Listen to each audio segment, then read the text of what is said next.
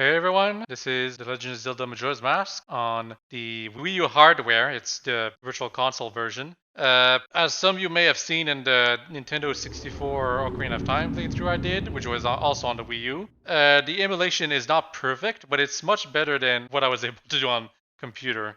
Like, yeah, there's advantages on the computer, like bigger resolutions and mods and whatever, but it's not quite perfect. And neither is this, but this is as close as it gets. I also have the 3DS version, which is much better in many ways, although it does have some detriments to it. But I can't really record off my 3DS without using like my phone or something like that, so we're doing the Wii U version of the original. It's actually been a long time since I played the original. There's gonna be some problems. I don't know if I mentioned this in my Ocarina of Time commentated playthrough, but playing the N64 Zeldas with Wii U Pro Controller doesn't really work. It wasn't made for it, but on the other hand, the N64 controller is probably Nintendo's worst type of controller ever. I'm sure some people will argue for like other controllers that are even worse, but the N64 controller's stick just breaks after like 2 years, or it becomes too loose. And because of that, even though I have 4 Nintendo 64 controllers, they're all crap. They are all crap. Also, the buttons aren't in very good shape either. So instead of like paying $50 for something like that for a brand new N64 controller to play the original that was on N64 and with a lower resolution disc, I decided I'd just buy the... Well, actually, I already had bought the Majora's Mask version. I decided just to play this version, you know, beyond all the other shticks about it. I don't know if I've mentioned this yet or implied it yet, but this is my favorite game of all time. No joke. I'm sure there's quite a few people who say this game is the best game of all time. I wouldn't say it's the game I played the most in my entire life, but it's definitely the one that touched me on some personal matter a lot when I was younger. I didn't know what adventure games could be like until I played this game. And it still has a quote-unquote gimmick that hasn't really been replicated in any other game since then. I know there's some other time loop games that have a similar premise. Like there's that game where like you have 22 minutes until the galaxy explodes, and then after the 22 minutes you have to restart again. But this game, the way it does its 3-day cycle, I don't know of a game that did the same way, on the same level of quality either. Incidentally, the stars in the background looks a little pixelated on this version. Also, I was supposed to press start right there. Don't know why I didn't register. No save files because it's been a long time. We are going to play on hold, I think. No, switch, I think. Switch. Can't remember. I screwed up when I played the Ocarina of Time playthrough. I left it on the wrong setting, and because of that, I was completely messed up when I started playing through the entire thing. I edited out footage of me showing me the re-putting the settings on the proper thing, but still. Not clear, Nintendo. You should have let us test it. It's the exact same type of settings that I was for Ocarina of Time, by the way. However, some of you may have noticed there's only 2 files, and one reason is because of the new save mechanic that was added in the international version of Majora's Mask. Yes, in the original Japanese, you in fact did have 3 save files. However, you could not save at all statues. The only way to actually save was through the Song of Time. So if the game crashed, and trust me, the N64 games crashed very often, even if you just slightly touched the N64, that was enough to potentially crash your game. If it crashed, you had to start over from your last save in the original Japanese version. And I have had, when I was younger, when I was playing this game when I was younger on my N64, I have had quite a few instances where it crashed when I was on the last day's night, like 3rd day's night, something like that. And it, trust me, it's extremely annoying. One of the biggest complaints from some purists over the 3DS version is that it allows you to save way too often. Like you can do saves during the day without any penalty. It's like in this game you can suspend your file by going through the owl statues. In the 3DS version, you just go to the owl statue and it saves your game right then and there because there's much more space for one. But also because of that, it's like it makes the game a lot easier because you can do trial and error on a couple of things instead of being forced to take a chance and deal with the consequences by going through the cycle again to do the thing properly this time. I get that. I get that some people don't like that, but in my personal opinion, it's not that big of a deal. I do wish there was an option for like classic version where you have to deal with the limitations of the international version, but the original Japanese version was unforgiving the way it's saved. Just being able to save at the end of a cycle or the start of a new cycle, that was absolute nonsense. I don't know why they ever allowed that in the original Japanese version. And also, I know it's boring to just call Link Link because I prefer to call him Butthole on my personal playthroughs, but we're just gonna go with that for the sake of professionalism. The intro is pretty long, but I don't. Again, like many things, there are many cases where I'm like, oh, this cutscene's too long. There shouldn't be too many cutscenes, or you should be able to skip this cutscene, and you still can't skip it, even in the 3DS version. But this cutscene really helps set the mood of the entire game. Everything up to when you first enter Clocktown really helps set the mood of the game. So I never skip it. I would never ever skip it. And there's another similarly long cutscene when you're about to enter Woodfall for the first time, or the Southern Swamps, specifically. That's cutscene 2 is like very long, and you wish you could. Some people wish they could skip it, but I absolutely would never skip it because it's like so important for the mood of the entire game and everything. Although the last time I played on my 3DS version of Majora's Mask, I ended up only seeing that cutscene on like after I completed all the 4 main dungeons. It was kind of funny. I don't know how I managed to skip it the first time. Oh, probably because I did some sequence breaking. Speaking of which, I will do a bit of like show some potential sequence breaks, but I will do the dungeons in order and everything like that. I also once did a playthrough where it was like 2 cycles maximum, which is basically the first cycle where you're stuck as a Deku, and the second cycle where you have the Ocarina, which is when you're officially really starting to play. I completed the game in that cycle, and I didn't do any of those crazy sequence breaks where you're going through the fairy fountain that's connected to all the other fairy fountains. I just did everything as fast as possible, and it's mostly possible that way in this version because the song that slows down time slows it down by like almost 3 times slower. And I think it's more than 3 times slower. I think it's 3.4 times slower. It's pretty ridiculous.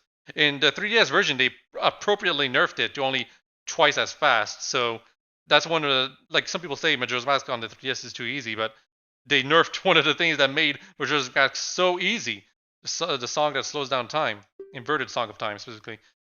Anyway, we've got Skull Kid here. This is implied to be the same Skull Kid in Ocarina of Time that you give the Skull Mask to. But you can kill that Skull Kid in that game too, so I'm not sure if that's really the case. Mostly a line that the Skull Kid says at the end of the game where he says, hey, you smell like that same kid I saw in the Lost Woods. And it's like, are you the one that... Like, there were 3 Skull Kids back then, so it's like, really? That one? But yeah, in Ocarina of Time, you can kill the Skull Kid if it is the same one, so... Majora's Mask solved, it never happens. Link just walked through these woods and never got bothered.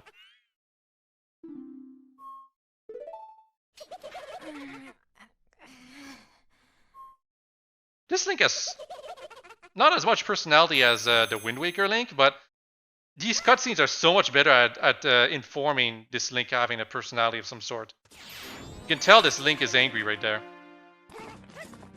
This was a problem in Ocarina of Time. They were still in Link to the Past mode, and I probably mentioned this in the commentated version of my Ocarina of Time playthrough, but no NPC talks to each other in Ocarina of Time, with a few exceptions, like that couple that dances in Hyrule Castle Town, but nearly every other cutscene, no one talks to each other.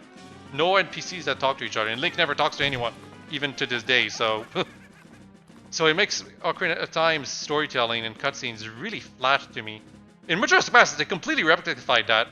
Characters talk to each other very often, and it makes the characters feel so much more alive. A very important thing for having a good story. And some of you might say, oh, well, the Ocarina of Time, you can forgive it and stuff, but... Ocarina of Time, even if they can't talk to each other, it still would be very basic. See, Twilight Princess. Do I give Twilight Princess too much crap? I probably do. It was released at a time where Nintendo seemed to be just doing what's popular. And they kind of completely abandoned the whole Wind Waker thing, so because of that, some people were like, oh, finally, Nintendo's not doing the kiddie nonsense again. And now the Legend of Zelda is mature. But Wind Waker is better than Twilight Princess. Up yours, guys. Made a mistake. If you manage to defeat all the grass in this area, you get 5 rupees at the last grass you cut. It's kind of hard though. Also, new jumping animations. I'm pretty sure this entire segment right here is just made for people who played the demo of this game to show that, hey, you can do all of this. New jumping animations. Isn't this great, guys? Also, I forgot to set my controls. Damn.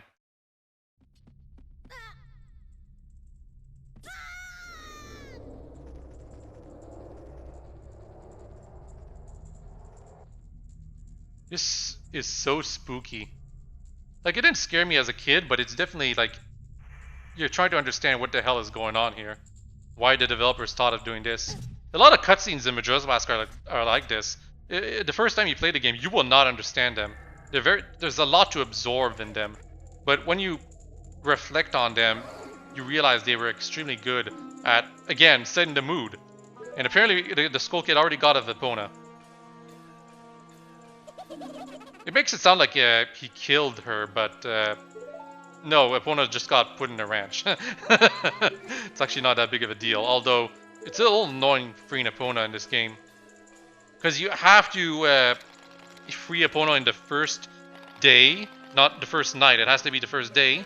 And if on the third day, even if you screwed up the quest with the girls that live in the ranch, even though you can do the practice with Epona and ride her, she still won't let you free her.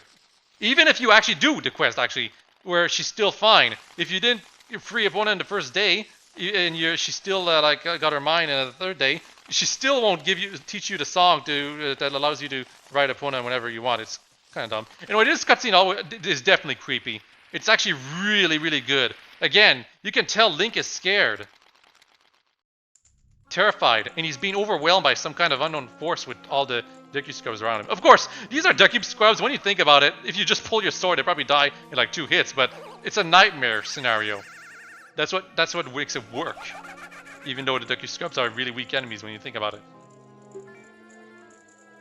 Anyway, now we're a scrub. We're a noob. Rip Link. Except he still tries to follow the Majora's Mask guy. Except this fairy stops us. That's how weak we are. But apparently this fairy also didn't pay attention to the fact that she was being left behind.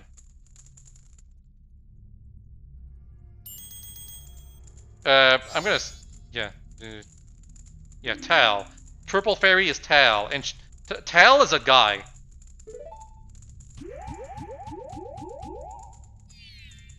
Probably, I think it's the only male fairy?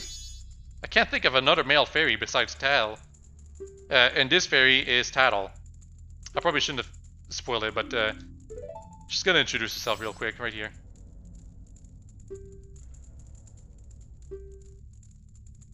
A helpless little girl is asking you. Oh, I guess she doesn't introduce herself until we're up to the next part, but yeah. That's Tatl that we have with us, and her brother is Tatl. And when you say those two together, it's Tattletale. That's kind of genius. Anyway, Tatl is much better than Navi. And I don't just mean it like gameplay-wise. Personality, well, she has a personality for one. Even if it is a bitch.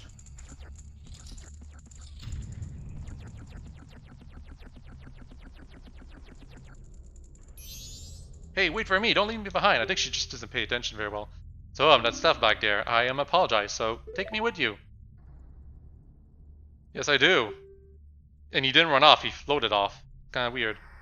Probably the developers didn't have time to do a running animation. Even though he did have a walking animation.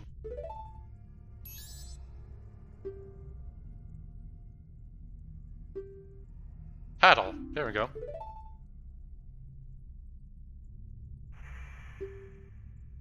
In the 3DS version, Tatl's dialogue has been modified so that she sounds less like a bitch, but I really like her in the original 3DS, not the original N64 version. She again, it's personality. Even if it sounds mean, it's so much better than Navi, who just constantly interrupted you with tutorials that you already learned a long time ago. Oh, and I guess you don't get a blue rupee if you destroy all these things. You have to do it at once with the spin attack, and it's specifically the powerful spin attack. Anyway, Tatl over here. Hey, if I call you, press up, C up right away. I can tell you're not very used to your Deku Scrub body yet. Alright, listen up. As you press and hold A as a discrete zone. How does Tatl know this stuff? Well, it's just tutorial stuff. Yes, I did. When I was younger, I actually didn't understand English very well, or I just wasn't reading properly because it's like tutorial stuff, but it can catch you off guard. Just keep skipping to the dialogue and it never ends, and it's like, it's because you keep saying no. This is the only time Tatl does that, though. The Owl of Ocarina of Time is more infamous for the whole pressing no after skipping all the dialogue he does. Plus, you don't even have to listen to her. You can just go into the flower and ignore her. While the Owl, he always blocks your way.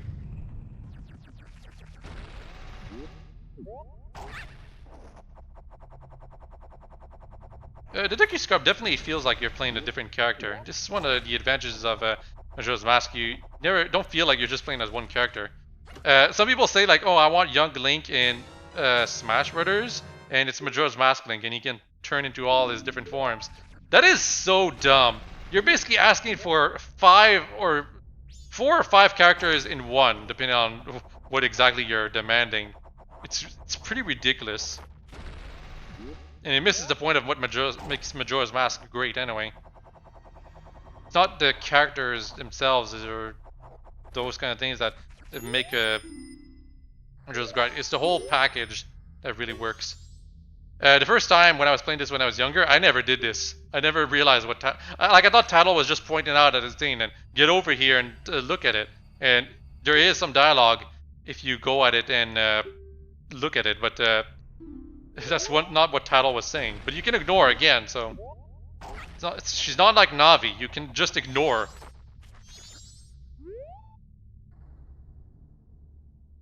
The way we look right now sort of looks like this tree. Looks all dark and gloomy, almost like it could start crying any second now. How sad. My god, this is such an epic thing the developers did right there. Like such a ballsy move. Just putting that tree right there, implying, oh, it looks like you, huh? Isn't that strange? And you will never know until the end of the game unless you look very carefully at some dialogue that a character, an unimportant character, will tell you at some point. And it's only in the ending where it's like they reveal to you who the hell that was. And you might have completely forgotten by then, so you might not even care. But then you look back at it and you realize, oh, that's what that was. Again, another reason why this game is so great. I could show that you can equip this. Also, the menu is so much faster in this game.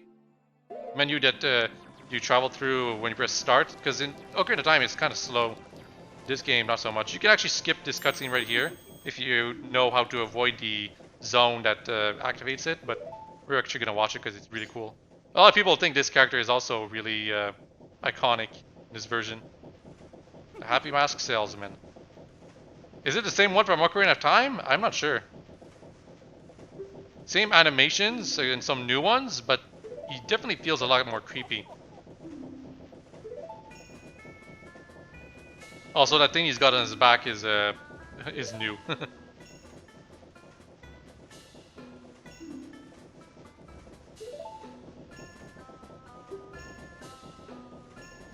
So we need the Majora's Mask and the Ocarina of Time.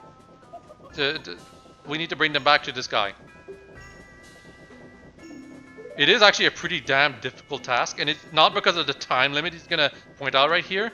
It's because we're a Deku Scrub. How the hell are we supposed to get both of them at the same time?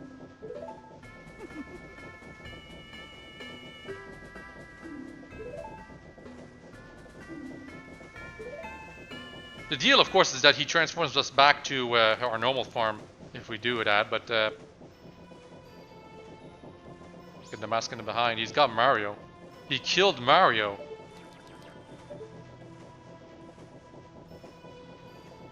Seriously, there's some pretty creepy masks on the Happy Mask Zelda. Let's talk to him right now.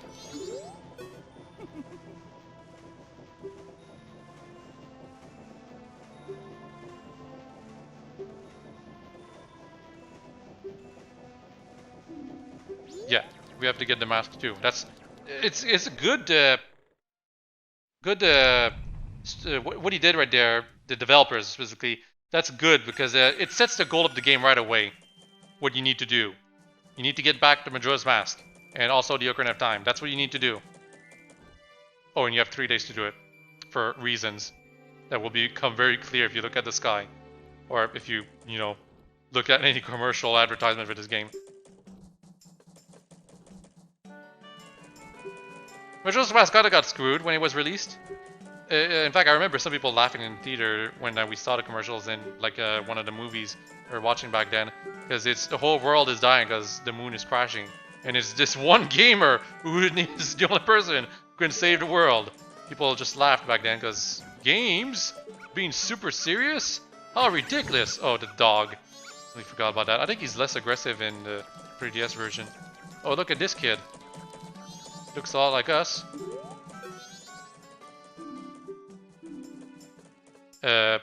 We don't have any mail to deposit.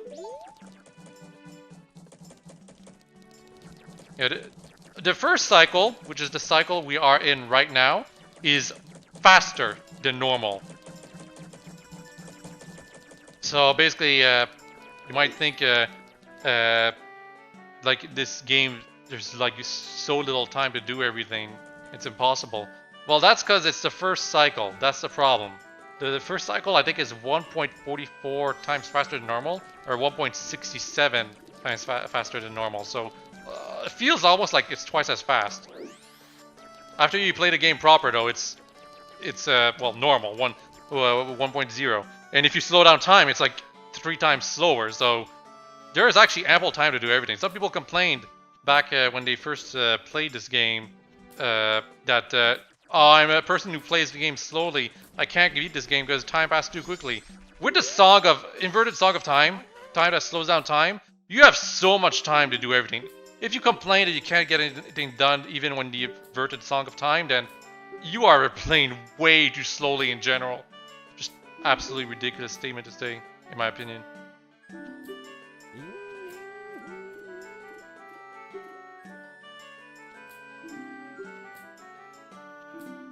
Yes, I will. We can't afford Woodfall yet. And a map of Clockdown. Maps are pretty useful. Also, Tingle, Tingle, Kululin Pa! You actually do need to remember this for potentially for a quiz that might ask you this question. I believe it's possible to climb up that thing, up to the top and, well, not be able to do anything, but it's not too important. I think it really only matters when you're normal Link, unless you're like a super pro gamer who's able to, get to the piece of heart that's up there.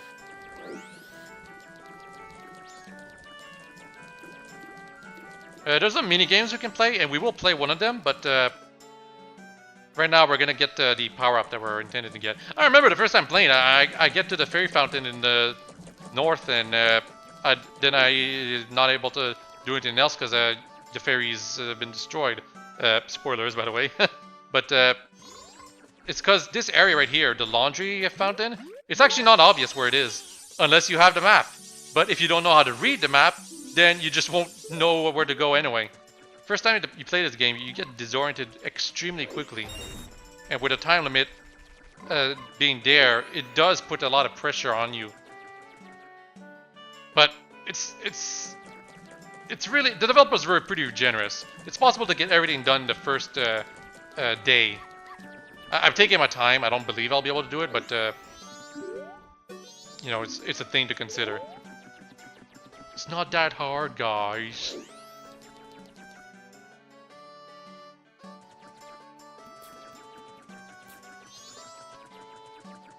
Alright, with the ferry, we can now go here. And restore the ferry back to normal.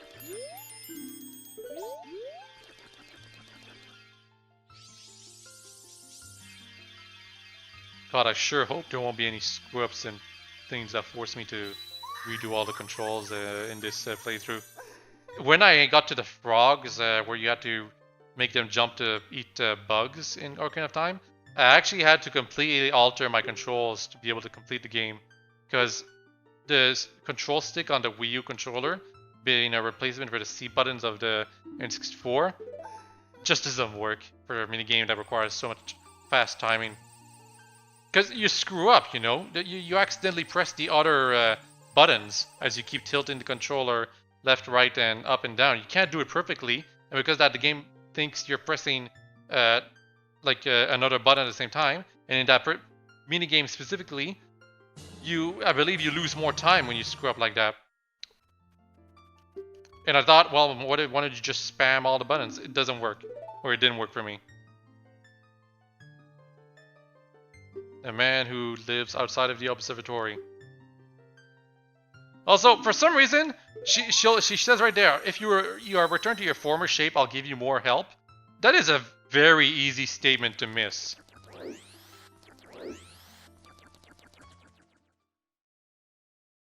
It's a statement that is so easy to miss. Also, if you look at Tingle now, he's floating up in his balloon. So if you want to get him down, now you have to pop his balloon. But first, we're gonna go over here. Deku Scrub Playground down this hole. Sounds like something for me.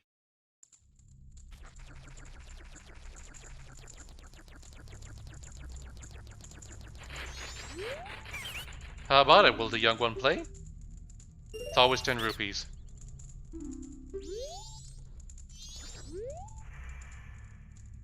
Thank God the rewards are not random anymore. Freaking Bombshell minigame in Ocarina of Time I had such bad luck. I had to go through the minigame like 15 times before I finally got the piece of heart as a reward. Same thing with the grounds keeping minigame. Well, also this is easier in the 3DS version. They added a function to the shoulder button, specifically the R button, that allows you to look down exactly where to see where you'll land. I'm used to the way the game looks, so I'm pretty guaranteed to get this no matter what. But it's still pretty important that the controls are more comfortable. Also, Tatl usually bothers you when you play this minigame.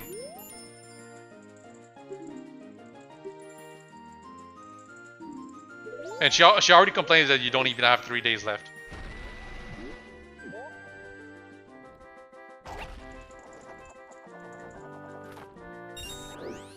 But when it's like less than 2 days left, she'll complain about that too.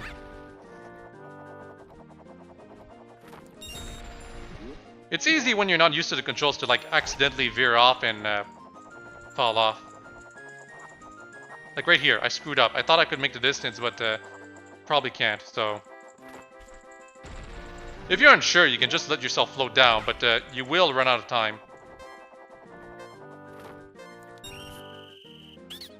Did I beat the record? I hope I did. Okay, good. I was taking my time a bit too much right there. Could have screwed up and had to do it again. And time still passes when you're doing these minigames, and don't forget, it's passing way faster than normal, so you probably should try this the first time you play the game when you're getting used to the controls, because you can actually end up wasting quite a bit of time. Especially if you don't know how to land easily as a Deku Scrub. Anyway, there's a reason there's a big balloon with Majora's Mask right there. And that piece of heart is too far for us to get as we are. What do you want, Shrimp? I'm busy practicing my blowgun. If you can't pop that balloon, then don't mess with Jim. Do not try to play with Jim when it's like 3 o'clock at night. Because the rules of the minigame that you're going to be playing right here is that you need to find all of the kids, the bombers, before morning. So if you do it at like 5:55 in the morning, just before the next day starts, then the game is just going to end you in failure right away, pretty much. Of course, you can just try again, but you know. Now here's something I don't think many people figured out when they were younger. can't leave the town. No, I think everyone figured this out. But yeah, until you're going to carry a weapon, so you need to become normal. So normally what people do with these kids is they try to follow them like this, and it works. If you corner them, you'll be able to get them. See? That is not the way Nintendo wanted you to get to these damn brats. They wanted you to make use of your new damn tool. The bubble.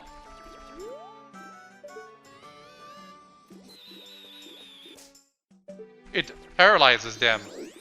Oh, but not for too long. But that is exactly what the developers wanted us to do when we were younger. Don't, just use the bubble, because it said, like, if you start making them, like, if they see you, they start running away from you, but they don't run away too far. This kid right here. I could have gotten them right away, but see, they just stand at the distance, taunting you. And that's how Nintendo intended for you to catch these brats. No other way.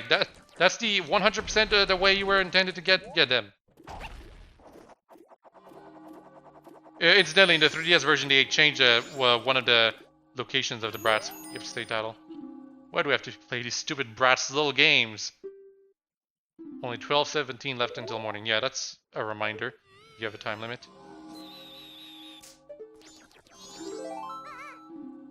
Only one left. Night of the first day. Yeah, there's a reason. There's a cutscene that plays in some areas that informs you, hey, it's the night. Look at the sky while we move all the NPCs inside the houses. It's actually really cool. It's a very neat way of hiding some characters that disappear all of a sudden. Because if it wasn't for that cutscene, the characters would literally just go poof. You wouldn't see them anymore.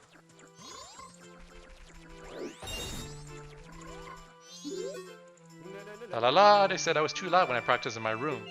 They got mad. Now I'm sad. I'll just stay here all night and away from their pad. And you are a child, so you must go to bed. Too bad.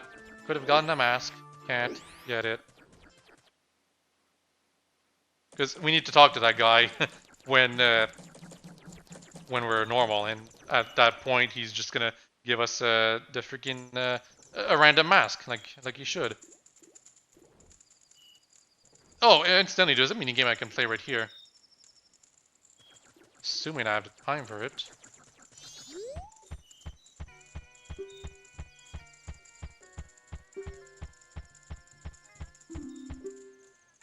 This is so genius. Like, obviously, you're going through time, and the developers could have easily made it so that you can just keep your rupees as you travel through time. I'm pretty sure it would not have been a problem. But they decided, no, you lose all your money. So they introduced this bank thing, and for some reason, that bank keeps track of your deposits through the time loops. How come? It's because he's dumb, that's why.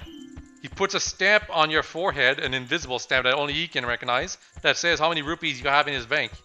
But that's not our money anymore when we go through the time loop. It's just a stamp that says, oh, we have 300 in the bank, for example. When we go through a time loop, it still says the same thing, but it's not our money anymore. We're just stealing from this guy.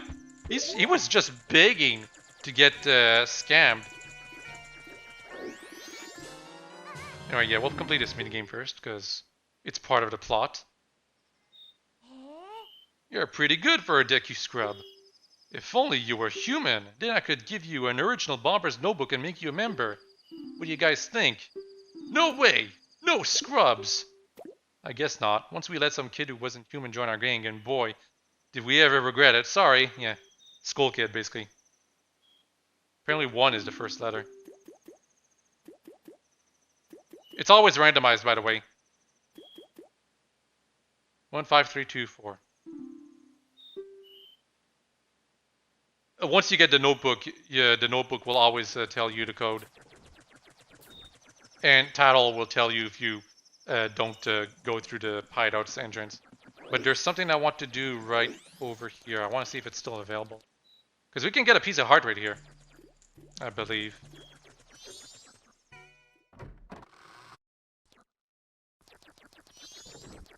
Yep. The intention is that you're supposed to wear a mask that helps you with this minigame, but you can't beat it if you're good enough. In my mind, I am running for exactly 10 seconds without looking at the clock. I was in the middle of mental training. You may make fun of me, but this is quite difficult. You're allowed to try for free the first time. 1, 2, 3, 4, 5, 6, 7, 8, 9, 10. Damn! So close! Time does pass when you are counting the 10 seconds, by the way.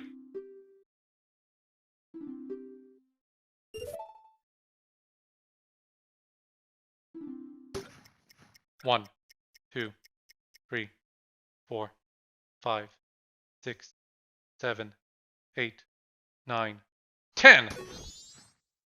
Ah, that was even worse.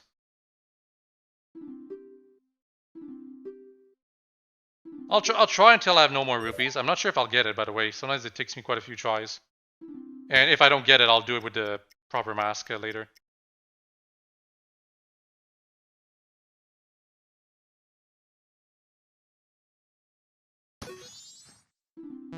I went too slow this time because I wasn't counting.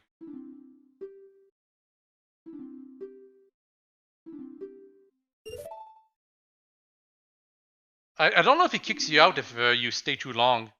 Never happened to me. I think he's supposed to leave at around 9 or maybe midnight. 1.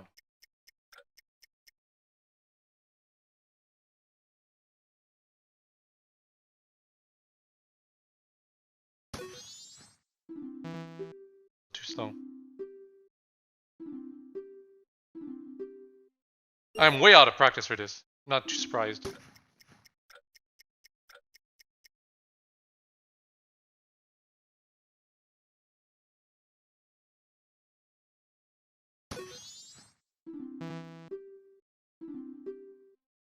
Last try. Can I clutch it out?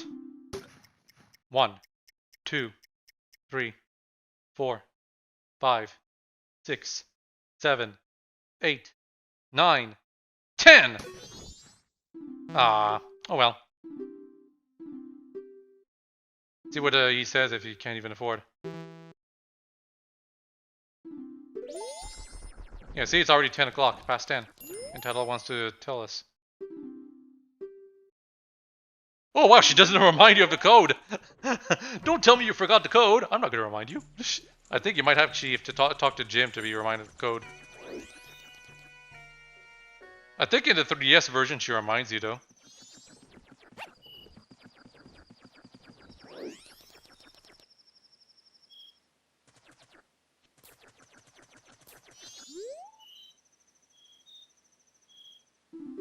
Wow. No one reminds you of the code. That's actually kind of trash, but also fitting for these characters. They're all bitches and assholes. Dumb kids.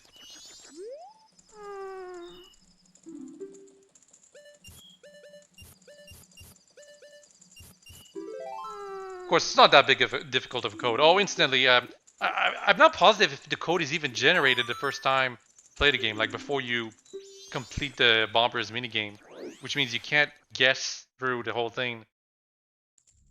Something to consider. By the way, I will be wasting a lot of time playing through this cycle. I like to just take my time while playing this game. This is not going to be some kind of speed run. It's a long play.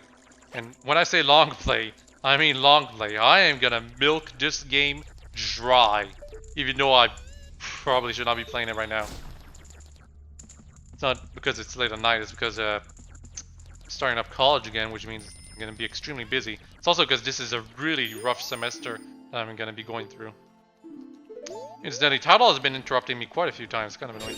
Incidentally, if you do want to skip to like the third night, you talk to the scarecrows. Oh, then you talk to Granny. Actually, it's faster if you talk to Granny. Then you talk to the scarecrow tonight. Strange-looking child has joined me today. Are you a new friend of the Bombers gang? Your manners seem much better than those of your mischievous friend of the other day, the Skull Kid. Skullkid has done so many things before you arrived here. And it makes it sound like he did it just after stealing your horse. Kind of weird, but time passes a little weirdly in this place, so it's not too surprising. This mechanic right here, the telescope, completely broken.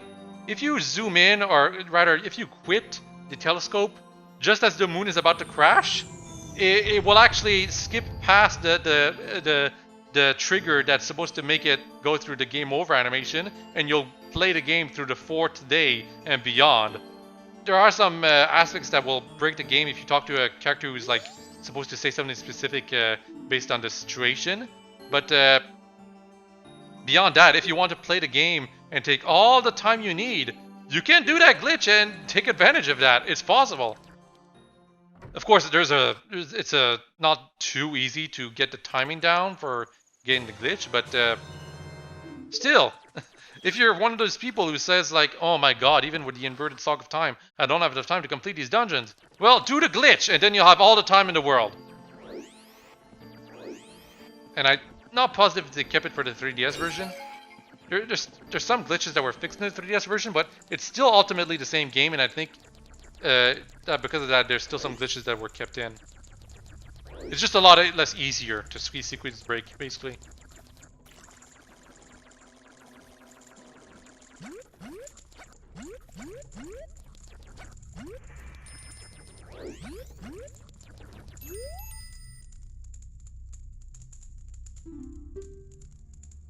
Yeah, now Tatl is basically implying, oh, now we need to go around the clock tower.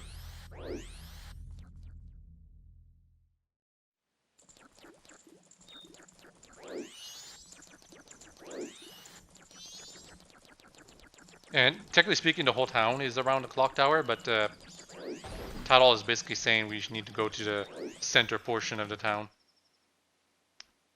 Which is this portion. Oh, instantly, the whole clock tower was changed for the 3DS version. Basically, the bank was moved to the back, and the whole area was expanded quite a bit. Yeah, so what the developers intended was for us to go over here. See this flower? We're actually, like, mostly, because you know Dekus can go into these flowers and pop out of them to jump high, this is like one of those things you do almost instantly, but as a pro player, I just ignore it because I know what's going to happen.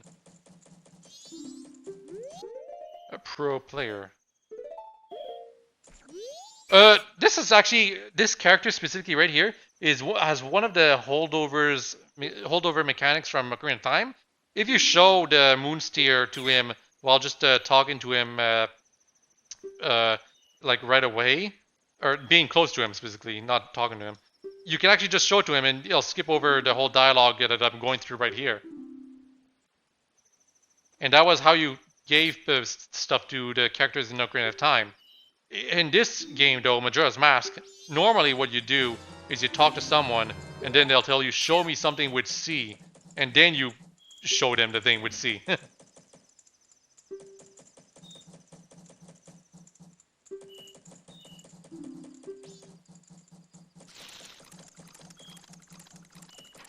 Time does not pass when these Dekus go like flying off like this. In the 3DS version, you can't skip them, but they shorten them greatly. Some of them anyway. But in this version, you have to watch all of them, and one of them is like really particularly long for whatever reason.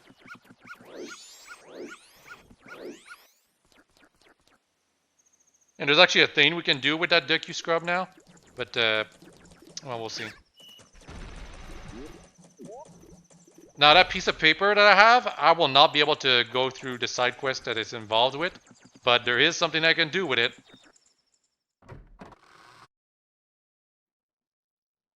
We go into the Stockpot Inn, which is one of the more refined locations in our game, I want to say. And we go into the bathroom, and there's this hand here in the bathroom for whatever reason. It wants paper. And we'll give it this paper. We can actually give it quite a few different variations of paper, including an important letter that the innkeeper, or one of the innkeepers here, wants you to put in the mail. And that's one of the things you can do that is pretty cruel in this game. You can actually be White, you can be straight up a murderer in this game if you want to be. I am not kidding. You can literally kill a guy. But you're in a time loop, so it doesn't matter. And also, that guy is a jerk, so whatever. But it's not like killing Ganondorf or something like that. It's just a common thief, you know? So it's still pretty like brutal that you can do that. I kind of want to go into the playground right away again, but we'll let this scene happen.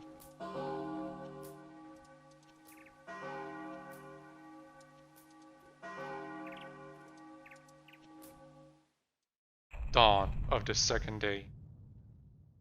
This is iconic. The whole dawn of the first day, second day, and final day. You see it to this day. You see people like hyping up some events of various manners when it's like 3 days left until the event happens. They'll hype it up by using these pictures of dawn of the first day, second day, and final day.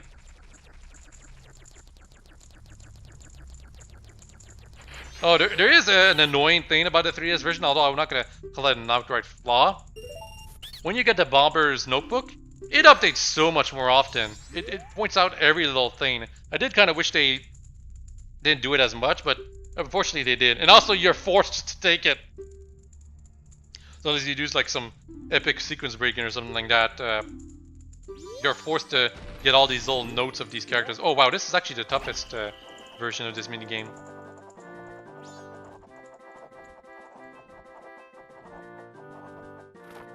Okay, I'm safe.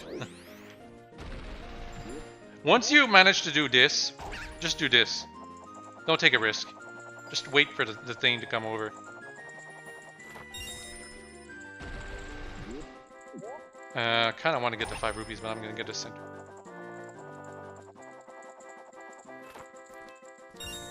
Seriously, there's a reason they put in the ability to look down to see where you land in the 3DS version.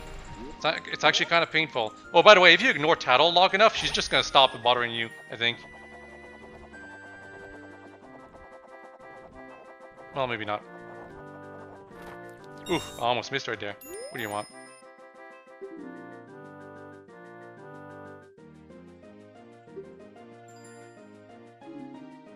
Oh, we didn't look at the we didn't go into the flower the Deku Scrub sold to us. So this dialogue is actually faulty.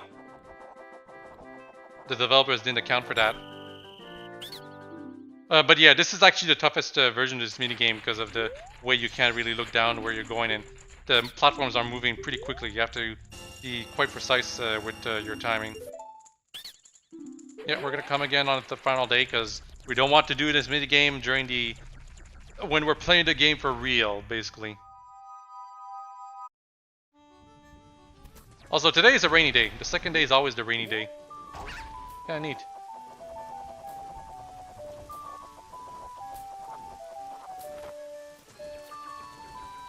Can try the postman minigame again if we want, around after 3 o'clock, I think. But right now, we need to make money. We need to do, or actually no, we need to go up there. Because I don't want the paddle to bother me about the nonsense anymore. I think our dialogue was updated in the 3DS version to tell you, okay, just waste time, because we know how to get to the Skull Kid now.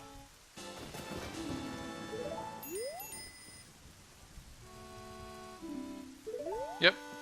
Midnight on the eve of the carnival. And I was so scared to let the time pass that far. Because the moon crashes 6 hours after that. And back when I was younger, I was too scared to let the game get that close to the moon crashing. It's I was kind of a pussy. No, I was just so scared because this game is so good at its atmosphere. But eventually, I think I bought a guide, and that's what gave me the courage to actually let the game, to continue with the game, you know? Because I knew what could happen. The guide didn't cover the whole game though, so when I was finally able to figure things out on my own, and I knew the moon would never crash because you can always play the Song of Time once you have the Ocarina of Time, but before that I was just so scared. Anyway, this guard is incompetent in this version. In the 3DS version he's actually a little better, but it's right here. He screws up. He doesn't cover enough of the area. Yeah. In this version, that's what Tatl says. However, in the 3DS version, she tells you, okay, we're gonna get to the school gate for sure now. You can just waste time. Anyway, yeah, you move so much faster when you go backwards, and you can take advantage of that to go into this area right here before you're supposed to. Seriously, this is supposed to be a scene area. The only way you're supposed to see this whole place is from the observatory over there. It's not the real Termina field, basically. But you can travel everywhere you want, and everything will work as intended. Except the field itself. The secrets in the field are not accessible. Oh, but you know what? I need to get back into town anyway. I was gonna go to the ranch area to get the map there, but there's a little thing that we won't see during the game that I want to see right here.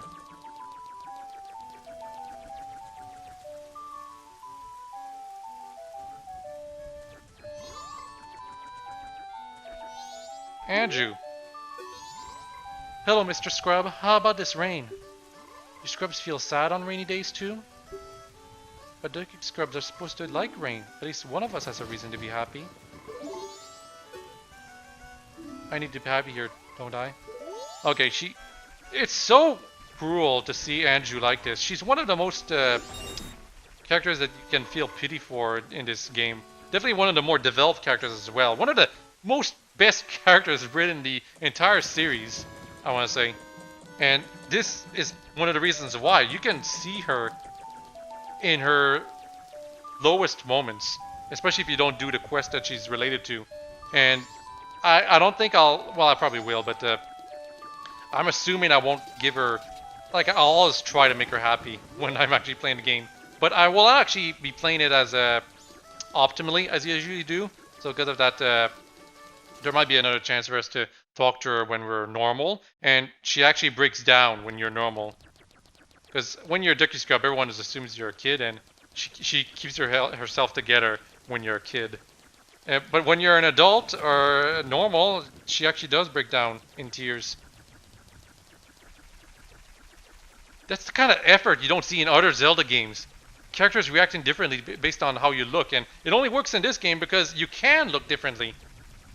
And the fact that in one form is like supposed to represent a kid, another one is a quote-unquote adult, and the final one, or final two rather, are actual adults, is one of the reasons the game is so replayable. There's so many little different dialogues you can uncover from some NPCs if you know where to look.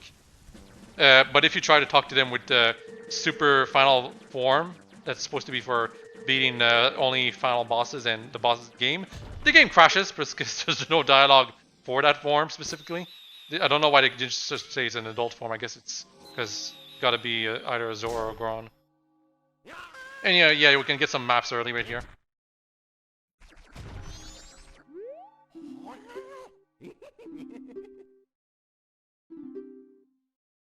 We can also, on the final day, the rock that's blocking the ranch will be uncovered, and we can actually see a scene of us running up to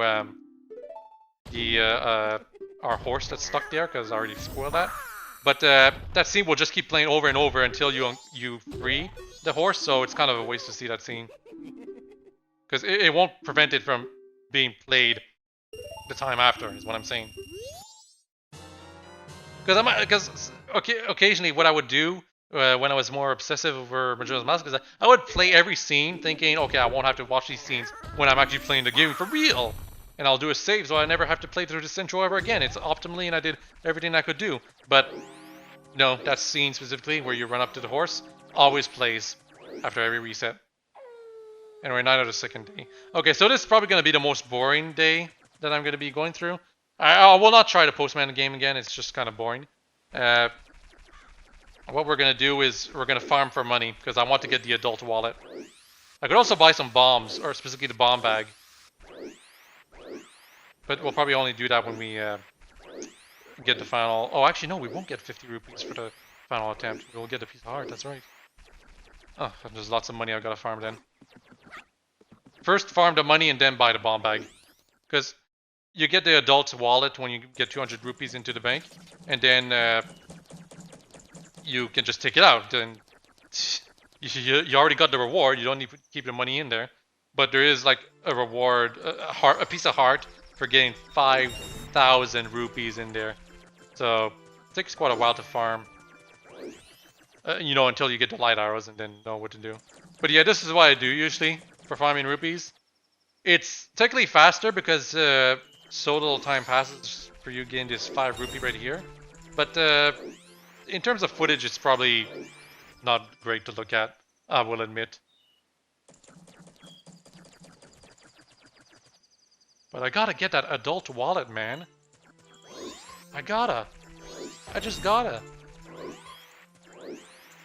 Oh, by the way, if we had gone to the Stockpot Inn during the second day, or we could also go on the final day, we will see that it's actually Anju's mom who's taking care of the place now. Well, it was Anju herself who was taking care of the place of the first day. Very neat touch. She's Anju's mom. Anju herself is clearly the cuckoo lady from Ocarina of Time, but with lots of more expressions and personality and writing dedicated to her. But Anju's mom is actually a unique model that you don't see anywhere in Ocarina of Time. And yet, Anju's mom is also pretty unimportant in the grand scheme of that side quest. Like, I don't think you have to ever see her.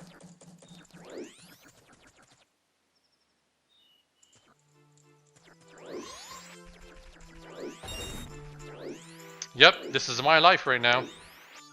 Farming 5 rupees, 20 seconds at a time. It's probably not optimal at all, I'm positive. There's probably definitely better ways to farm rupees. In fact, I think you could probably get more rupees just going outside of town and cutting the grass. I think I'll try that. It's probably a good change of scenery if I did that. I'll just deposit 60 rupees right now. Because we deposited like 89. So with a 60 that would be 159 or something, or 149. Oh, also there's a penalty for withdrawing rupees during night.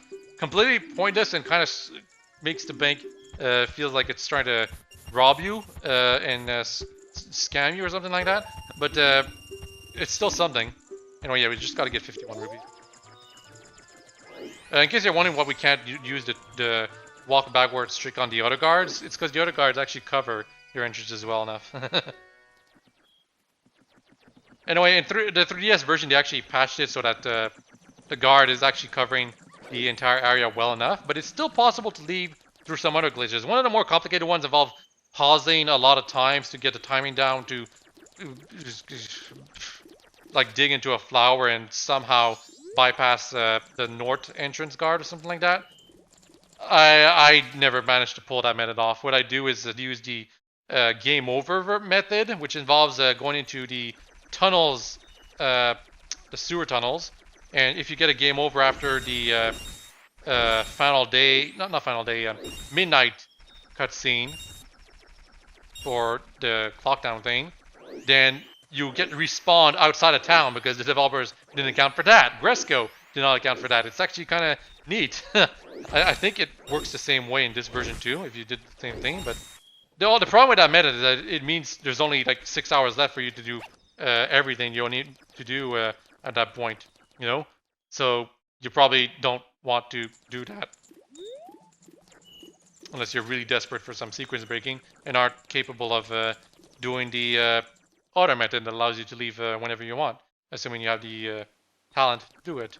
Or patience to do it, I should say. Also, can you climb this? You can, even though this is a Deku Scrub, I wasn't sure. Okay, is there something up there? Nope, because it's the fake version of freaking Termina Field. If this was not the fake version of Termina Field, it would be so much easier to farm the amount of money we need to get.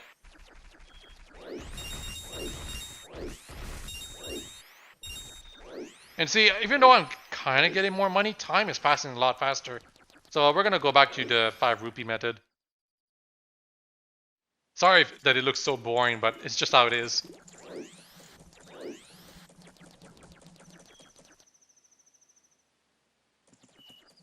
Oh, one more thing. Climbing up through here it's possible to do it as Deku Link.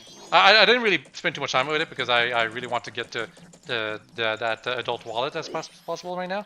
But yeah, you don't even need to do the whole side quest thing to get up to the clock tower. All you need is the magic, because you need to be able to blow bubbles at Skull Kid to get the Ocarina of Time. But after that, you don't need to get the code or anything like that. You just need to not wall jump, but back jump or side jump up to the stand of the tower. Because it's so overpowered. Nintendo did not account at all for how overpowered jumping to sides and walking backwards was in this game. I'm pretty sure they did. The reason why you move faster while moving backwards and side jumping is because it's for combat, you know, Z targeting and all that. They made it fast to make it feel good and like you're actually dodging quickly enough. But they didn't account for how it would work in out of combat. That's the problem.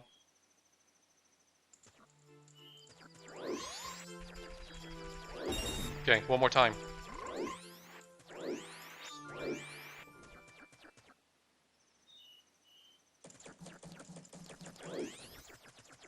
Oh, there is a piece of heart we could get in the southern swamp area that we can technically access to, because it's the real southern swamp if we get out of the Termina Field area. I guess we'll check it out on the final day.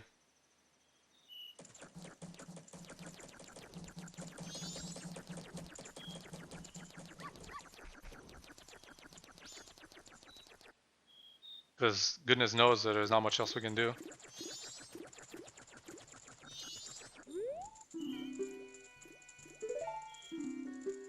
And we'll see the penalty of withdrawing right here. Because, you know.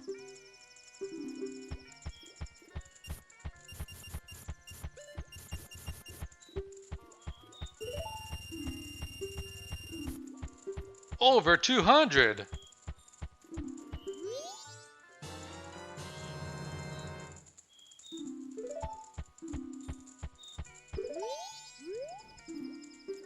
Yep, giving back all my money. Well, most of it. There's a penalty of 4 rupees or something like that.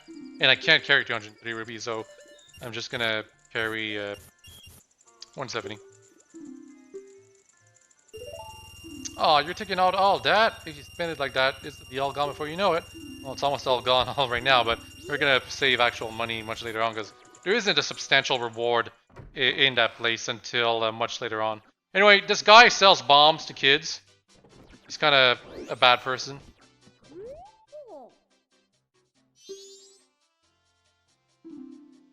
Yeah, you can't use them, but feel free to look around.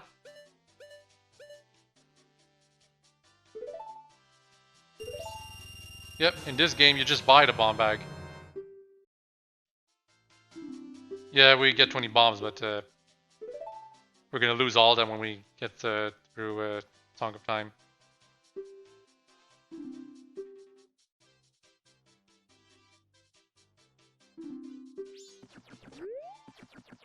That dialogue right there, where he says there's going to be a fireworks show for the carnival.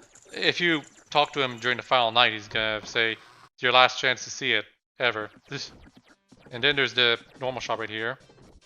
And there's an intern that's going through this. Unfortunately, it's past 5 right now, and because of that, can't go through the curiosity shop. Basically, I want to show it that the curiosity shop has the bigger bomb bag for sale right now.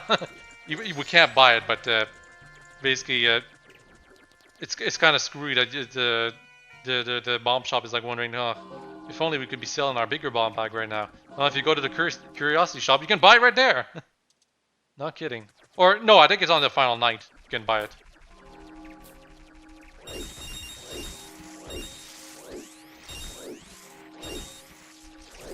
Made a bit more money.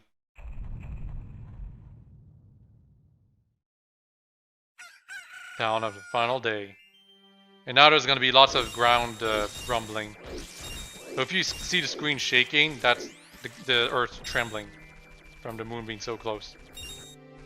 Again, this game is excellent at setting up the atmosphere for the whole experience.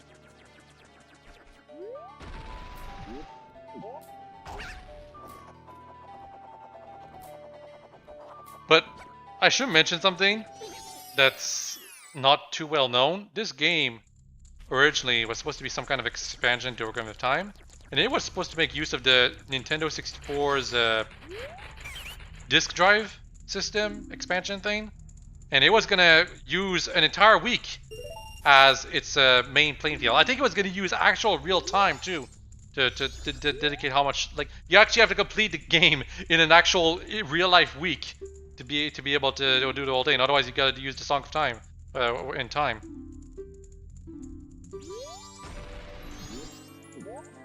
Anyway, this is like a mix and match of the two previous versions of this game.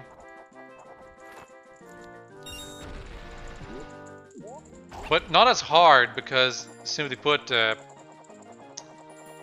you can just wait like this for one, and two, because it's not just a damn like when it's they're going up and down, it's so much easier to land on them. That's what I'm trying to say.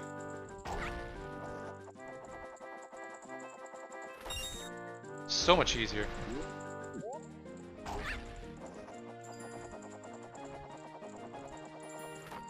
And the center ones moving like this is not that big of a deal because they're moving a little slower than the other ones in the outer rims.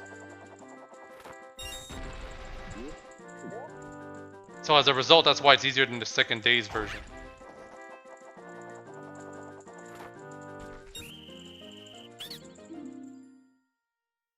Because when it's like the second and third layer, outer layers that are moving quickly, it's just the toughest, in my opinion. Anyway, obviously you're a pro and you can't play here, so just take this and go away.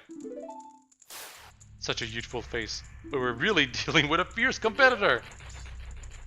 Ah, it's Link! Hide!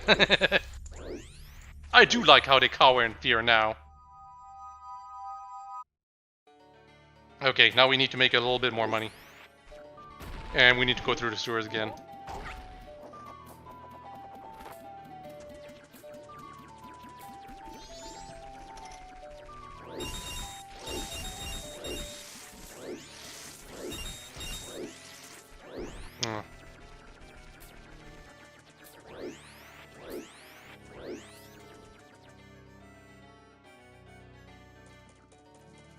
The game can crash on occasion, which is extremely unfortunate, especially because right now we can't save, so if it crashes right now, I just wasted a little more than an hour playing the game.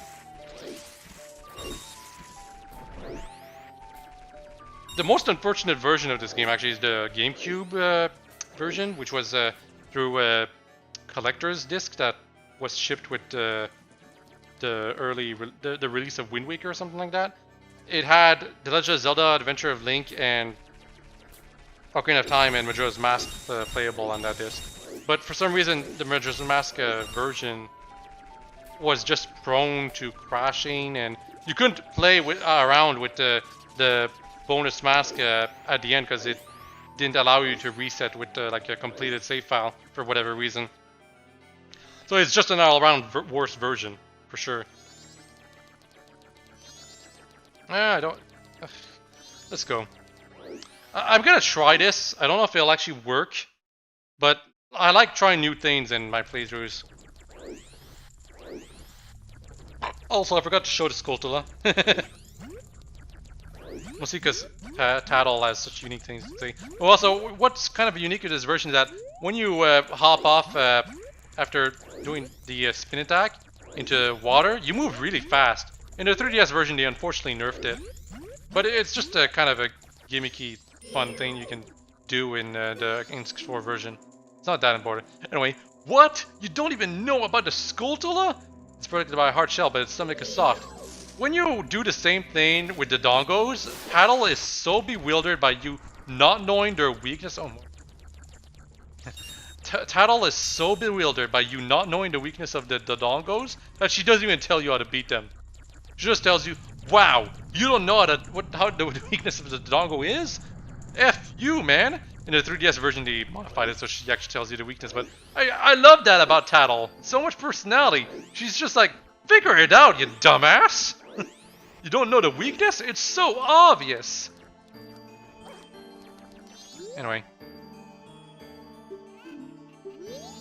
Oh, you can't. Oh, you can't look at through the. That's right. You can't look through the telescope again after when you're a kid like this. Oh, that's kind of unfortunate because there's that Deku Scrub that we gave the Moonsteer to, after he gets the Moonsteer, he actually goes into one of his secret hideouts that you can see. You have to watch him go to that secret hideout through the telescope in order to see where he goes. And he goes into one hole that otherwise is no good and does nothing for you. And thanks to that, once you're in there, he tells you, oh my god, how did you find this? You have to keep this a secret, and I'll do it by selling something to you for 150 rupees. And it's a piece of heart, so you gotta get it if you want to get 100% to completion, so, you know. Oh, there's one more thing we could do, the lottery. In the 3DS version particularly, they keep track of whether or not you've done the lottery properly. But it's kind of ingenious. Basically, the way the lottery works in this game is that there's 3 different combinations generated for day 1, day 2, and the final day. And it's random every game. But the way you're supposed to beat it is because it won't change after every reset. It's always the same after you've started the game. So you take down a notepad, you try to win on every day of the lottery, and whatever number, you'll probably lose, but you write down the numbers that were actually the ones that would win, and then, well, because you know the numbers now, you'll be able to win.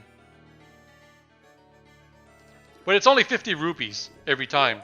There's no piece of art associated with it.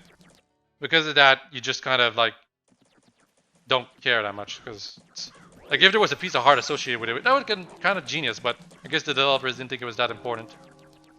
Or maybe they realized gambling would become illegal at some point. I'm surprised they didn't remove it from the 3DS version. I guess it's because Majora's Mask isn't really that much of a kid game. Like I think it was rated E+10 or T rating or something, or like that for the PS version. I'm not sure. Yeah, I'm giving back your money to you. Mostly because there's a treasure chest we can open in the center of town right now, and it does in fact have 50 rupees. And I think there's another one we can do that also has 20 rupees, but we can't go into this plant right now because, yep. If we try to go into the plant, I think it would have grounded us. Or maybe not. I think it's only when it's like dawn of a new day that it forces you. Anyway, yeah, this chest is only available on the final day because the tower to the Tatl is almost complete. Hey, Deku Kid, you waiting for us to finish the bridge from the festival tower to the clock tower entrance up there? Sorry, my apprentices panicked and ran away. This is all we get for a festival tower. It's not quite tall enough, is it? Sheesh! If we went to the top of the festival tower, we wouldn't be able to get up to the clock tower entrance. I apologize for all this. I wish I could scare that moon away. He's so much meaner when you talk to him as an adult. And yeah, if you look carefully, the moon is in fact getting closer. Ever so slowly.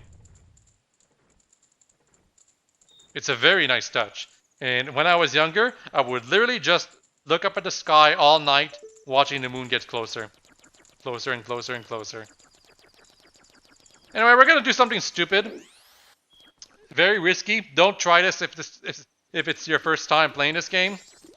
And in fact, we're actually not gonna have enough time probably. Yeah, I think I'm not gonna have enough time to do what I want to do.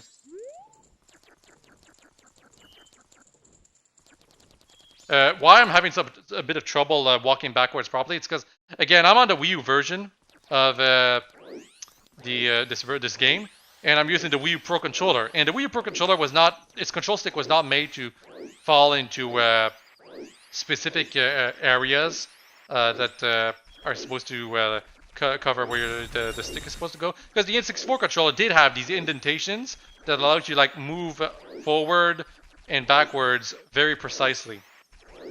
But ever since the N64 controller, they just decided to make all the controllers have these completely smooth digits. Actually, I think the GameCube controllers did have indentations too, but they weren't quite the same.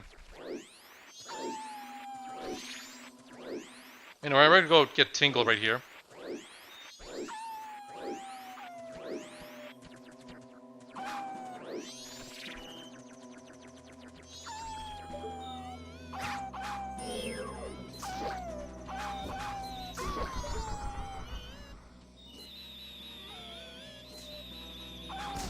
The game lags very easily, by the way. Literally just try to shoot out 2 bubbles and the game will immediately start lagging. And unfortunately, we cannot afford the Snowhead map, only the Woodfall. I could have bought them all, but I had to waste a lot of time. I had to. Anyway, there's a piece of heart up on these this tree right here. We're not gonna get it, unfortunately. Mostly because I want to show the scene that plays when the clock tower is being activated. It's also a unique scene when you watch it from here. Like, the only time the developers really expected you to watch the clock tower being affected by the moon right here. I'm not gonna watch this scene right here, by the way. Like, here's the thing. And this terminal field is fake. That's what the developers intended. However, it becomes real when you watch the scene that turns the clock tower, that activates the clock tower and makes it accessible. It turns to the real version of terminal field. And that allows you to get goodies from the terminal field on the first cycle. So yeah, this cutscene is different if you're in Clockdown. However, this is the only time you get to see this version of this cutscene. After the first cycle, you never see this cutscene again because the only way you see this cutscene from then on in is if you're in Clockdown.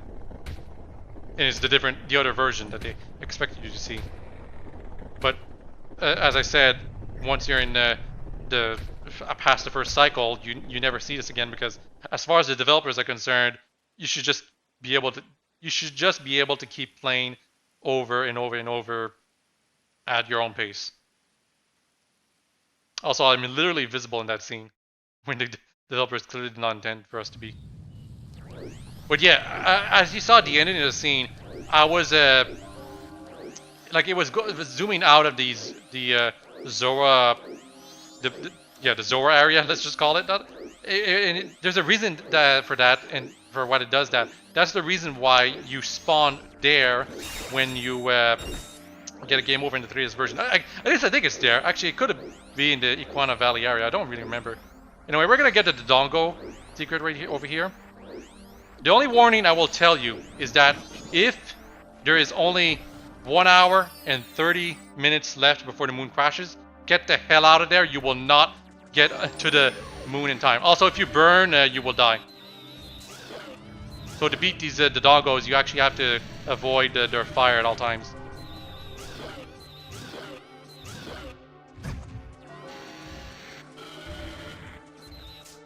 Holy crap.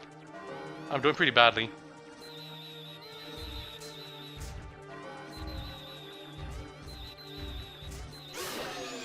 Okay, that's one.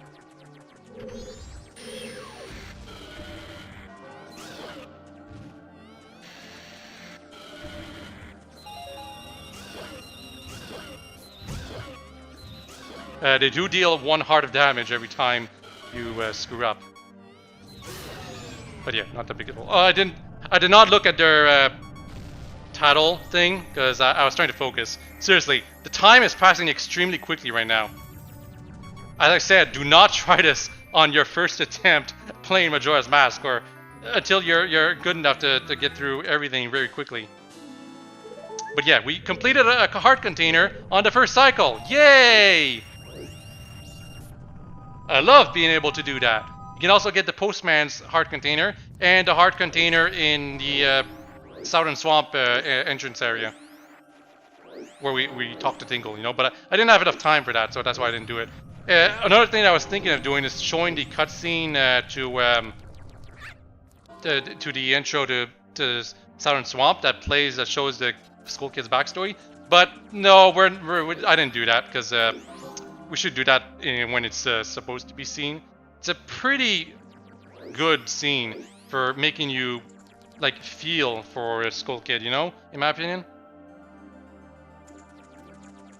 Yeah, we're just gonna drop our money real quick, even though the apocalypse is about to happen.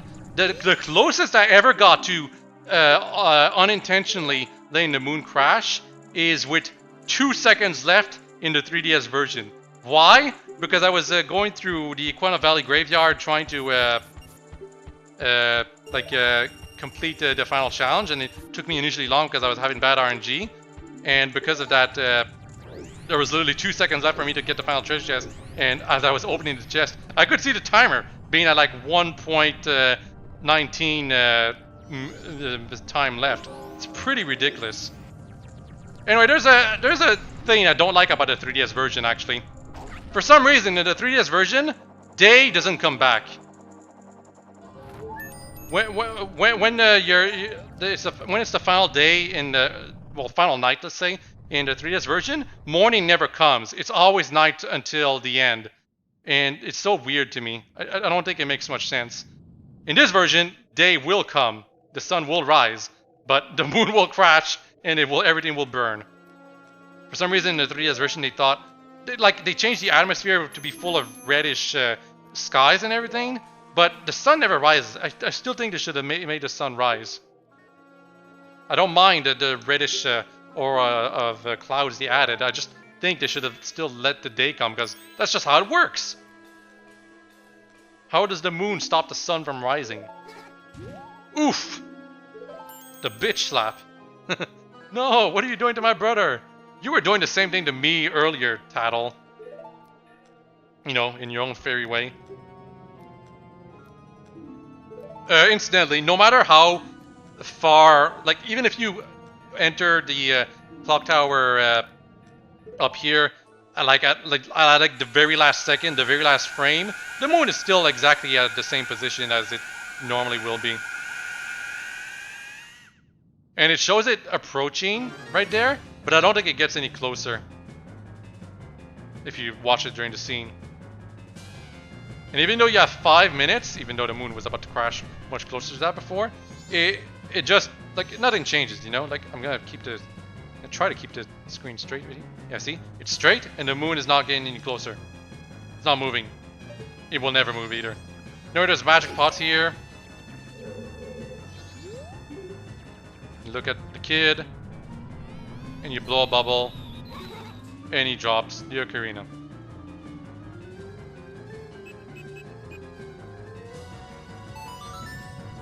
And he won't try to get it back. If you try to keep hitting Skull Kid, he'll actually comment on it. That won't do any good. Also, time freezes when he does that comment because of how the time system works. But yeah, you don't even need like 30 seconds to beat this quote-unquote boss. It's not really a boss at all. Skull Kid is invincible. You can never beat Skull Kid in this situation. So I don't know why the boss music is playing.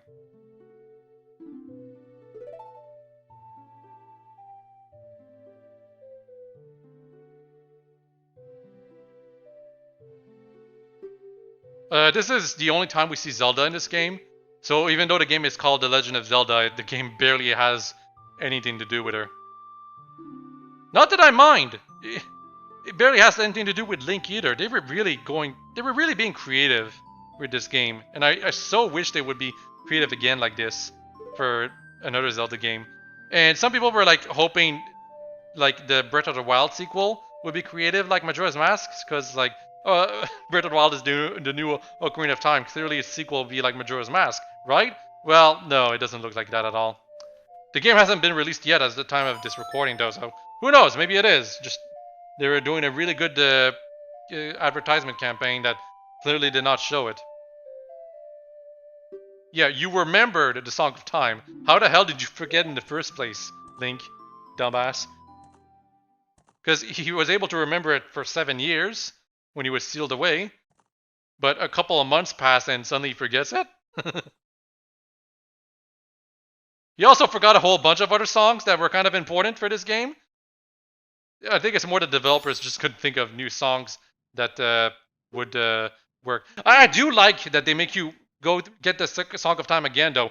Song of Time is so much more relevant in this game than it is in Ocarina of Time. In Ocarina of Time, it's just like a move blocks type of song. That's what it is. Nothing to do with time. In this game, though, it is about time. But for some reason, the Ocarina turns into a bunch of tubas when you have it as a Deku Scrub.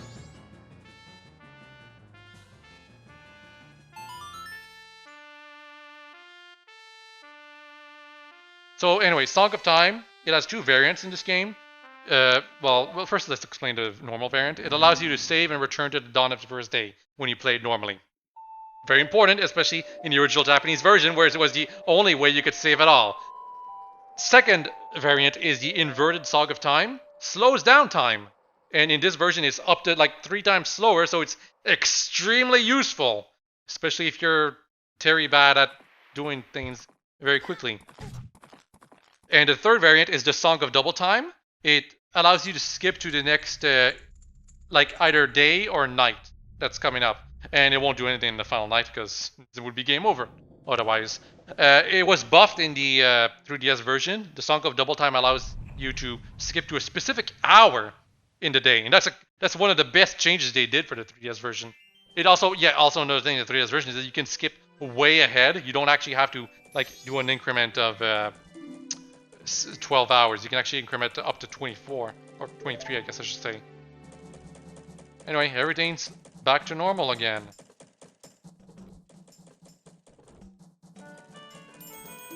Or rather, started over, not back to normal. Because it's not like a spirit corrupted all the people. They left out of fear.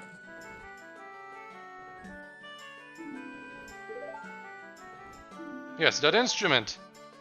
Wait, that's it! Your instrument! The masked salesman said that if you got back the precious thing that was stolen from you, he could return you to normal. Did you completely forget or what? No, I didn't completely forget. Oh, but wasn't I supposed to bring him something else too? Yeah, let's play the inverted Song of Time right now.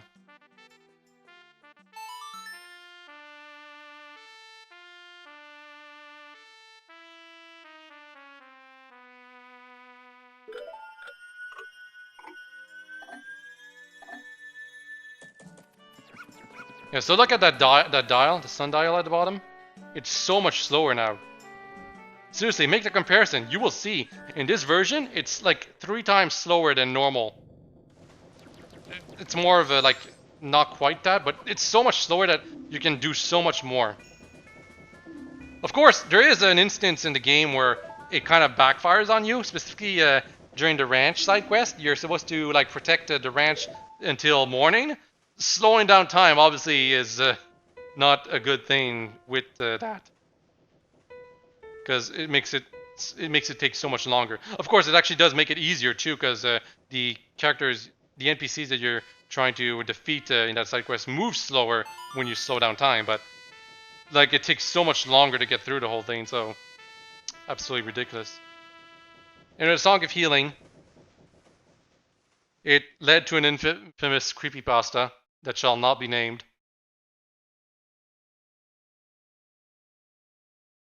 Bye!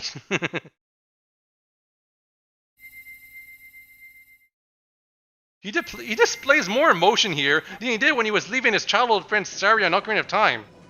God. They got so much better at cutscenes in this game. So ridiculous.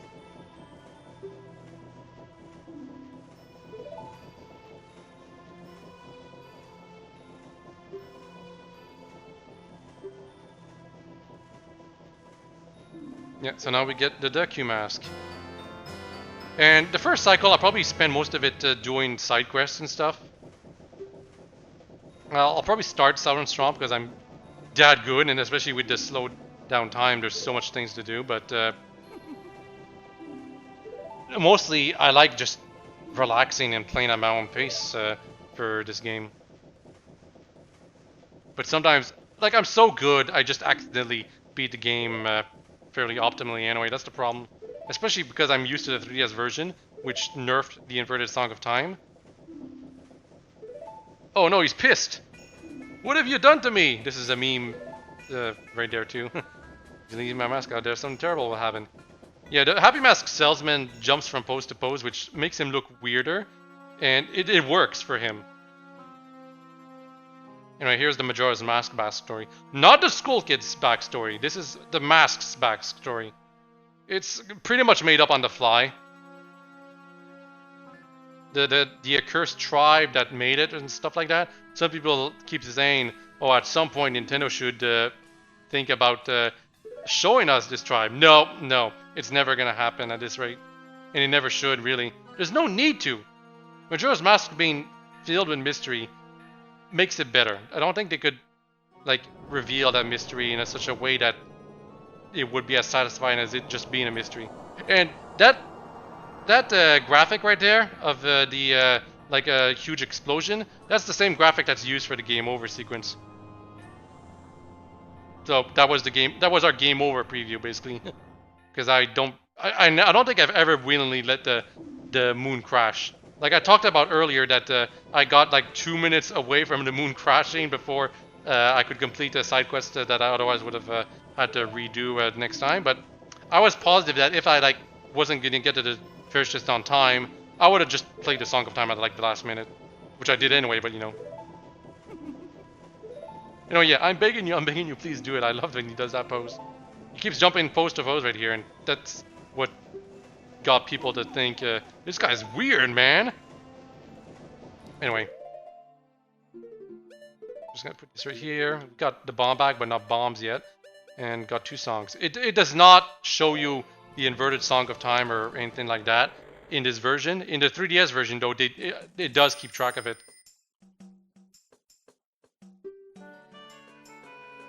Gotta do something about it.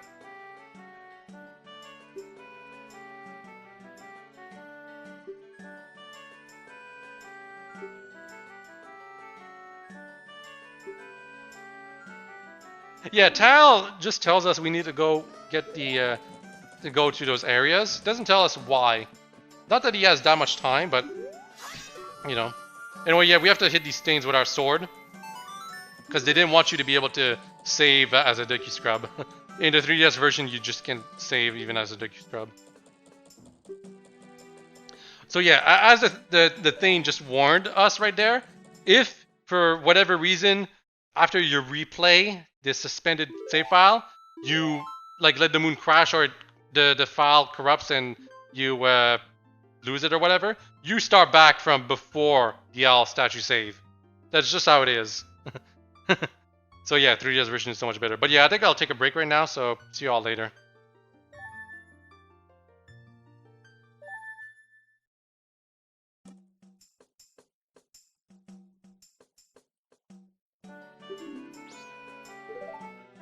Alright, so that was the break, and I changed the controls, so I'm gonna get used to them again.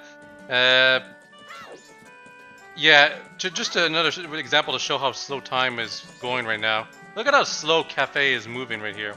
Oh, did I call him this guy Cafe, even though we're not supposed to know his name? Whoops! Let's just pretend that I didn't say that. Oh, also, if I talk to one of the guards, somewhere around in the swamp, it is dangerous outside the town wall, so I cannot allow a child like you to... A sword? My apologies, sir. It was wrong of me to treat you like a child. The southern swamp at Woodfall lies in this direction. Be careful. I will be. And by that I mean I won't be careful at all. The southern swamp area is not that difficult. But not that easy either. You'd think the first area, dungeon quote-unquote area, would have some tutorial-like things to it, but it really doesn't. It's sufficiently challenging for a starting area. Oh, but anyway, we gotta rescue the fairy and do the Bombers thing again, because that's how we get the Bombers notebook and the Great Fairy Mask in this game. It's the same for the 3DS version when it comes to the Great Fairy Mask. However, for the Bombers notebook, you are just given the book. You don't have to do anything, and you can't skip it. And that's kind of annoying because they made it so much more intrusive about every little thing. I like the fact that it stores so much more information. I just wish the game didn't remind you about it so often. And that was a bad jump right there. Yeah, we can swim. There are swimming controls here.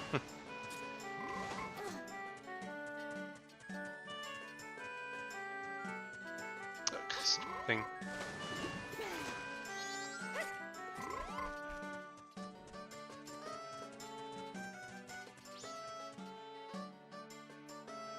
You all saw that character moving towards me right at the end there. It's something I really appreciate about Majora's Mask. The fact that you can see characters move from area to area. It's not perfect. If you try to be like to look at the characters to see if they're consistent, you'll see that they aren't quite, as particularly in Clocktown, because you can see like into the other areas, but it's close enough. It's impressive enough.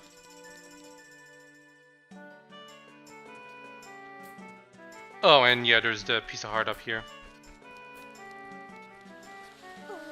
Ah, I almost had it.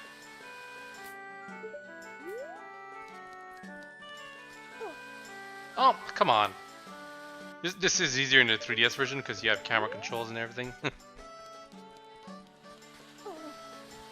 Oh well, I guess I'll do it the right way just because I don't want to show off too much. I'm supposed to jump on these things. And the camera can really screw you up here. Mostly because of the way Link moves is all buggy when the camera moves in that way. You're like pressing the direction, but Link is actually gonna go in another one for whatever reason, because the camera was in a different position beforehand, you know?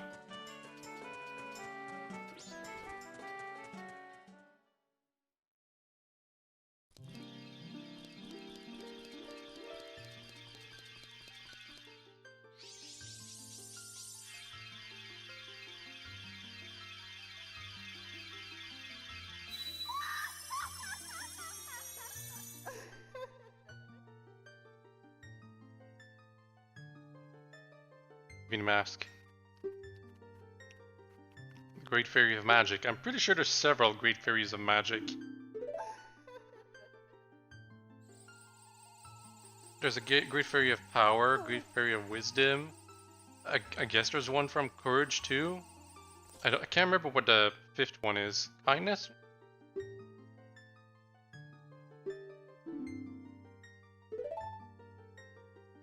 And yeah, now she gives us a mask, because we couldn't wear it in our previous form, in our cursed form.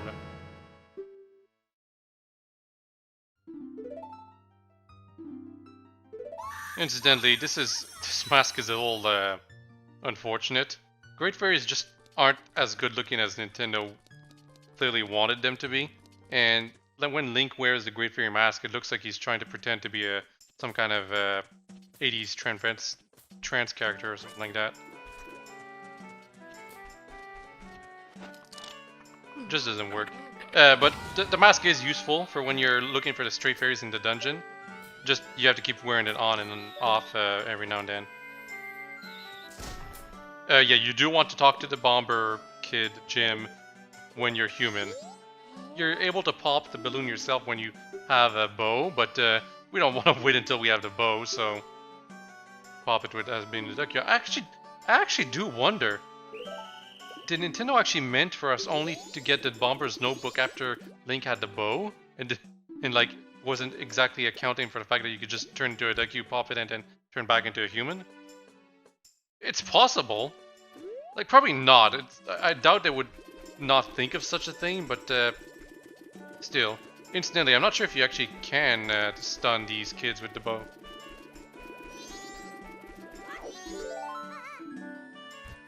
And yeah, it is possible to catch them even when you're young Link.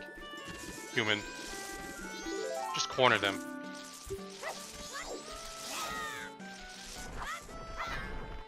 Oh well, didn't even get a single rupee from that. And I do need money. Thankfully, there is an easy way to make money as a human Link. Or, I say human, but it's really Hylian Link. Brat, come back here.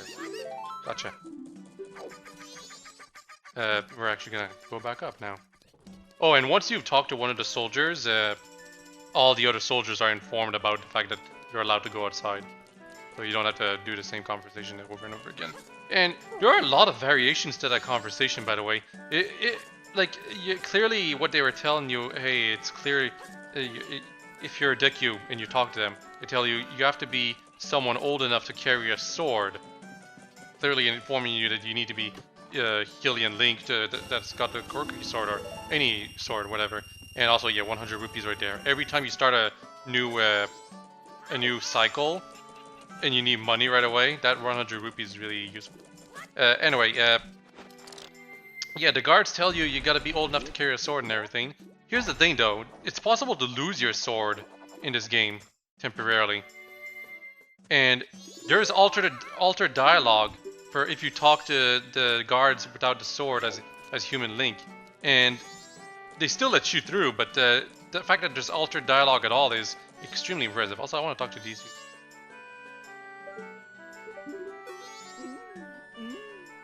My, funny things are happening in town, aren't they? Funny. You're telling me, like the rumors about the swamp to the south? Did you hear about the kidnapping? Oh my, the kidnapping? Yep, but then the kid woke up. Get it? Kidnapping? Ooh, I got 1 million of them. Ooh. That's not too bad. But yeah, that's something. If you talk to these guys in Ocarina of Time, you have to talk to them individually. In this game, they allow NPCs to talk to each other, so now they talk to each other. So much better. So much freaking better than the freaking Ocarina of Time where NPCs aren't allowed to talk to each other for whatever goddamn reason.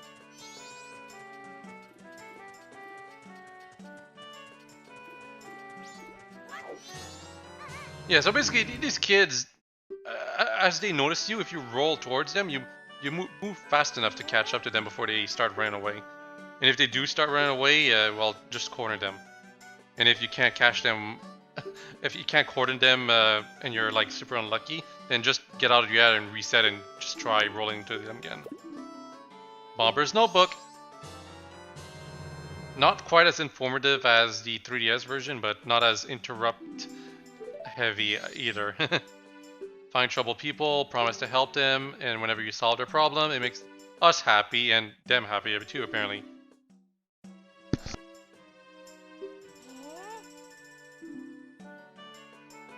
Sure hope the mic didn't register my sneeze right there. I'm probably have to edit it out maybe. Anyway, yeah, now we just write down the code so you don't have to remember it. It's only when you're a Deku Scrub that you're expected to remember it. Because Nintendo was expecting you to use it right away, you know? Anyway, now we gotta go into this area right over here.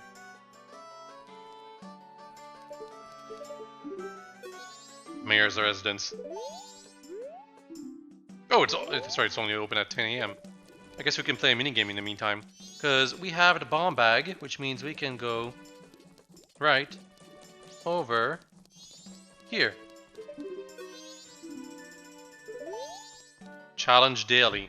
This is the other minigame in Clocktown that you have to do 3 times over a period of 3 days. If you want to get a piece of heart, that is.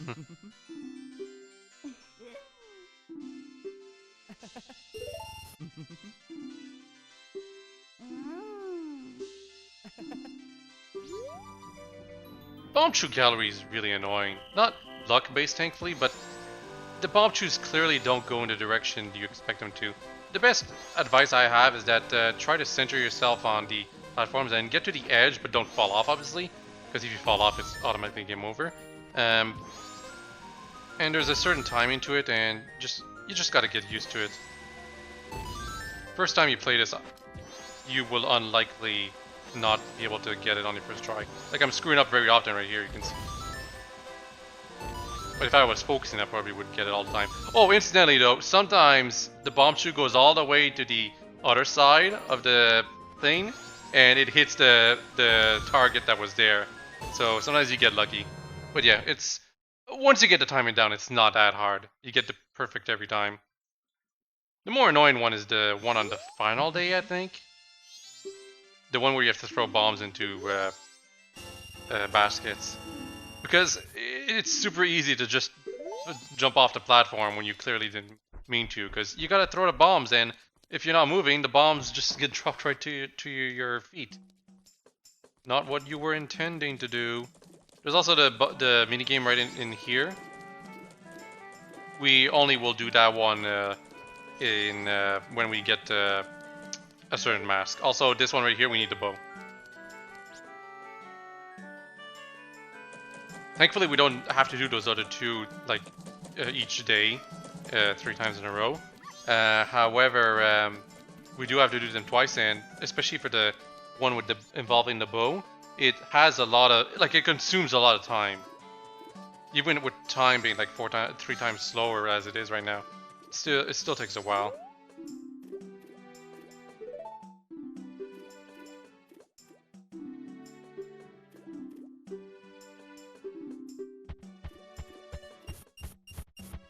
I'm gonna deposit 80 rupees, I guess.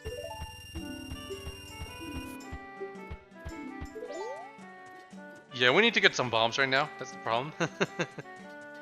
Bombs needed.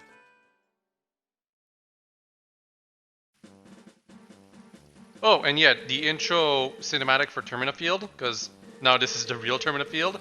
It's different based on which area you came out of first, and yet you only see the intro cinematic once. So that was the Zora area cinematic that we just saw right there. If you want to see all 4, you gotta play the game 4 times, or save just before seeing the cinematic and reload every time. I am playing the Wii U version, so I could create a save state anytime I want, but that's not how I really play this game, so I don't really do that. Like even the 3DS version, I still kind of play it the way I would with the N64 version. Anyway, yeah, there's no reason to ever buy bombs. Just cut some grass and you're almost guaranteed to get some. Same thing for arrows later on. Now we're gonna go back into town. We could also go into the eastern area to... Actually, you know what? I probably should, just to show it. Something else I want to do in town that's not related to what I also want to do, because I'm multitasking so much. My brain is literally thinking of all the little things I can do and show as well. I have an objective right now, and it involves the Moon's Tier. Just gonna say that right now. But I wasn't intending I was not intending to go into the observatory from this area, but it's something you can do, and I want to show it.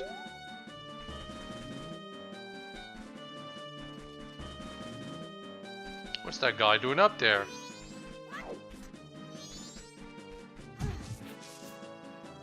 Oof! Broke his knee. Hey, I stole that rupee from a crow. Don't go stealing it, man. Yeah, just some easy money. Yeah, Deku flower right here.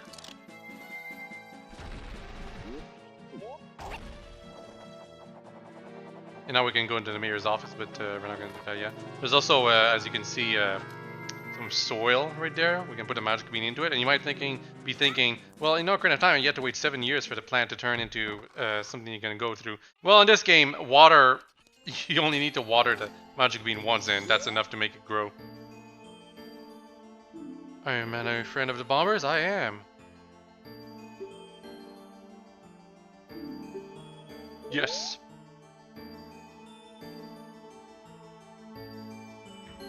What the hell? The graphic didn't load. That was an error from the emulator. Huh? I guess this happens. This is the first time I've ever seen this. I sure hope the game didn't crash or something. Or isn't gonna crash, specifically. Oh, by the way, what Skull Kid does right there, that cinematic, is different every time. Oh god, I thought it crashed right there. Yeah, I did discover something extremely interesting. What the hell? I have literally never seen that happen. I'm so glad I got it on footage. Okay, go back into the town. Through here, because it's the only way we can get back into town. Actually, this is something to consider. You need magic to get out of here if you didn't go through the other way beforehand. Thankfully, you can get some right here. It's so important that Nintendo gave us the ability to get some magic right here, because if you don't have magic, you can't pop this balloon. Oh, but you can roll out of it. Okay, never mind. Still gonna pop it because I'm gonna have to go back to the observatory later, but still.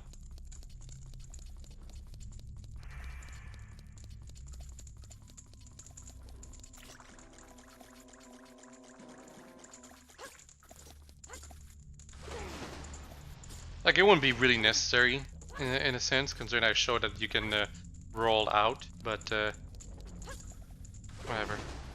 Now I have a little bit of more money than I thought I would have done. I should have deposited more of it, but still gotta show this little thing right here. I think you can see the crack in the wall. Obviously that means you can bomb it. And I got hit by the explosion. I think the explosion is a little bigger than it was in Ocarina of Time. It's also differently animated. Instead of a 2D graphic that's like being displayed, it's more of an effect. It's just... I like it better than in Ocarina of Time, but it's really a matter of preference. Case neither is really that much better than the other.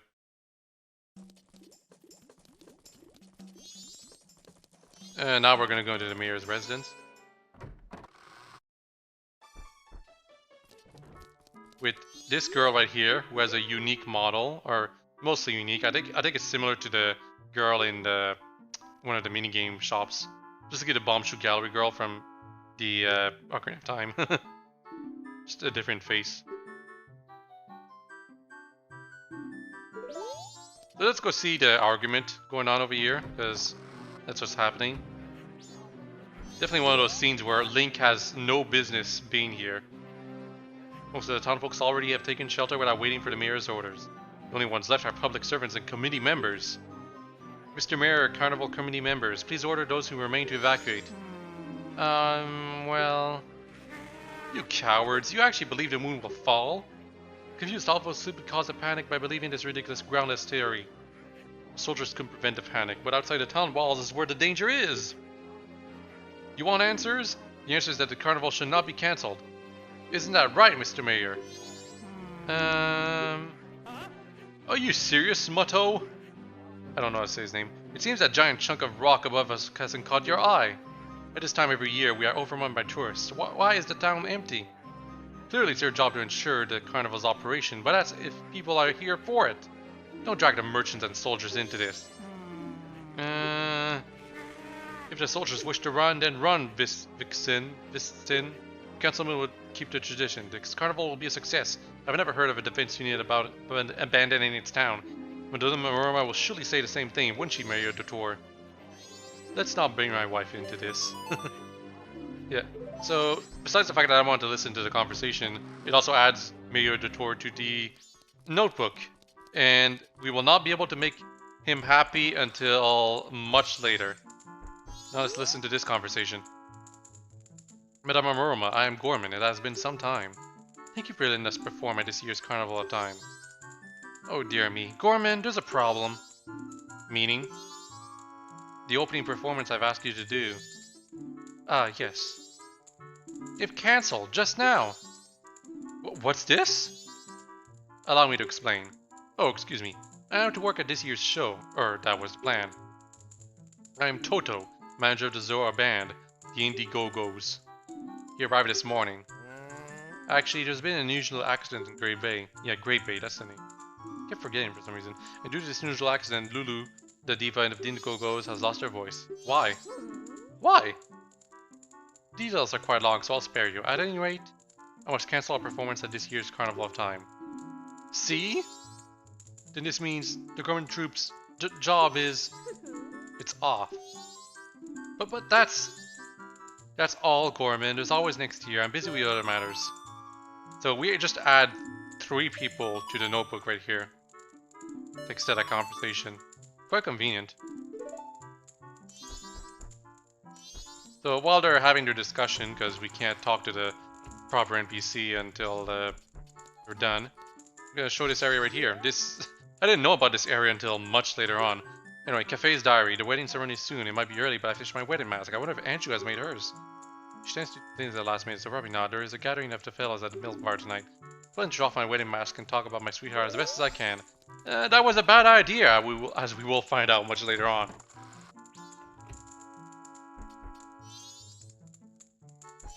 Well, let's see what they have to say. Just what should I mean, the Gorman troop, too. Oh, Gorman, I wish it was only your face that was annoying me right now. What unique bodies? Well, actually, Gorman is not unique at all. He's Luigi from Ocarina of Time, you know? Remember the guy at the ranch? Who's basically Stand in for Luigi. You know, I'm surprised it's taking them this long to get this over with.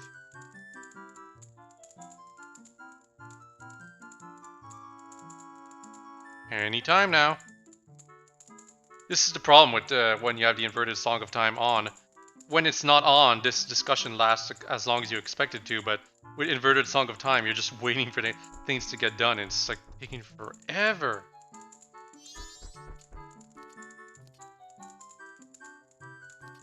Get damaged here? Can't. I think it's 11:30 where they're done. Just a couple more seconds. No? Not this. Look at all the details in this room. Like, yeah, these are crappy N64 textures, but you can tell they tried to make this look as much as possible as a room as they could.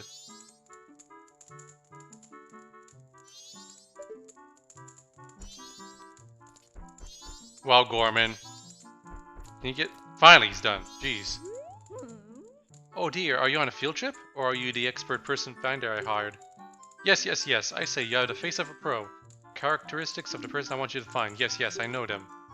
The person I want you to look is my son, Cafe. You know him, don't you? You don't? Really? He disappeared about a month ago. It's terrible. I'm so very worried. I can't get food down my throat. I've lost 5 pounds. You haven't anything, though? Oh dear. Well, could you look for him? Yeah, oh my, of course. You are an expert. Well, I'm counting on you. You can get this mask over and over and over again. It's one of the few that you can get over and over. The 3DS version adjusted some text based on when you get something again like this. I'm angry now, don't speak to me. They must be joking. Now what am I to do? Talk to you. Are the fins damp lately? That's the green used among us Zoras. Oh, forgive me. I am Toto, manager of the band, the Indie-Go-Go's. I'm out of business cards, so a Zora greeting will have to do. The Indie-Go-Go's is a popular group that we Zora are so proud of. They've put out a lot of songs. One of the hits is Ballad of the Windfish. You know that song, don't you? Huh? You don't? Really? Even one that famous? We'll be able to hear it if the show wasn't cancelled. It's such a shame. We will be able to hear it when we solve the quest in Great Bay, which is not going to be happening anytime soon, unfortunately. Unless we sequence break. The Zora... We can get a Zora mask, obviously, and it's pretty overpowered. So, that's that done with. Now we need to go back, pound, exchange the Moon's Tear, and then we will need to do the dojo. Because it's a free piece of heart to go to the dojo. Oh, and also the dog doesn't harass us when we're Alien Link. Thank goodness.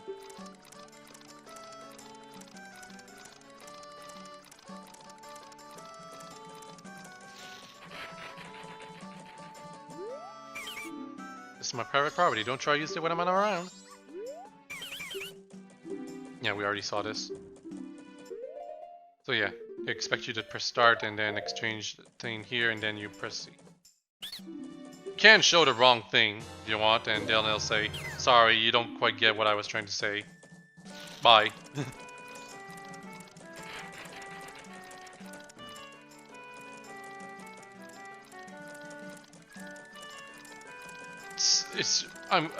Let's be thankful that the Deku Scrubs are not affected by the inverted Song of Time when they leave like this.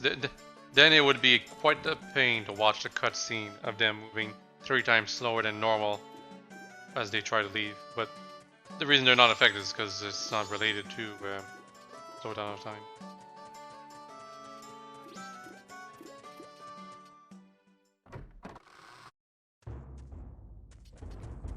You obviously need a sword to do this. This training center has friendly, polite, 24-hour one-on-one training that will noticeably improve your sword skills. It is not polite or friendly. I remember screwing up so often when I was younger. Like even the novice course, which we will... You know what? Let's do it. We have time to waste.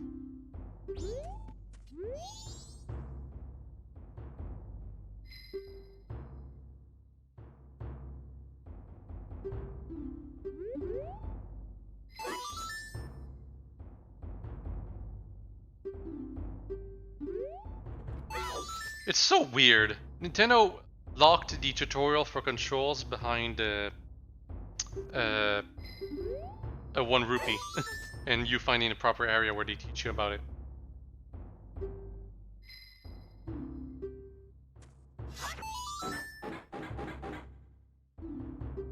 And you can do it after Z targeting or when you're moving forward.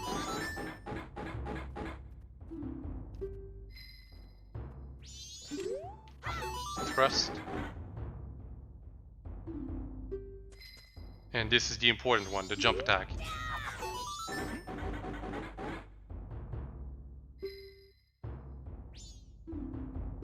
Yeah, you forgot to tell us about this sword strike, which is actually the strongest one, especially if you use a glitch to make it hit as hard as the jump attack.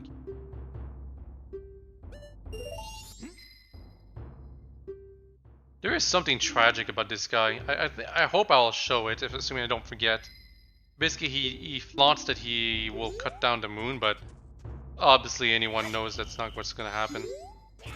So yeah, the problem here is that when you first start playing Majora's Mask, you don't understand the fact that Z targeting isn't instantaneous. Link has to position himself beforehand. You know, he takes like a fraction of a second to get ready to jump attack the logs.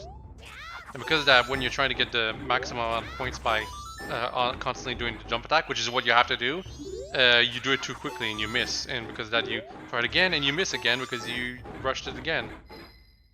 And because of that, you don't get enough points. You have to do it perfectly. Pieces. I will cherish it. There are a ton of piece of hearts in this game. The most out of any Zelda game, I believe. Anyway. Now that that's done, we can go back to the observatory. I think I have enough time? Yeah, I have enough time. Basically, I have to get back to... I have to be in town by 4 o'clock. To do yet another thing. And something with the Mask of Pay. Yeah, the Mask of Pay. Actually, to do the Anju side quest, you need to use the mask on Anju before 9, I want to say, because that's she basically gets into her room by 9, and you can't talk to her by then. And if you didn't show the mask to her by then, you're gonna be sad and not talk to you if you screwed up, whatever. I hate this kid, by the way. If you wear any mask besides, like, if you wear any mask, period, except like the transformation masks, he always comments on it instead of letting you say the code. So annoying.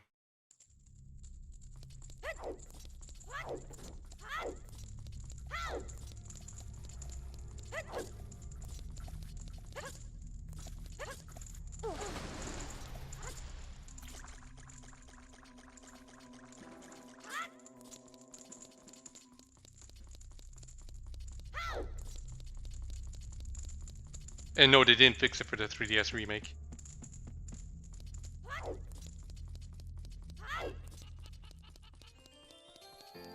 Oh, you can... By the way, there was the Scarecrow song in Ocarina of Time. We can get it in this game too, but I doubt we will have enough time to make any use of it in this cycle, so I'm not going to bother getting it. Because you have to redo it every cycle, that's the problem.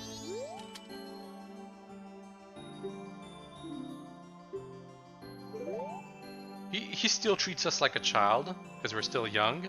If you talk to him when you're transformed into an adult, though, he's a lot more stern. Also, yeah, you need to go look into this area, and then you'll see this Deku Scrub.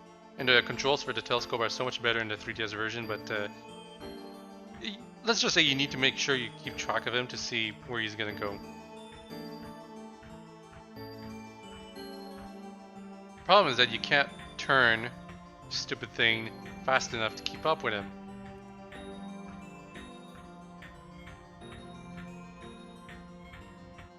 Where is he now? Well, if you're having trouble, just keep looking around at this hole. See? Here.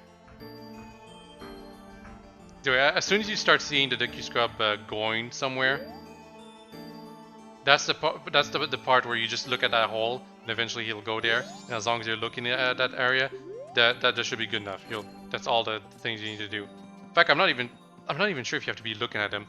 I do believe in the 3DS version you do need to be looking at them, but it's not something I overly tested, you know, because it's not the most interesting quest to experiment with. It is one of the more interesting ones to find out about, though. Let's go to the plant.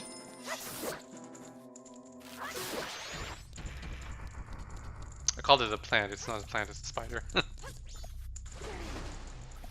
But yeah, it's one of the more interesting quests to find out about because you might notice it in one time when you're playing that you see this Deku Scrub going or like flying around, but you might not think it's all that important. You might think it's just a small nothing, you know, to make the world feel more alive. But then you start looking to see where he's going, and you see he's going there.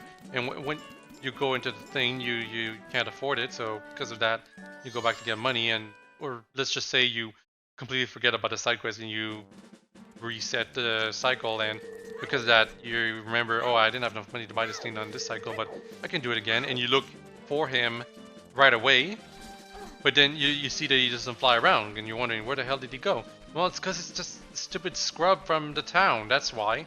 You need to give him a reason to leave first.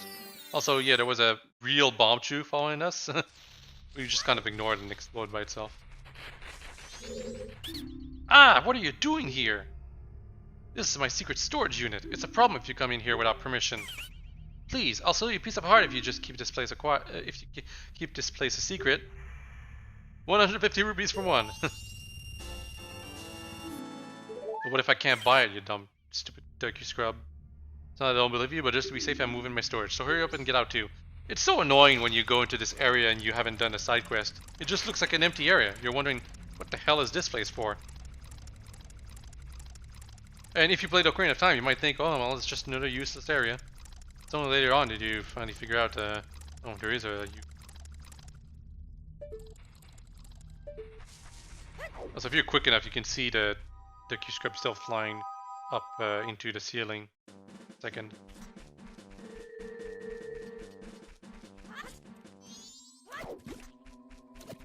That's that done with.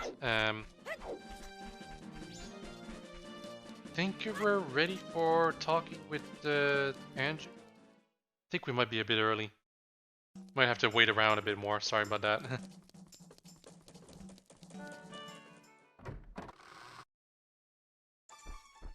Yep. What is this? He gave her a letter, just for context. I have delivered this to you. Wait! Letter, where did you... From the post box. That's not what I mean. From the post box where? From the post box somewhere. It was the center area of Clock Town that he got it from. And we're gonna add the postman and Anju to our notebook. Oh, cool. Perfect timing.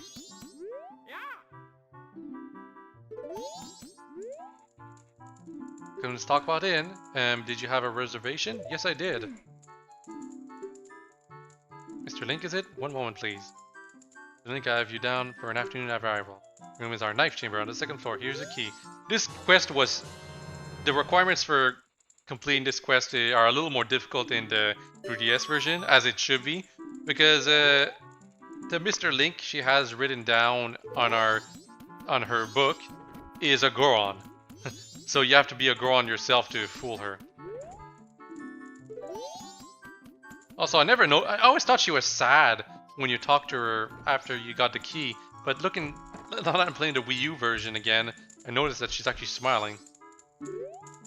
Anyway, we got Anju's grandmother right here. Oh, Tortoise, did you finish helping your father? Or helping father? Then let mother read you a story. Tortoise is the mayor, by the way.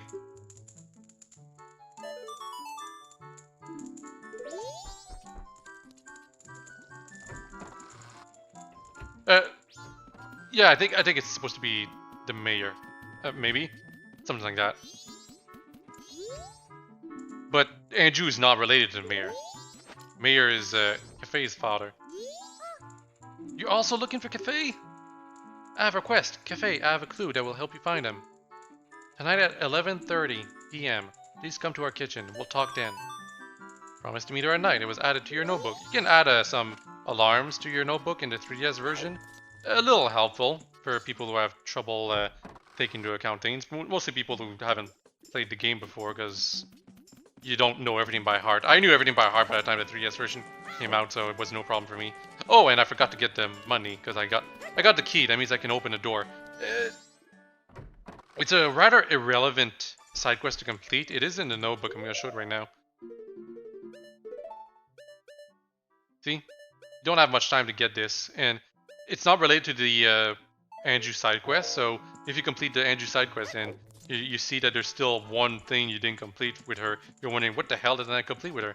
Well, gain access to this room, which has 100 rupees. And you get to see a cutscene play if you look at this spot early into the second night. Not early into the second night. 9 o'clock the second night. And until morning, I want to say? Something like that. And that scene always plays even if you're doing the Anju side quest, which doesn't really make sense.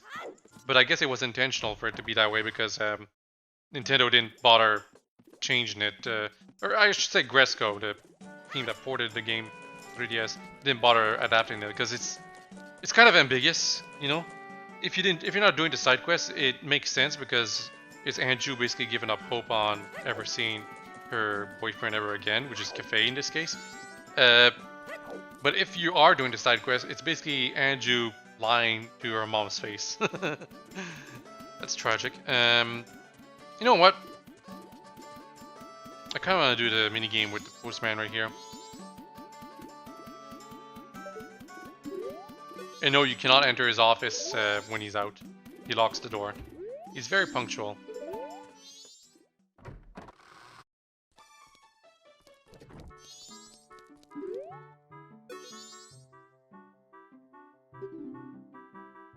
Don't slack off. The heavens and the wife are watching.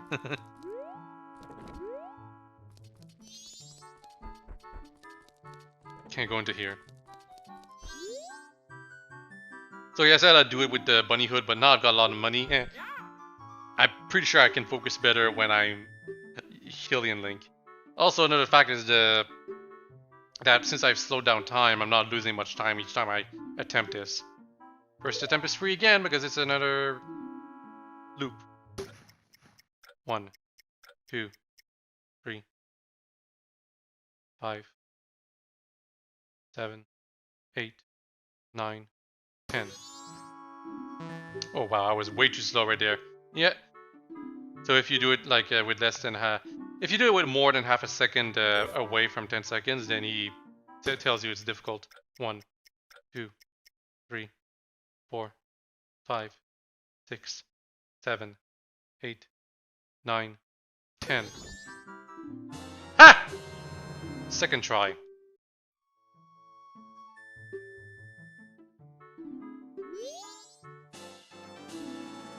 New heart container. We already have 5 hearts.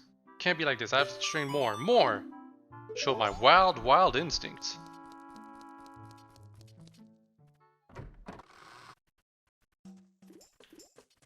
Okay, I think that's everything we can do in town right now, for the most part.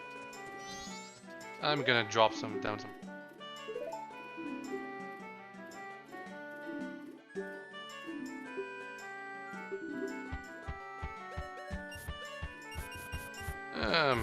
I wish there was an option to just drop them all, but it gives you another reward when you have 1,000 rupees. I think it's only 5 rupees. He calls it interest, and it's like, yeah, but that's the only time you ever reward me with quote-unquote interest, moron. Yep, time to leave town. We've done pretty much everything we can inside. Maybe not, I'm probably forgetting something, but you know, I don't want to hold up the adventure that much. Also, there's a big, long cutscene we're going to be watching right over here.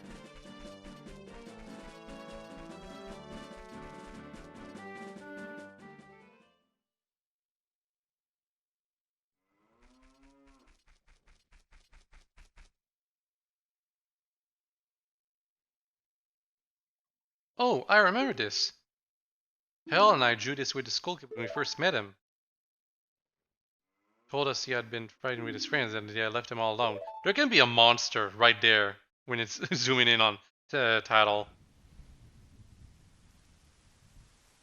Photobomb Chew. Should I talk about the Chews? I kind of don't want to do it all over the scene, but it's just starting. The Chews are an enemy that was introduced in like Zelda 2, and they kind of reappear in this game in their classical design from Zelda 2. But it's the last time they ever have this design, I believe.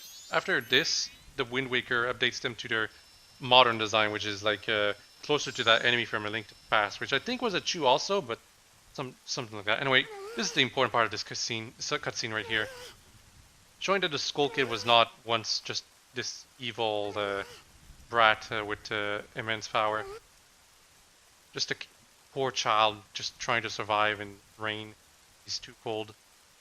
And trust me, when it's pouring like this, like the game is trying to show right here, it would be cold, even during a hot summer day.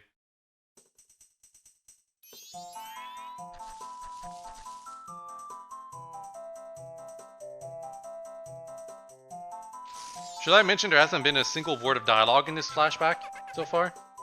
Tatl will narrate a bit before the scene and after, but the scene itself has no dialogue whatsoever.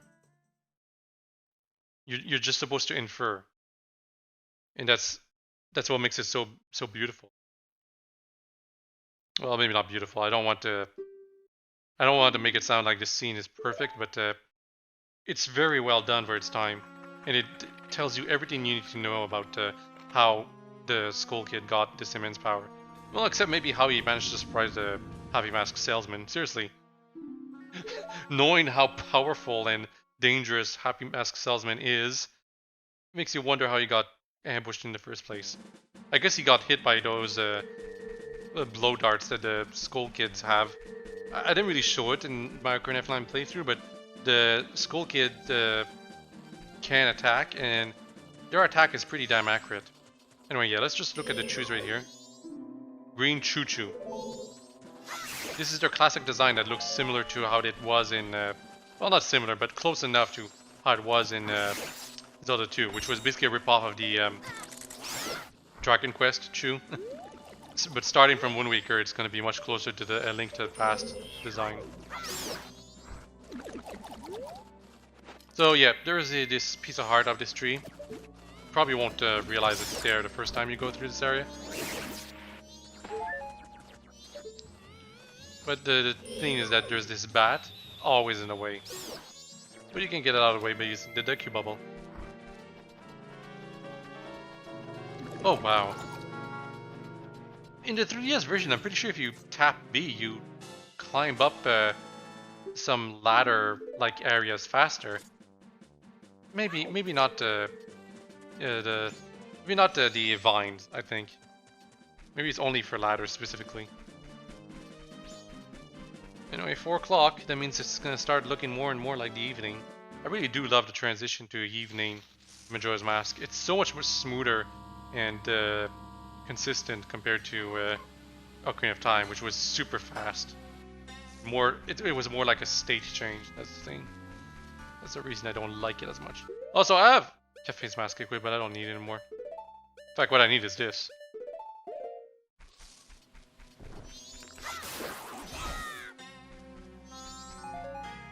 It's a Deku stick. We will need it a bit. They burn well.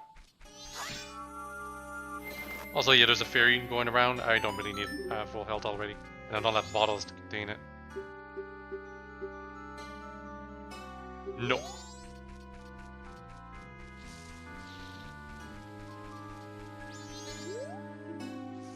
Not tourist information ahead.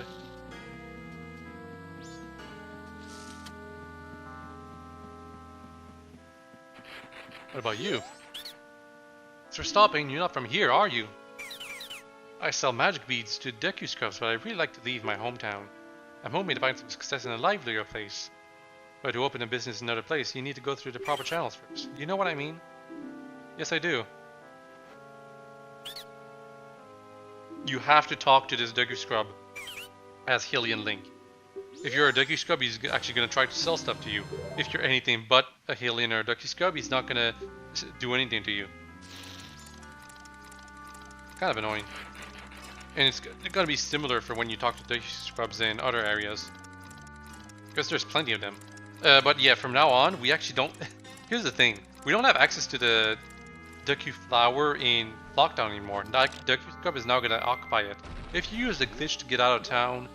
not the glitch, the exploit to get out of town and give the town the... Oh, actually, no, you can't. Never mind. Because you can't turn into Hylian. Oh well. But if you could, let's just pretend you could, then the Deku Flower that you're supposed to use to go into the clock tower, reach it, is going to be occupied for the rest of the cycle. And if you don't know about how to get up to the tower by using side jumps and stuff... Oh, it's only for humans? Well, guess what? No, I'm a human. Oh, I don't have a pictograph. Yes, it is. I like that they didn't they didn't give him a mouth animation to make him look like he's talking. The Nintendo 64 was capable of smooth lip syncing.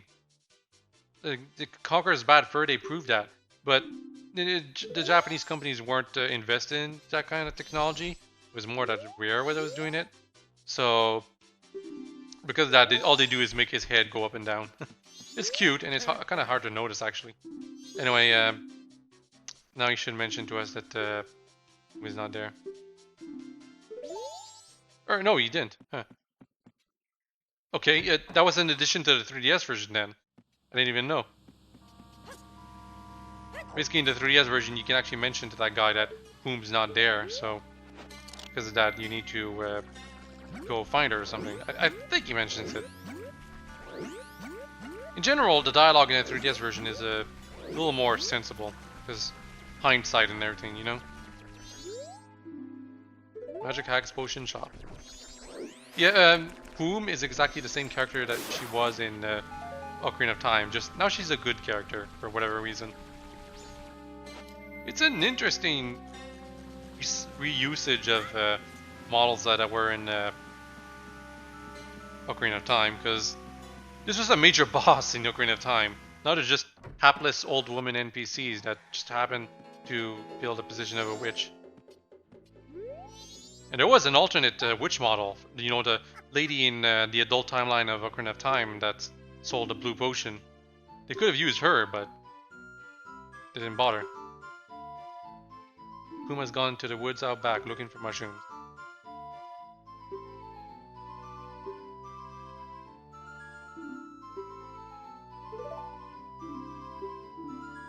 If only I had friggin' mushroom.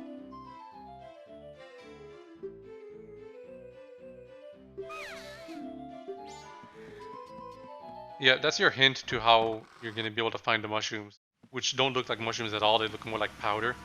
But yeah, you need a powerful nose. You need to find a Toucan Sam mask. I know the layout of this place by heart, but I'm gonna follow the monkey. Pretend I don't know. It becomes a lot easier to know where to go here when you realize that these lost woods are literally just 9 areas. Also, that enemy is annoying. If you roll into it, not only do you still get damaged, but it bounces you back in a weird way. See? How the hell did that work? But yeah, if you lose track of the monkey, then the result is that you go in the wrong direction probably, and because of that... Oh, if you're a Deku Scrub, she's not going to get up. In fact, it's one of the reasons why you can't really start the main quote-unquote quest line in the first cycle, because as a Deku Scrub, you can't get woman to get up, and because that can't get to your first bottle. And no, I don't have any energy.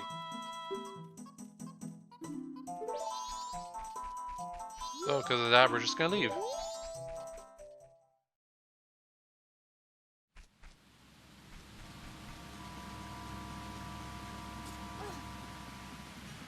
Now we're gonna warn Kautek, who's up there.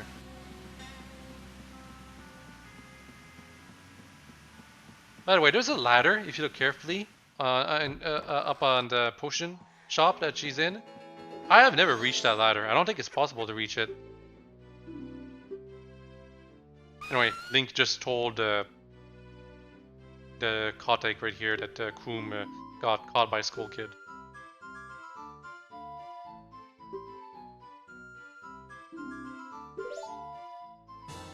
You can drink this potion yourself. And she'll give you another dose for free if you do. Drink it twice, and I think you have to pay for it from then on in. Maybe. Otherwise, she could just keep giving you free doses until you give it to proper. I won't be needing this Swamp Title Deed anymore. Maybe not. Maybe I'll be able to use it on the third day. Because I usually end up doing at least one area per cycle. Yeah, I don't need to talk to the monkey anymore. I know exactly what the route is by heart. Again, it's much easier when you understand that the Lost Woods are basically 9 areas in a square formation. Because of that, you know where never to go. But again, the way you get to Kloom does change depending on the day. So if you're on the final day, it's a different route, same thing for the second day. I don't know the order in the second and final day as well, because I usually always do this on the first day. I'm just too good.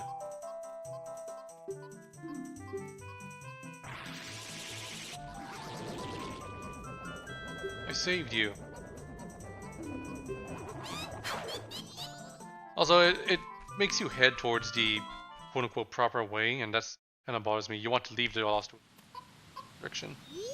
Now the monkeys are blocking our way. You can, if you have a song that warps you, you can ignore them, but we're just going to talk to them because it's part of the story.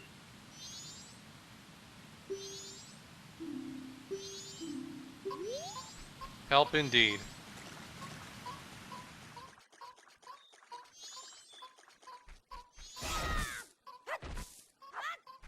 I kind of want more money right now. Thankfully, I don't have to pay for the goat cruise, but if I did, I need to farm for some rupees right now. Oh, and you can get more red potions from Kotek if you want. Quite useful. The fact that we have a bottle right now is quite useful. Now we need to go to the palace, but we can't do that as we are, because there's some big octos in the way.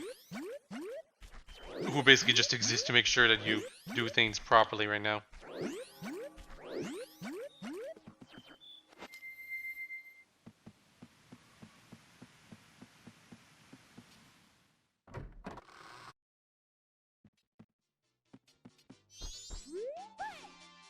Oh, thanks for what you did back there. A special deal just for you. I'll let you take this cruise for free. Ah, yes, we've got a special going on right now, so we're giving this out for free too. The pictograph box. You can only take one picture. The limitations of the N64.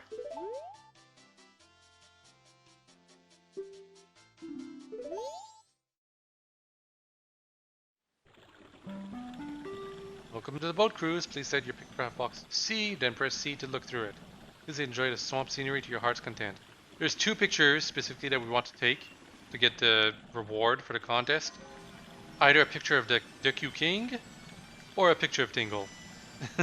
Either will do. It's much easier to take a picture of Tingle, but we will have an opportunity to take a picture of the King too, so we'll do that. And yes, time is passing while we're doing this. And no, you cannot take out your ocarina or stop the cruise or do anything like that, so don't take the cruise on like the final day or something like that when there's only like 3 seconds left. Because you will be screwed.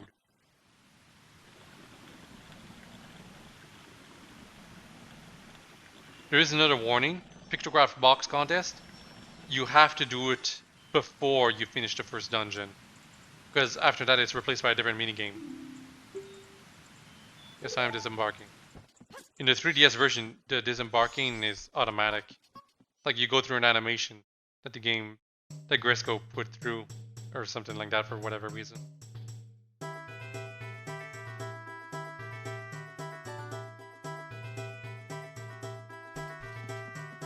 The Deku Palace music is so good, by the way. Easily one of the best musics made for Majora's Mask. I'm a Deku.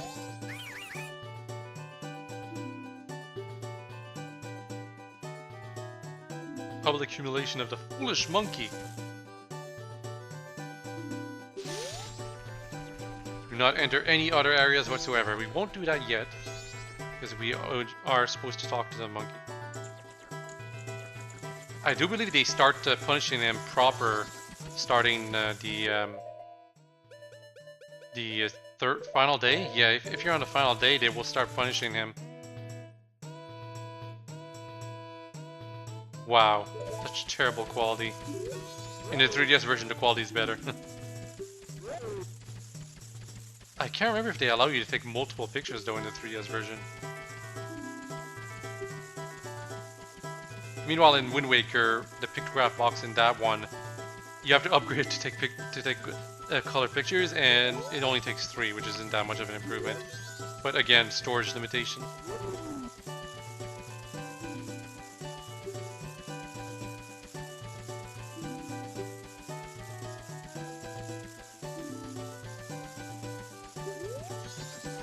That was the Deku Butler. He looks unique, so most people will talk to her. Also talk to Monkey for here.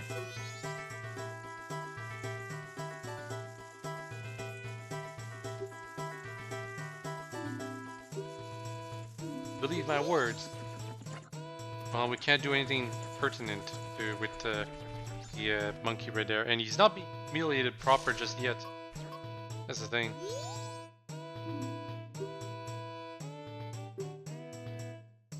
Yeah, so there was a secret route to where the monkey is, because that exists for some reason. And we need to go there. And by going there, we will actually learn a song. Why the monkey can't just tell us a song from past the cage is beyond me, but it's something. Anyway, let's go to the Inner Palace Garden now. And the game had to load some stuff. Oh, but because it's nighttime, we actually get to see the where the Dekus can see. And I got caught because the pixel just happened to touch me. Thankfully, there is no real punishment for getting caught. It is a very rare condition that you're allowed to enter, so do as I say. You can do this as many times as you want, it doesn't matter.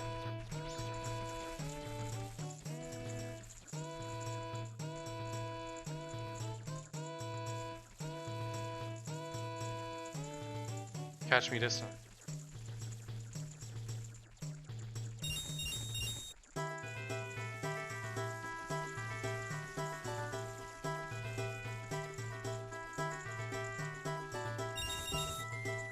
I do need some money right now. And you can see that the camera is panning to show all the things you can do above here.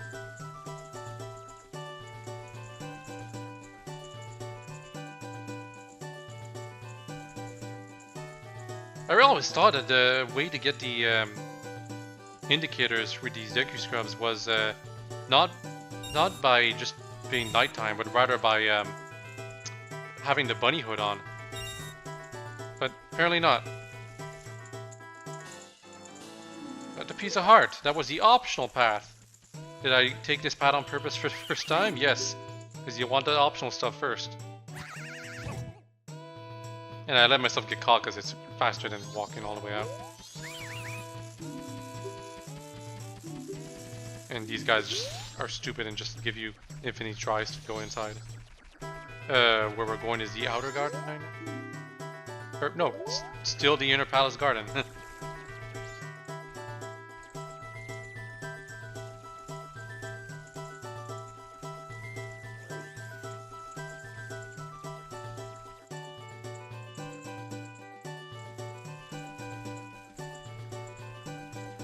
Rupees.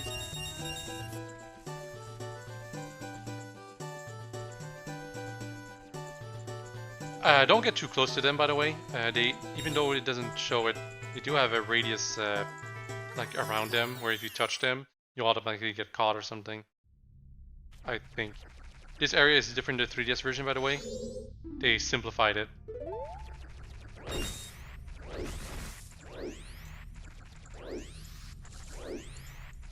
Or rather, they gave you the ability to go into the outer palace garden easily. I don't need that change, but I understand why they might have thought they should do it. Also, we get one free sample because we need one to do something. But I'll buy 2 more. You can also buy them from the queue that we sent to Lockdown right now, but normally he's the southern swamp.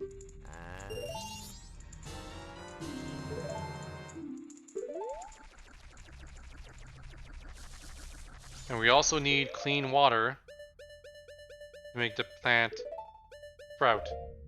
Gotta remember that.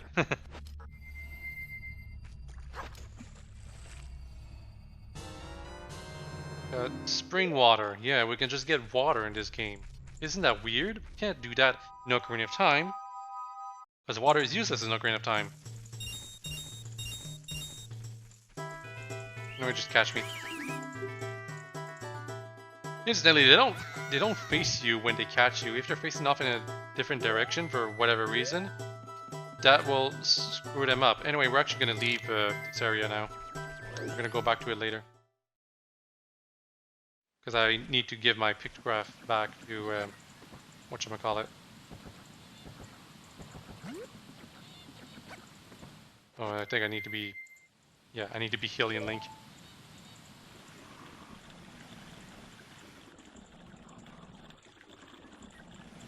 Timer is not being displayed right now, but don't kid yourself, it's still actually active right now. When I was younger, I would just look at the moon whenever I'm doing this thing. Because why would you take pictures of this area? Oh, also another useful thing is that you can get rid of this thing now. The big octo. So it's technically faster for us to just like swim all the way to the Deku Palace. But the problem is that it's poisoned, and because of that you take damage as you're trying to reach the place.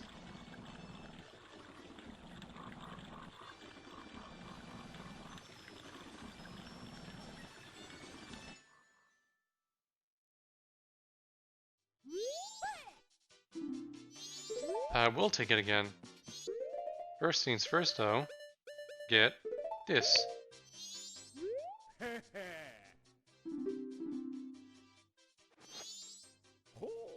Oh, the king! You are amazing! Not a Deku Scrub, you're not allowed to enter Deku Palace, but somehow you took this picture. This is a great shot. This is as rare as they come. I'm giving you a big prize. Minor prizes are basically like 5 rupees or 20 rupees. Not sure what constitutes like a great picture. And again, you can also take a picture of Tingle and that will also qualify for the big prize.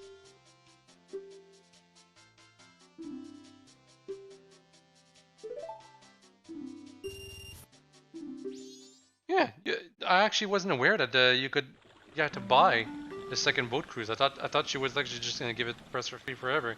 And to be an adult, you have to be like either a Zora or a Goron. Not sure if they would recognize Fierce Link as an adult. Like the game might crash if you try it.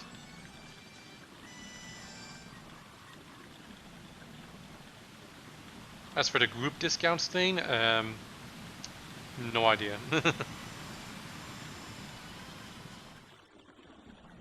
And yeah, you can see that you could eventually go into this area.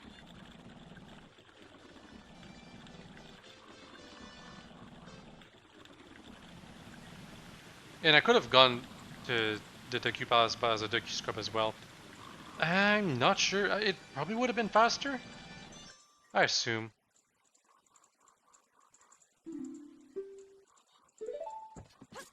By the way, I'm aware I have to meet up with Anju. It's 11:30. However, I have till morning to meet up with her. So even if I get like delayed a whole lot, I'm not concerned at all to meet up with her.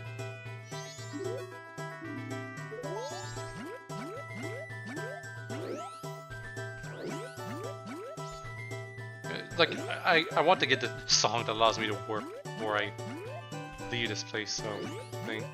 You know, in the 3DS remake, they give it to you so much earlier. In fact, if you glitch yourself out of the clock town, you can actually reach the place on the first cycle, and thanks to that, you get to the Song of Soaring before you get the Song of Time. Kind of overpowered.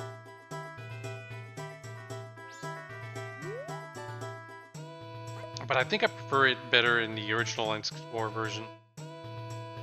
It kind of gives you a goal to achieve to get it later. Kinda. Something like that. But I don't mind it the way they did in the 3DS either.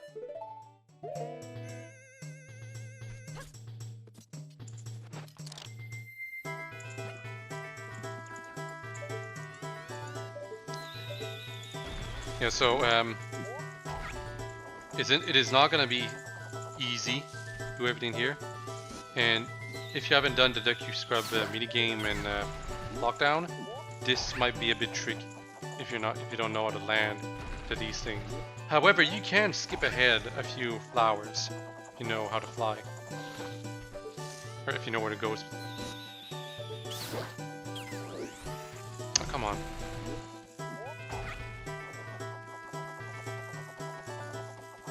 See, I could have ignored that plant over there. However, there is a thing. Those Deku Scrubs will throw or fire nuts at you, and they can hit you. Like, if I just stand like this, they will never hit me. But when you're in the air, their accuracy is not that bad.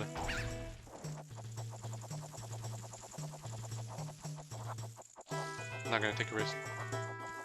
Because if you fall, you're back in the inner palace garden, and that means you have to walk all the way back to the outer palace.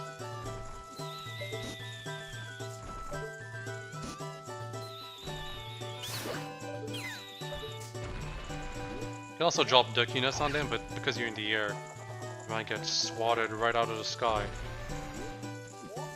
And now there's this thing right here. If you miss the first opportunity that you have to get to this flower over there, you will be waiting for quite some time before it gets back into position.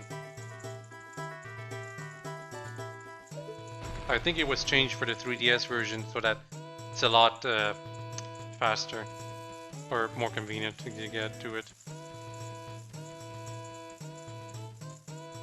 Of course, if you're a sequence breaker, you're just gonna bomb jump all the way to the thing. Or more specifically, you're just gonna ignore the whole subplot about getting the song from this guy.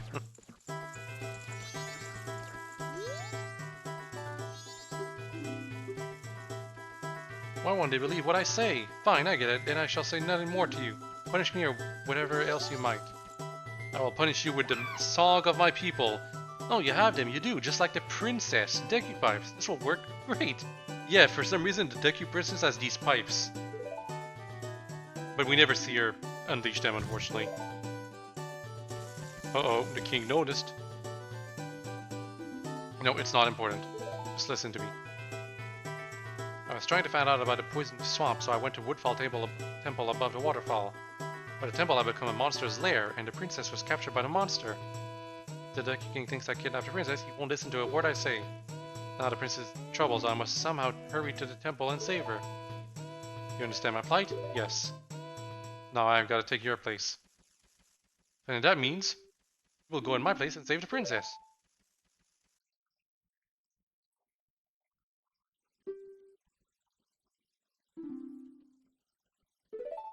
Sing it softly.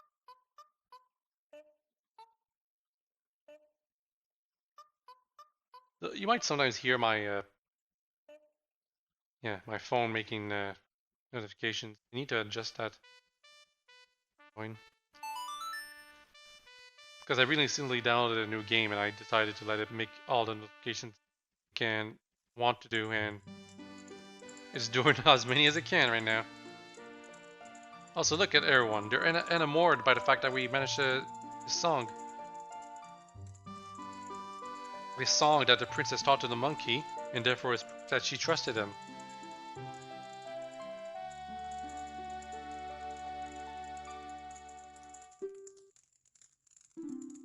It awakens those who have fallen to a deep sleep. Everyone, did you hear that? This melody, which only the Deku royal family knows, proves the foolish monkey deceived the princess so he could enter the temple. Everyone, let the monkey's punishment commence!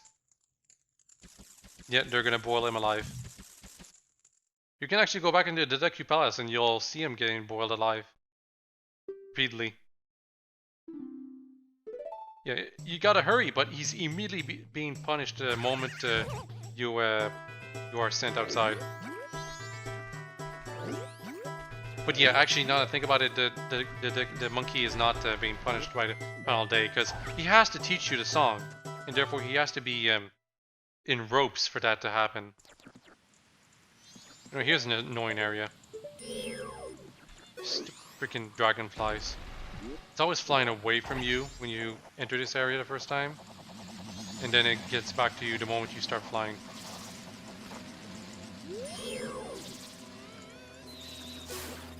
You want to get rid of them. Wow, the bubble went right through. The bubble operates on a different timer compared to the real time. Because of that, if you freeze the action like that, it's not gonna freeze place. Whoops. But yeah, once you've gotten rid of those two dragonflies, they won't bother you anymore. And that's so good.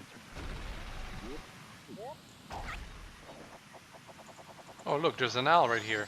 And it won't be there in the 3DS version, it'll be near the entrance of the swamp. Oh, hoot! This is a rare sight. You are a fairy child, correct? What business might you have in this poison swamp? Dare not venture further, I shall pass no judgment. It is better to hurry back to town. Swampyard Inn has lost its guardian deity, but it was destined to fade anyway. What? That destiny is not solely limited to the swamp. If you have courage and determination to proceed in the face of destiny, then I shall teach you something useful. Before coming here, had you not seen any of the stone statues that bear close resemblance to me? I have placed those throughout the land to aid the one with the power to change this land. Wherever he may appear. It has to be a he, huh? If you have left proof of our encounter on any of those stone statues, then the song carved at my feet will certainly be of some assistance. Remember it well and play it wherever the need arises. From the first time you play this song, we shall become eternal friends, transcending time and space. And we're going to learn it as a Deku Scrub.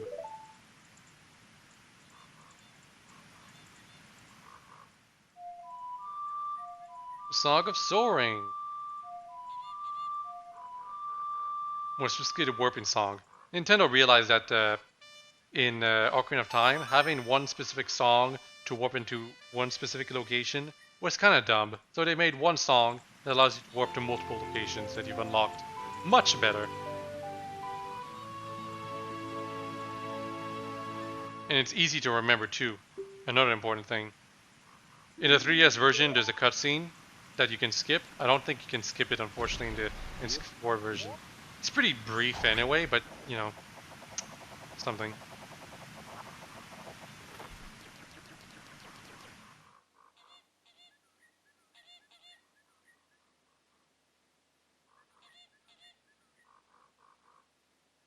Fall.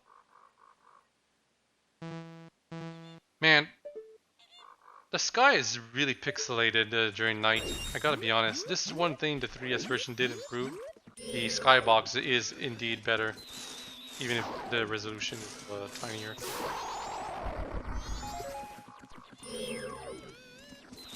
These enemies are hip loops. What a weird name. They can do this. And I'm letting myself get hit so that I respawn right here.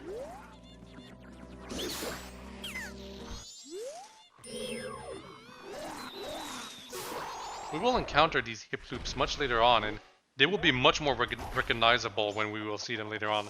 Let's just say they are a classic Zelda enemy, that was a Link to the Past.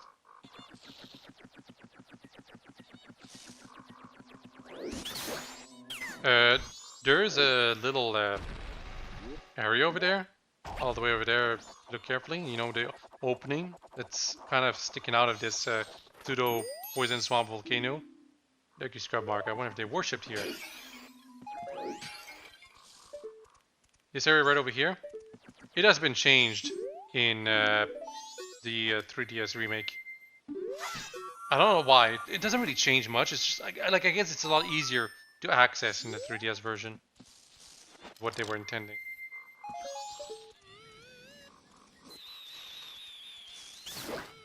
Got him. Now let's do the Sonata of Awakening.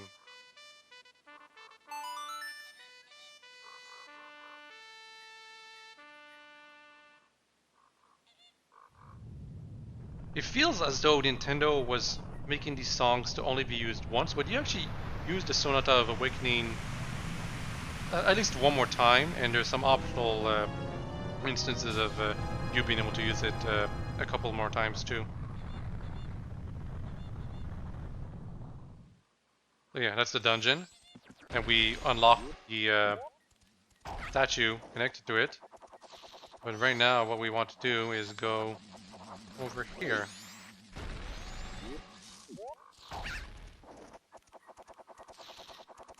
Could do this after, but I want to do it now.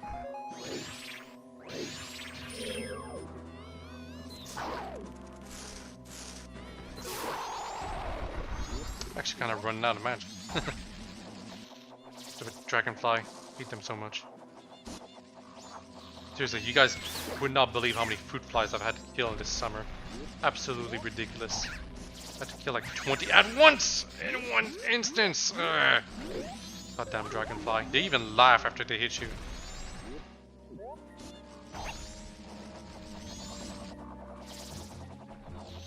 Let's ignore that one.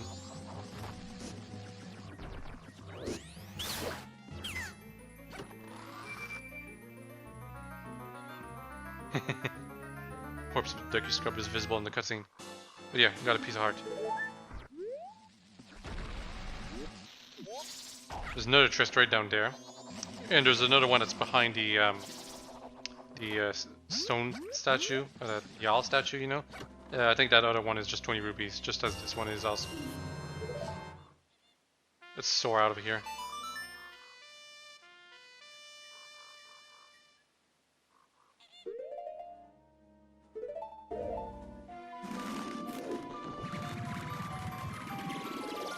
Yeah, so this cutscene right there, you can skip it in the 3DS version. Unfortunately, in the N64 version, you have to watch it in its completion in full every single time.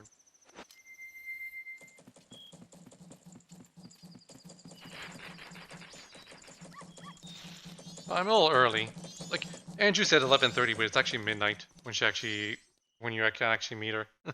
So we're gonna spend some time by going out on the field, and I guess we can go side quest. What I'm gonna actually do is get the owl statue in Lon Lon Ranch.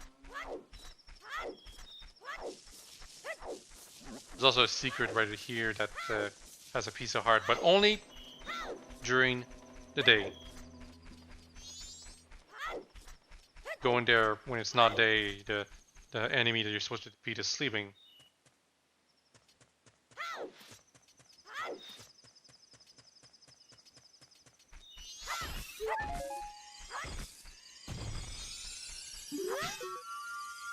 Here we go.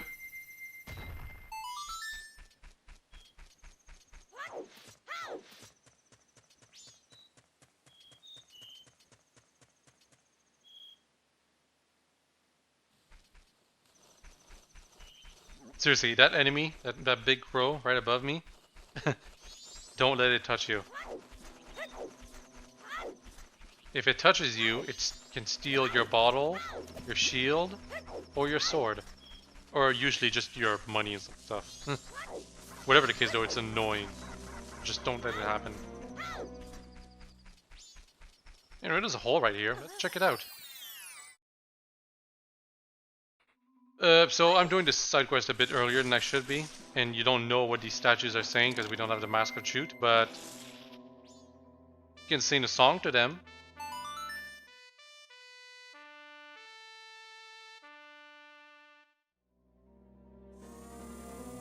Oh my, and it turned this one green. So you can sing 3 specific songs to these statues, and you have to sing it to them in a specific form it's associated with. And if you do it for all 4 statues, it gives you a piece of heart somehow. It's one of the more confusing side quests. It's more easy to do in 3DS version because it notes it down in your notebook. But in the original game, it's definitely one of those Pizza Hearts that I got last because it doesn't make much sense. Also because I thought I was supposed to sing like 4 different songs to make it work in the 3DS or original version, or as I originally thought to solve the puzzle. No, not quite.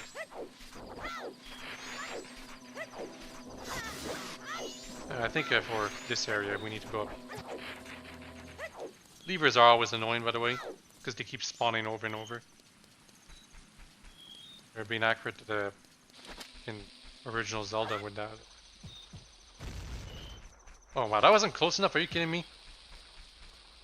I call BS.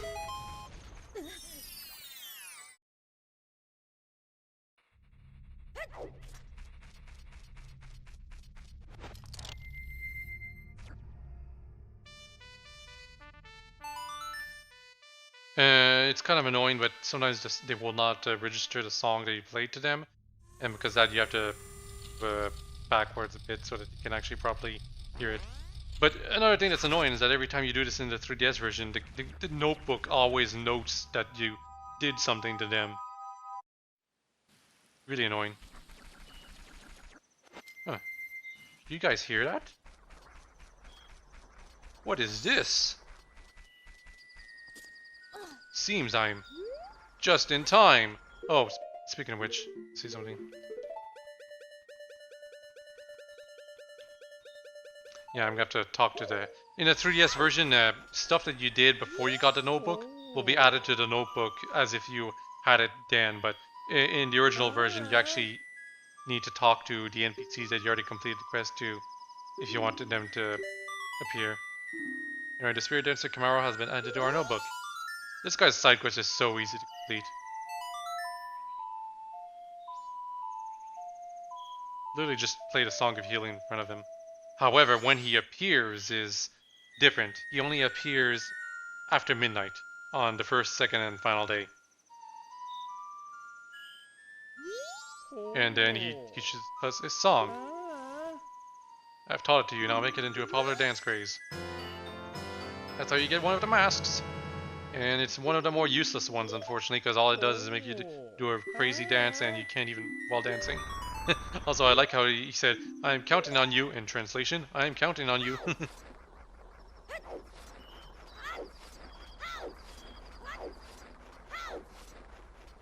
Oh yeah, we should be meeting Anju right now, but she'll wait until morning, so it's not that big of a deal. Let's just complete this silly side quest right here first.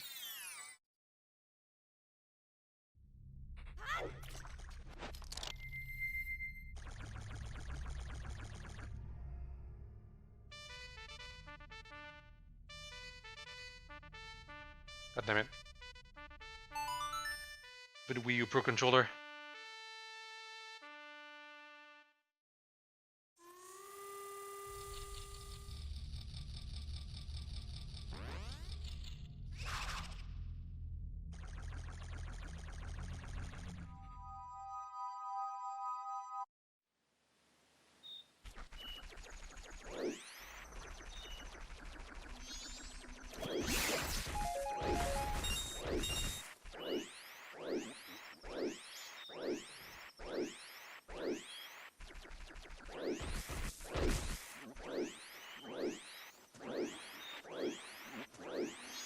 Last hole is right up here.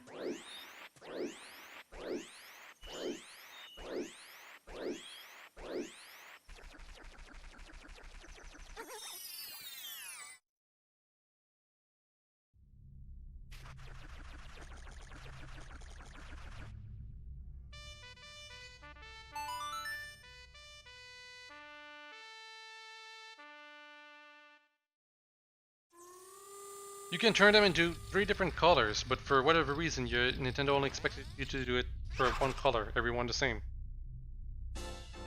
That gets you a piece of heart. Well done. Okay, now we need to go back to Clock Town. And I'll just walk there, even though it's probably faster to just warp. This game has so many different versions of moving quickly. There's moving like this, the bunny hood, which doubles your speed, Epona, which is kind of useless because by the time you get her, you already have the Goron mask, probably, and the Goron mask, which is the fastest way of traveling around if you don't count warping. And also, this Goron's right here because we stole his room. This is Link. Also, he knows it's gonna rain tomorrow. The wind has gone damp, apparently. Oh, and another advantage to having the key is that you can always enter the town, not the town, the Stockpot Inn, even during night, because the doors are normally locked at night. There's something else I just remembered I have to do. I could have done it in the second night too, but I want to do it now. La la la, they said I was much too loud when I practiced in my room. I think I'm mad. Now I'm sad. I'll just think about the past and keep my mind off the bad. Ah, yes, I'll do that. Dear guest, long ago I was in an animal troop, with dogs and donkeys and such. Why could a man join? That's because a man is an animal too, my boy. They were all great, but there was one thing I didn't like about it. Why was the dog the leader? Was it because something was wrong with me, sir? Oh, that dog was an amazing leader. He always had a stellar troop, no matter what animals he had to work with. That's why I stole it. Dog's mask. I stole it. I wanted it because it was the leader's mask.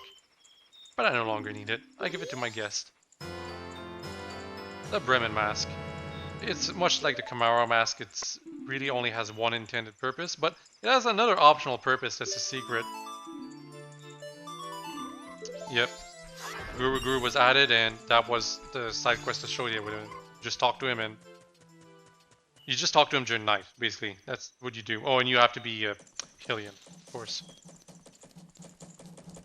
You're a Deku Scrub, he doesn't take you seriously.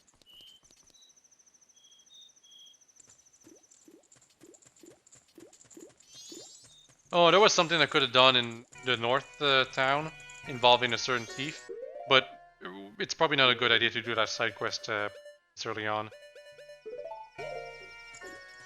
Anyway, what's wrong with these two girls? Don't bother us! The roses, scissors, twin dancers, right into your notebook. Let's dance in front of him. Because they're trying to figure out a specific dance. Also, it doesn't help that the music that's playing when you're around them is the same one that plays when you're near Camaro, kinda.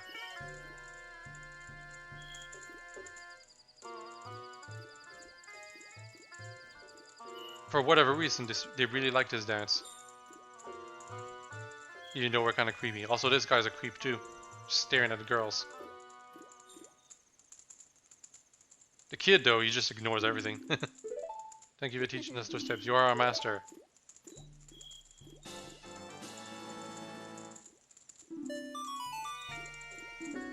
Stole the hearts of the dancers. Master, you're so cool. It's Camaro that's the master. Talk to them with the mask on. Master, please come to our performance. You don't talk to them with it. Don't bother us. So they only recognize you as the master if you got the mask on. I like that touch. Otherwise, the side quest is kind of boring comparatively to other side quests.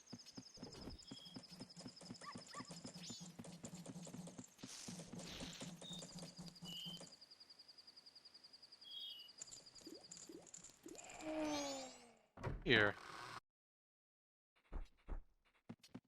Anju is waiting for us. And so is this hand. I already completed the side quest. Who? Well, that person was added to your notebook. If you look at the notebook, I already completed the side quest. Thanks for paper.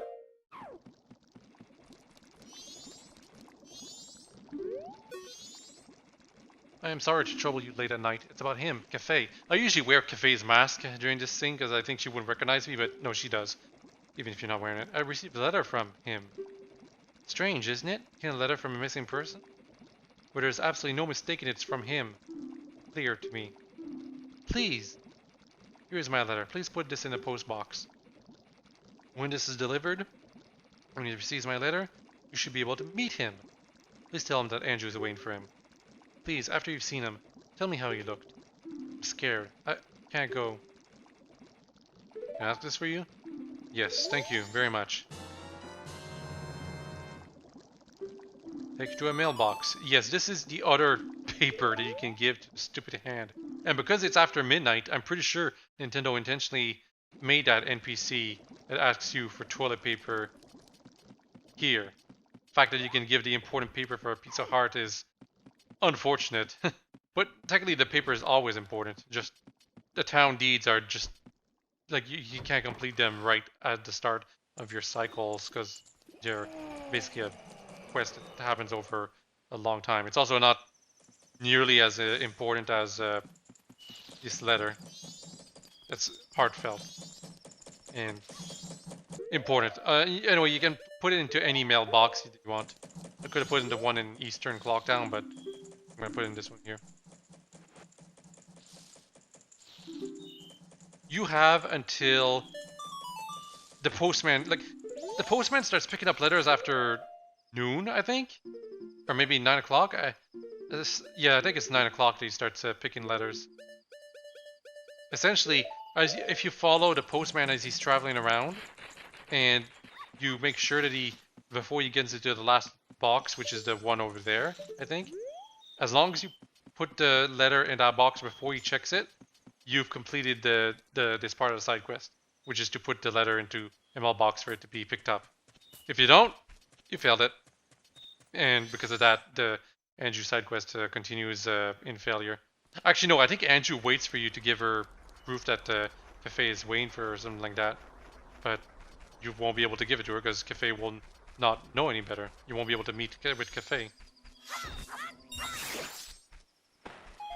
Incidentally, meeting with cafe, you kind of have to watch for the postman to pick up the letter and then deliver it. Something to consider. I don't know what I'm doing right now. I guess I'm just kind of passing time. But no, we'll start the dungeon.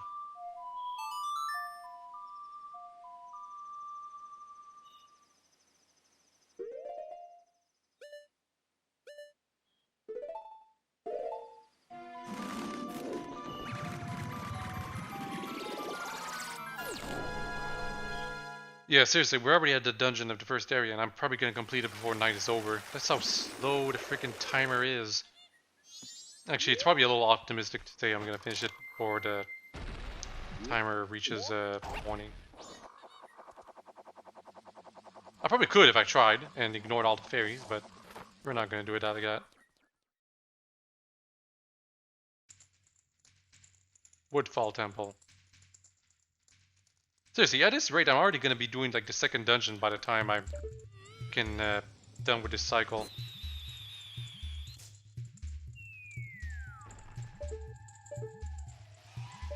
Rupees.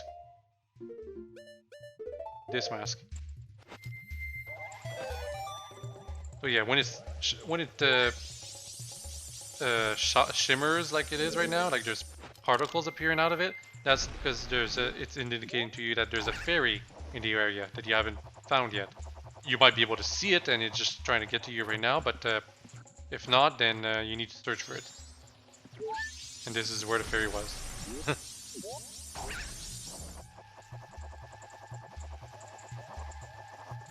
Seriously, if I turn back into this, you see there's no more sparkles.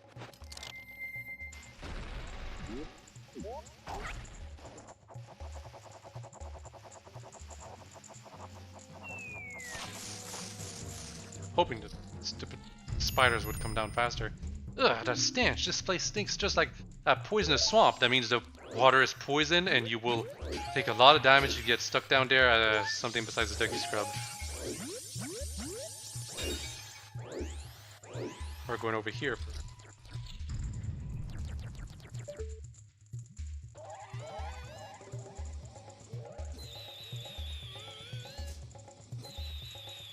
Is it gonna reach? No, it won't. So, because of that, we need to go to the center.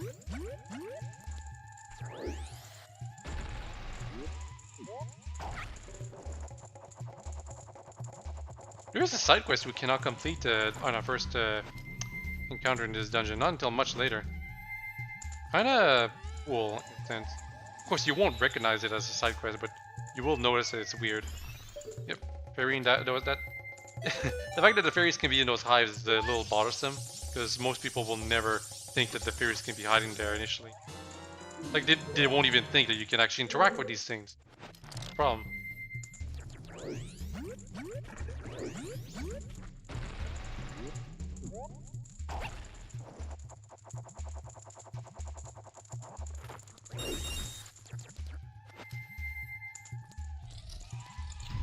Oh no, these stupid turtles.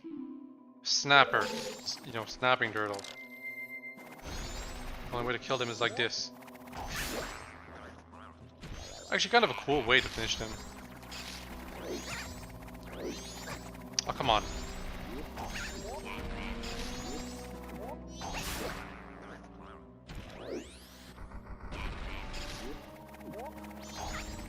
I had it.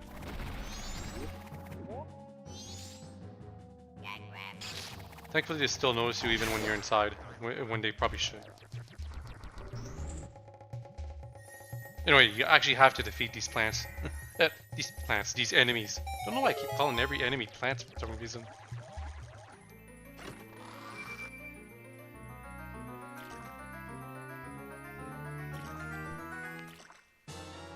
The map. Where do we wish to go? Now here.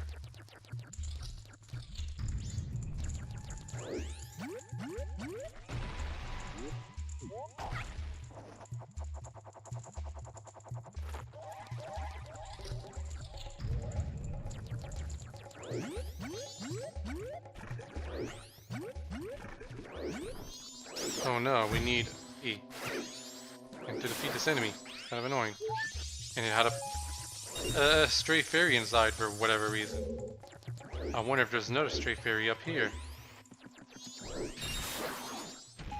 Nope. Actually there is, but you can't see it yet. Now here's a tough fairy to get. One. Oop. Okay. This fairy is under here. And normally you're supposed to wait until you get the specific item to be able to get it, but it's possible to get it from here.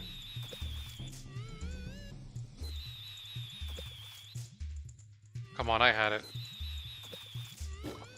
Oh, I did. Okay, cool. Yeah, normally I think they were expecting you to have the Zora mask or the bow really, to be able to get that, but I refuse to bow to Nintendo's logic. I just get it by freaking firing a bubble. This.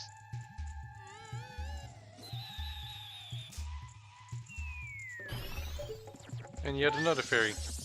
I think that one was moved in the 3DS version.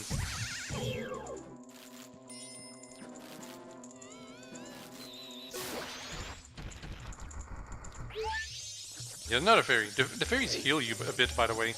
Unfortunately, they don't restore your magic.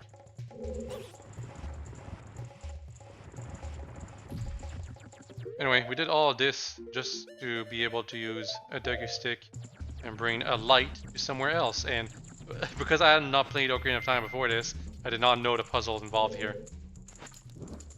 Like, I don't think I even knew that you could burn Deku sticks like this. And yes, you have to specifically do it this way, because it will otherwise burn too quickly.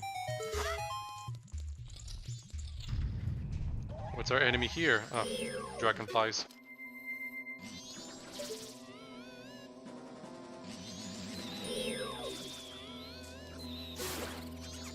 The bubbles. Much easier.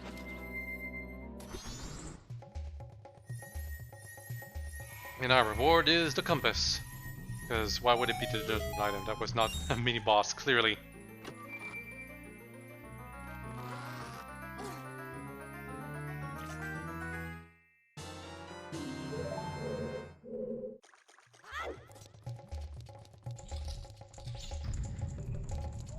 And we need to do this. Here. And I roll because you really want to go fast. Because, yeah, there's these mods that follow you when you have the fire on. There's also the fact that do not move fast enough when going up that those staircases normally, I feel.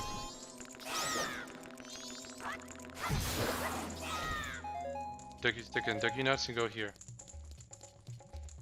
Then you go up here and it's a dark area. Well, it doesn't look like it. Oh, now it is. Careful, I sense a lot of evil here. What kind of evil? This evil. Black Bow. These are very easy enemies. Keep doing the spin attack. Or just normal attack, really. They only take one hit. The only annoyance is that there's a lot of them.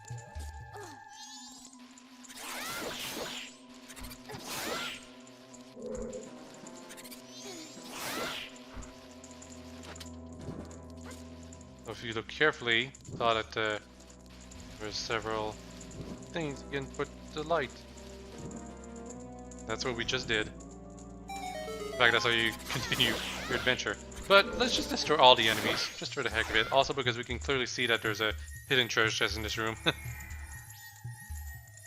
What does the chest contain? Go. Come on. Yep, another stray fairy. We're already on a night one. There's 15, don't forget.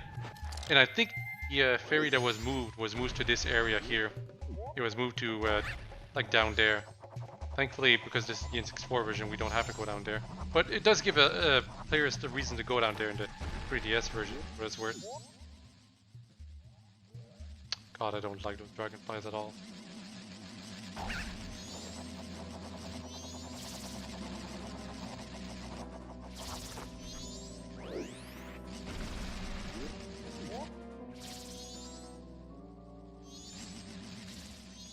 I don't remember if they're there in the 3DS version.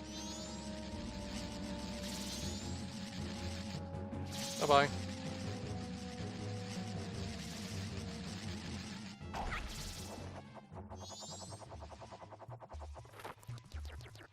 Jumped much earlier, but I want to take my time. It's also almost the second day up. But we're also almost done with the dungeon, so... Yeah, so first thing you want to do when you get here is press that switch because it makes those ladders appear, and those ladders are pretty important. Also, Tatl has something to say only when you're here. Look, from up here we have a better view of the shrine below. Yes, we do. Now what we want, get a special item.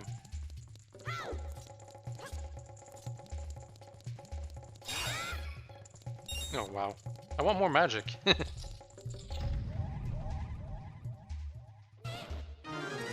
Oh no. It's Dino Flows. Or Dino Falls. I keep saying his name wrong all the time. Anyway, yeah, Deku sticks still deal double damage. This one breathes fire after you attack though. And it dodges your move pretty impressively. But 2 strikes with a Deku stick is enough. And if you manage to hit it with the jumping attack with a Deku stick, it's an instant kill. So now our reward is... Drumroll, please. The bow! Why did we lose it in the first place? Well, it's because we never got it, because we were sent back in time, but now we have it even as a kid, which is so much better than the freaking slingshot. Don't know why they brought it back for Twilight Princess, especially because you got to use the bow in the same character.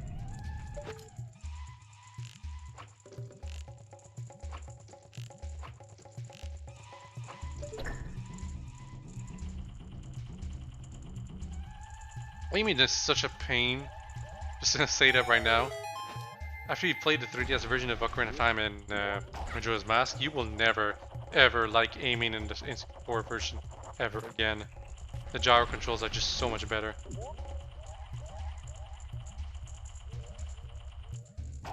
Also, the fact that Wii Pro controller is just not made for letting you aim in this version. Oh, it's a generic enemy because it didn't get a cutscene. It's pretty weak too.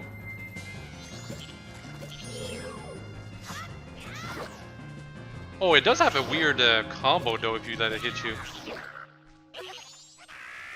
If you let it hit you, it will actually do a weird punch combo on you. It's actually kind of strange. I guess that's what Tatl means by letting it make a fool of you. Okay, come on, I just want to go in the flower. Because you have to be standing still on the flower to get into it.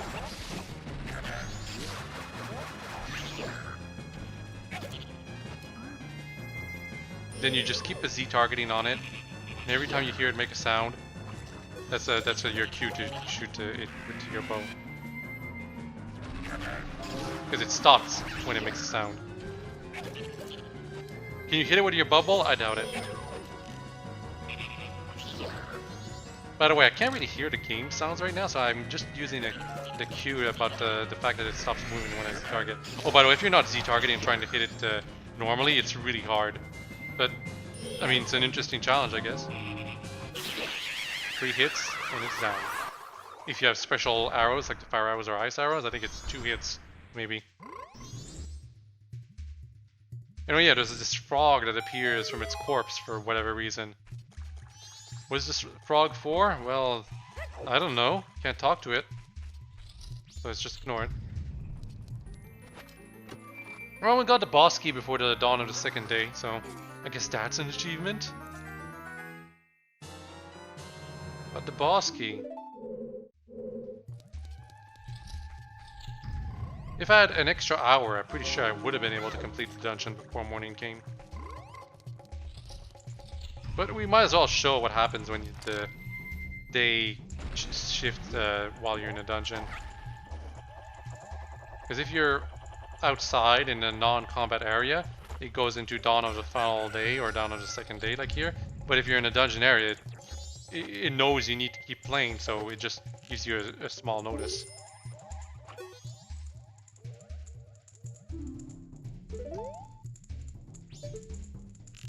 Yeah, you probably want to keep de-targeting that area, but yeah, you need to light up the fire on that thing. Pretty obvious, if you know how Zelda works.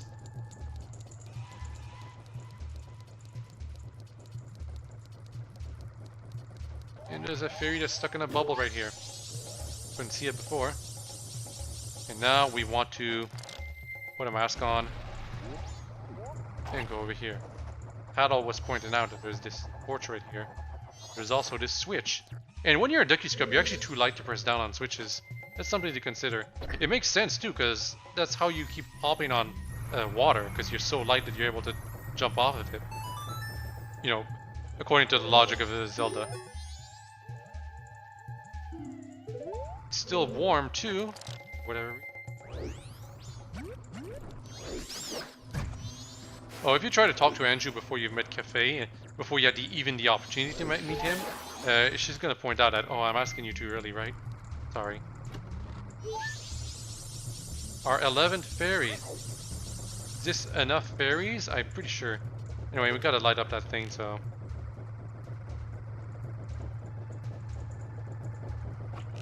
Oh, I screwed that up. Again, this is much easier in the 3DS version. Majora. Oh, come on. I had it. And if you have fire arrows somehow, you can actually just use that. It's possible to just quit this dungeon while once you get the bow, you can actually just go ahead to Snowhead if you want. And Snowhead dungeon, spoilers, gives you the fire arrows, so if you can't do this for whatever reason, you can just go to Snowhead and get the fire arrows, and you don't have to do this stupid timing thing. So we got all the treasure chests there, right?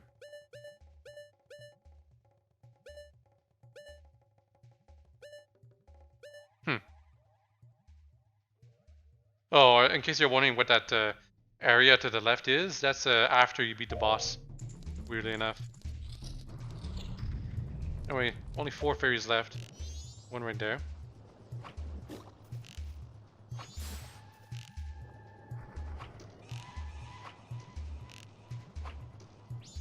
Come on. Arrows! Get fired a little higher than I want them to. There we go. Jeez. What a waste. Fairy right here.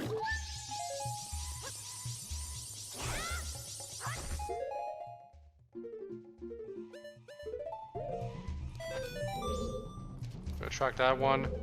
Oh, there's another fairy over there. Yeah, we're supposed to jump to the left first. And yeah, so because of that, we have all the fairies.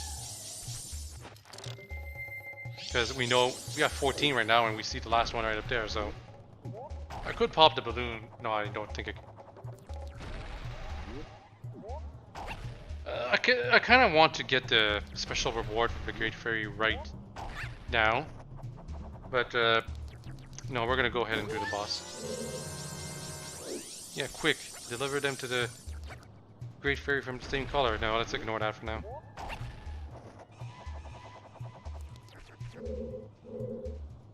And we need to go higher.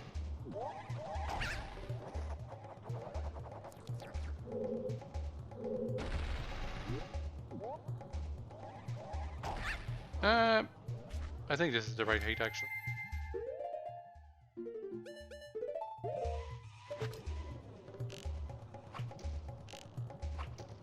Oh, come on. No. So we press that, well, not press, but we shoot that switch. Turns out the fire. However, it's not forever. And if you get hit by fire as a Deku Scrub, you quote unquote die right away. Which basically just counts as you like fall into a pit, so it respawns you at the start of the room, but it's still something to consider.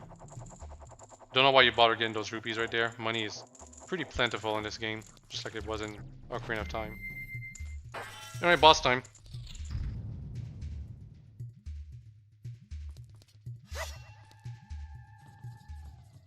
Bosses were pretty majorly overhauled in Majora's Mask, especially in the case of the last one, in the 4th dungeon.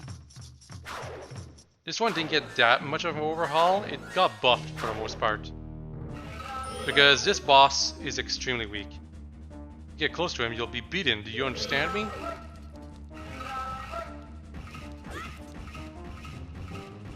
Look at him, just running away.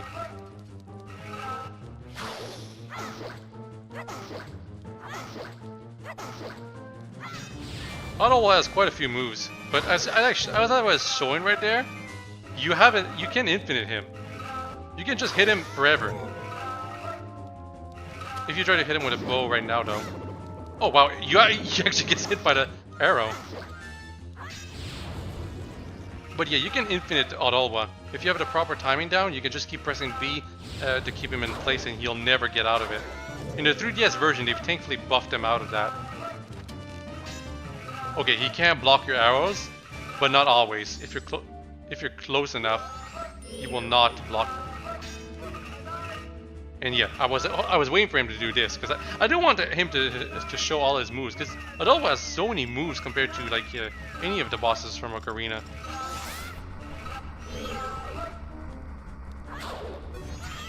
Ow. Obviously when he's sinning.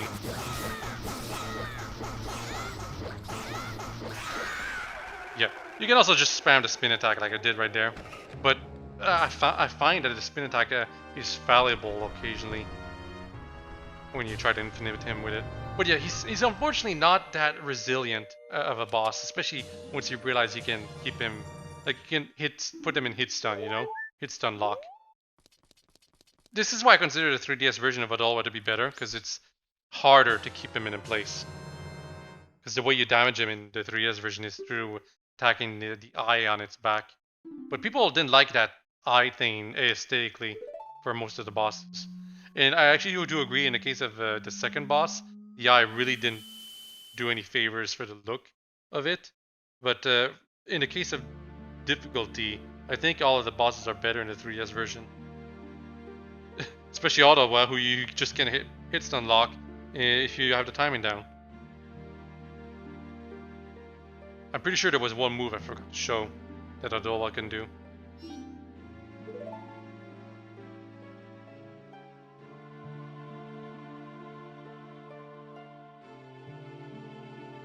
Huh, what is that? Yeah, there was one move where Adolwa can summon a rain of fire. Unfortunately, because I attacked them while the moths were still just coming out, we didn't get to see that happen. Wait, listen, it wants to say something. Could have crime be its way of teaching us some sort of melody? Don't just stand there, get your instrument. Yeah, instrument, because we could be some other form, right? Huh? Oh, not quite. You always turn back into Hylian Link after you defeat a boss. So, Tatl could have said Ocarina right there. Anyway, the Oath to Order. If you screw up the songs, I'm pretty sure the game will comment on that. Saying, hey, get it right already, jeez.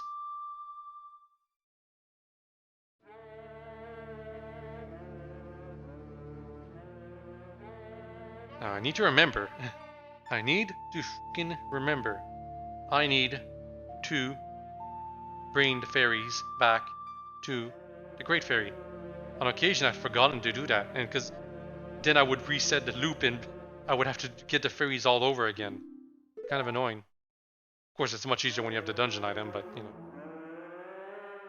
Still annoying.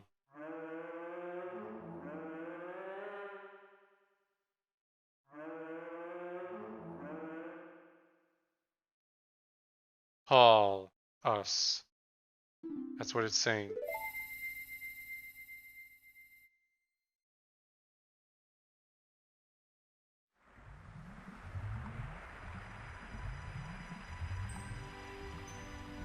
Yeah, normally I see the scene when it's nighttime. But because I'm doing commentary and taking my time at the same time right now, it's daytime. Of course, you always see the scene after you beat the dungeon, so if you want to see it in different periods of time, just do whatever. It's one of the things I like about Majora's Mask, actually. Seeing all the cutscenes in different periods of time with different things in effect. It's really cool. I mean, imagine how that scene looks when it's like 10 seconds before the moon crashes. 4 people Tatl talked about. You think he was talking about the spirit that was sealed inside that mask? Oh, hey, you were pretty good out there. Have you done this before or what? Kinda. Now, just keep that pace and save the other 3. Hey!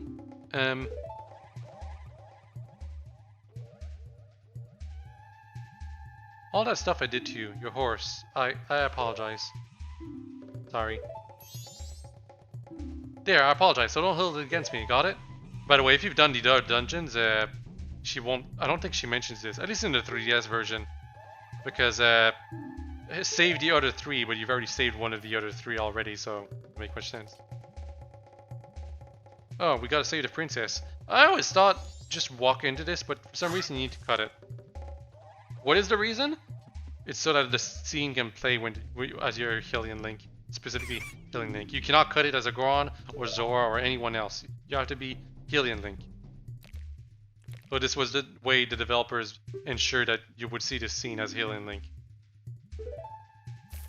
I won't be surprised if there's a way to transform just before it starts, though. Monkey made it back fine after all. That's good.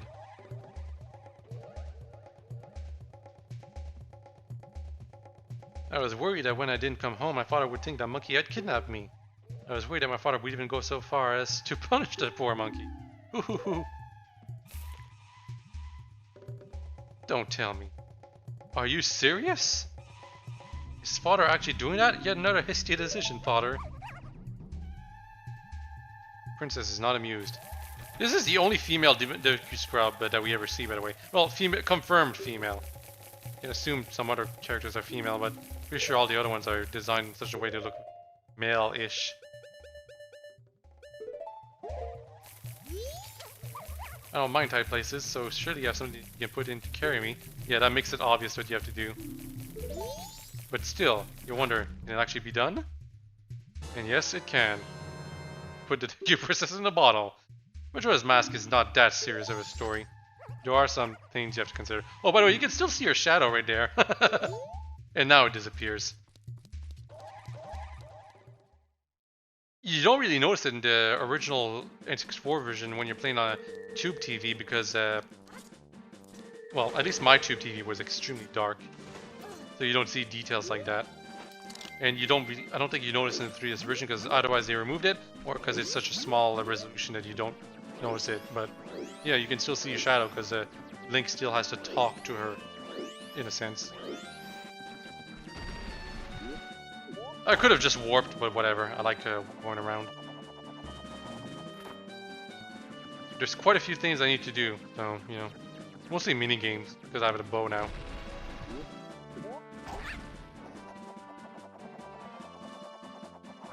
But there's also some time-sensitive stuff.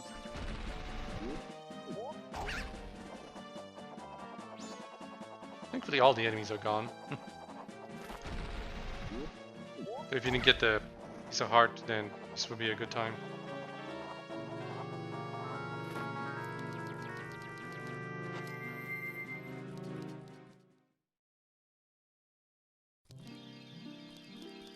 Fairy's Fountain. If you don't have all the fairies, you will be able to drop off some of them here. They just won't reform to the Great Fairy. How does this work anyway? 15 fairies makes one Great Fairy? And these fairies are different than the ones you can put in the bottles. I mean, whatever. Oh, strong young one, I'm the Great Fairy of Power. Thank you for returning my broken, shattered body to normal. Thanks, I grant you progress with this new sword technique. In the, like, cutting room floor files of Majora's Mask, there's an animation of the Great Fairy showing Link how to do the spin attack and how it would make it stronger. It is weird. Because the Great Fairies are just like, they do power stuff. Or they though you powers to you with magic, like they did in Ocarina of Time. I guess for this game they were thinking of making it so that it would actually teach you to move directly, maybe? Well, whatever the case, they thought it was stupid, so they dropped the idea and they just give it to you by magic. I guess it's because the cutscenes would have only mattered for this fairy specifically, and they thought it just looked too weird even for this game. Because I don't see how the other fairies could like teach you their powers physically. But yeah, the advantage of going to the Great Fairy Power here is because, like, if you did the spin attack before this, it'd still have magic involved, but it would only go up to blue. And that's what it was in the Ocarina of Time. When you were taught the spin attack and you did it quickly, it would just be blue. However, by getting the power up in this game, it is always the big spin attack that you do when you use it after getting the upgrade. So it is advantageous.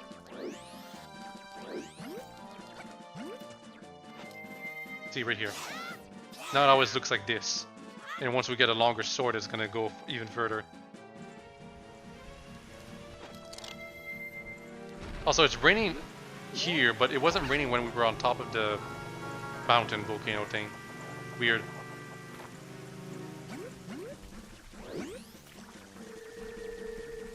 Technically we are above the clouds though when we're up there, so I guess we're above the rain.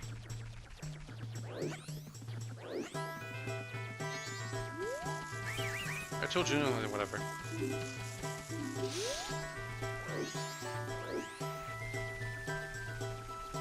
So the princess is gonna complain that we're not putting her into the thing right away. You can see the monkey being punished right here. What are you waiting for, Link? Hurry, open this bottle and release me right where my father is standing. Ooh, hot, stop it, please.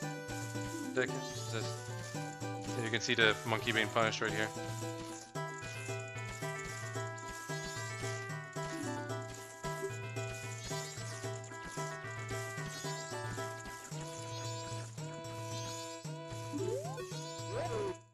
How about that? Hot, isn't it? The monkey shall suffer and suffer till he can suffer no more. You shall know the right of a king whose daughter in prison is taken away from him. Well, the princess is here now. And she's got a few choice words to you, Mr. King. Oh, my princess, my darling princess, you all right? I was so worried. And yet he wasn't doing anything to save her. Only to punish. And for good measure, the monkey was punished one more time in the back right there.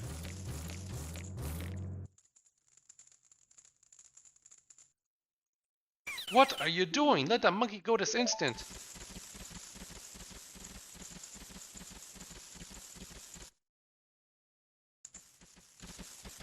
Yeah, we know who's the responsible one between those two. Oh, Mr. Monkey, I'm truly sorry. Father does such rash things when he's worried about me. I understand, Princess. Forget about that. Has the temple been returned to normal? Well, yes, thanks to Mr. Link here. I am very, truly grateful. Really? So you're called Link, are you? For keeping your promise to me. As a symbol of our gratitude, our butler has prepared a little something for you. Accept it. You'll find the shrine that will be to your right when you leave the palace. We'll do that quest right away. Hasty decision making is my weakness. This time more than ever, that's become clear to me. Oh, strange traveler, there is little I can do. Please rest a bit before going.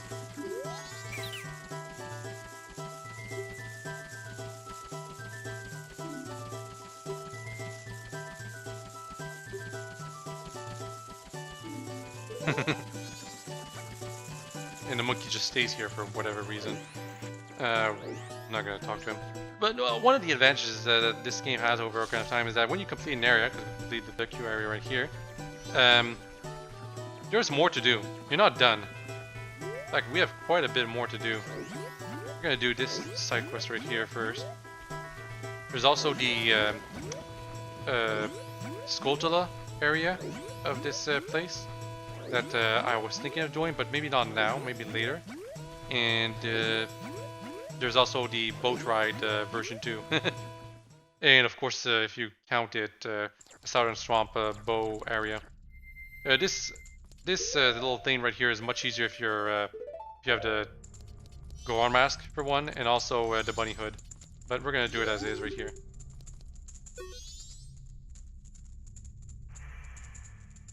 He wants to talk to you even if you're Hylian.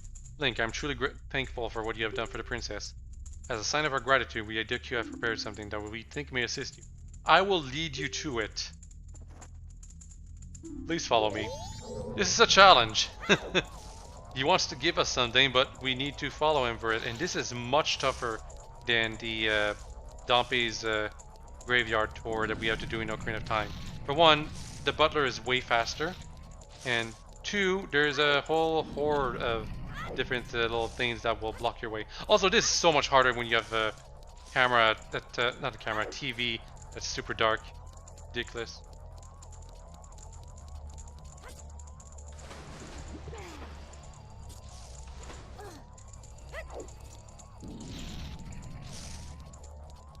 I know the way by heart, so I doubt I will get screwed. But it took me so many tries the first time. Also, this is a shortcut right here.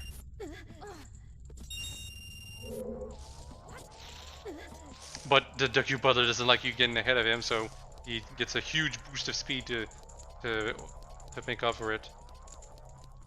Oop, wrong way.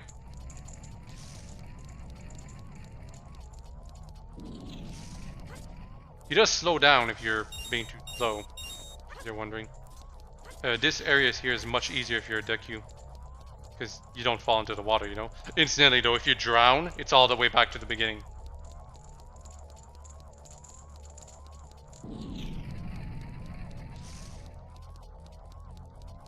There was actually two solutions there. The front one would have worked too. In the 3DS version, for whatever reason, they changed the spire into gates. I guess it's to make sure you don't instantly die if you're playing as a Deku. Because if you get burned as a Deku, that counts as like falling into a pit, and that means you have to start everything over. So they changed it to gates so that it doesn't damage you anymore. Pretty smart to change. Especially because those gate things are only used in that specific instance for the 3DS version. Here we gotta go to the far left. Whenever I got to that area back there, I would always like get lost because I never went to the far left. Here we have something that's kind of annoying. You need to have your bow out or to use your bubbles.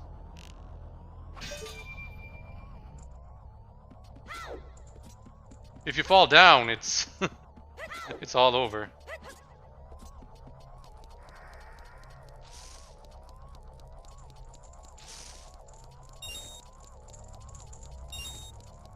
By this point, you're pretty much done. Like, the last gate is right up there.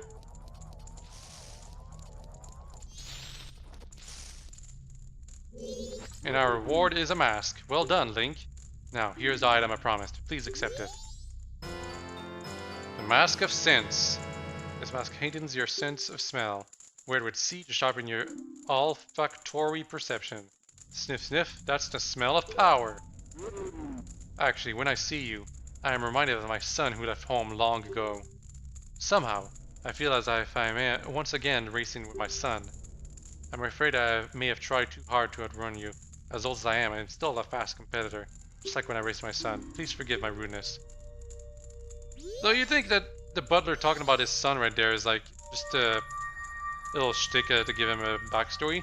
But we've already met his son, if you remember. It's been hours, even now, but when you put two and two together, you realize who the son was and why you look, why we remind him of him when we're in Deku form. I should probably warp. As I said, I won't do the skull to the place right now. What I probably should do is go into Terminal Field, but I have enough time to do the little puzzle bit here. Actually, there's also the bow area. Quite a few things I need to do. Actually, no, you know what? I'll settle the Southern Swamp bow area for later. But I will do this, because it's easy to forget. But the bow area of the Southern Swamp is something we could like do on another loop if we absolutely had to. Just want to make sure I have enough leeway to do the time-sensitive quests I have to do in Clockdown. That's the thing. Especially if I somehow screw up. And we go talk to him. If you happen to come here to show me a pictograph, I hate to say it, but the contest has ended. Ah, but I do hear the boat cruise is starting up a new attraction, so go to that window over there and ask them about it. Yeah, so if you were hoping to get the piece of heart with the pictograph contest, then here's your problem. The pictograph contest is over after you complete the dungeon.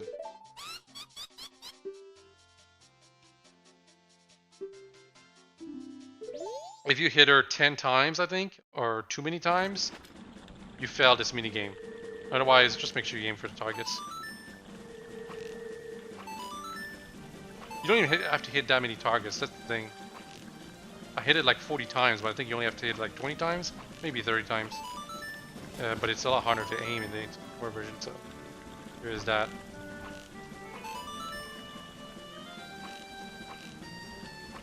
You can hit her a couple of times.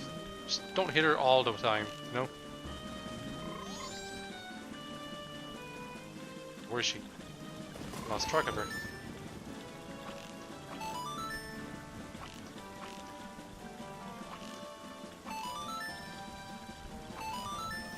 I always try to get like a score of 60 when I was really feeling like challenging myself with this game.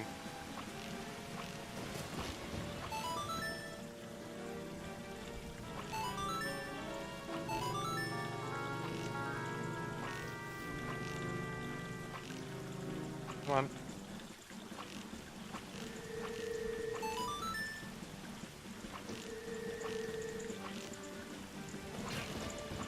Ah, I could have got. Ow, sorry. I could have opened the skull to the place if I had been quick enough. Oh, I should hit at least 20 again. 21. Okay, that should be good enough. Normally with the gyro controls, you get like 30 or 40. So much easier to aim. But they made it. They gave a lot of leeway players in the N64 original because I mean, it's pretty crap. New heart container. And no, I don't want to play again. Gotta play different games now. Terminal Field, that's right. Like I could do it in the final day, but let's do it now. But I am not doing the Southern Swamp bow area just yet.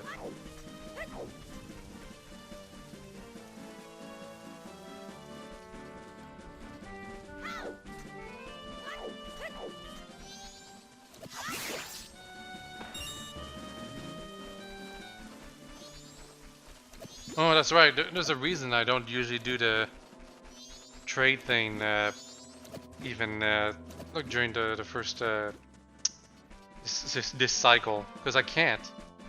Or maybe I will. I'll just have to remember to go to the curiosity shop on the final night. Anyway. The secret right over here. This. Over here. Just see where the butterflies are. There's the secret where the butterflies are. It's much more obvious in the 3DS version. It's this thing. It's the only one you find in this game. It's a pea hat. 1, 2. Yeah, sometimes you can't really block it. And sometimes, even though it looks like you ought to have hit it with the spin attack, it doesn't work. But yeah, if you go here at night, well, pea hats don't like it when it's night, so it just stays in its hole.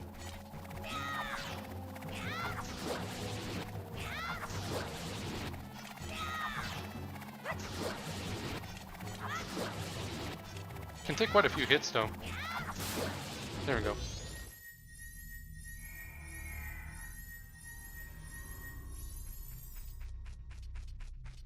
And that's the only pea hat that was in the entirety of Terminal Field, which is genocide of species. At least in this loop. Man, the game sure likes to remind us that each new container will increase our life after we collect 4 pieces. Thankfully, the text is so quick that no one really complains about it. Okay, now we're gonna go back to the Honey and Darling shop, whatever. Gotta do minigame number 2 now, and I think it's the basketball game. I think the 3DS version actually switched some games around, maybe. Big emphasis on maybe.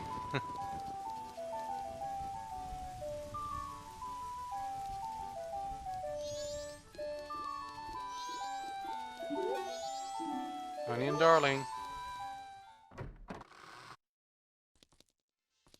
Yep, basketball.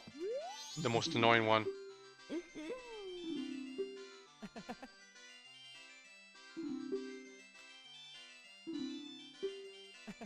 These guys have so many more animations when you look at it. In the Ocarina of Time, they didn't have any animations. They only kept spinning around. Here, they actually, like, you can see which one is talking to you because the respective NPC turns its head. Anyway, it's pretty lenient when you throw the bomb. As long as you're like throwing it near it, it'll land right into it, usually. Just make sure you don't fall, that's the problem. That's what usually screws you over for this game. You end up pushing too far and you fall. Keep a bit of distance away from the edge.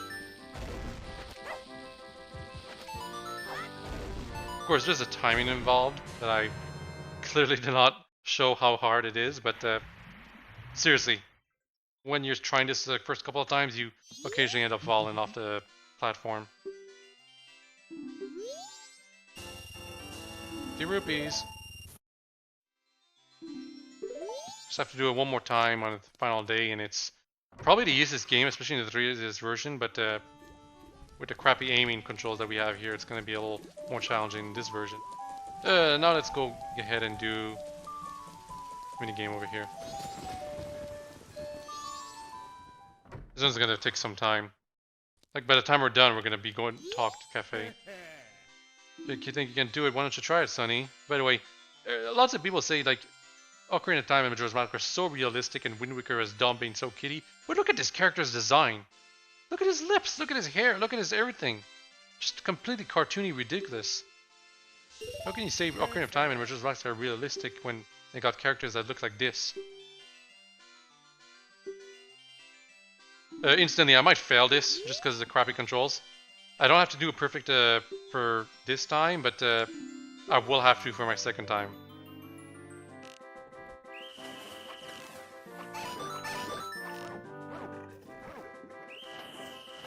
Don't hit the blue ones. Actually, we will hit some blue ones once we've gotten 40 points. Because it makes the game shorter.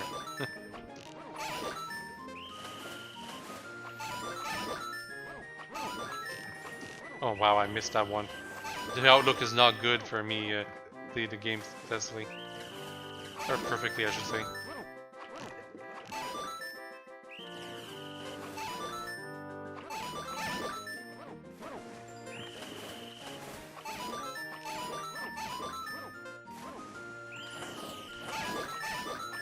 It also helps that I know the order of where they'll appear. That's the thing. But yeah, then you have instances like this where I'm trying to avoid hitting the blue, but I veer off too much, and then there's this particular instance right here where you have to be like perfect.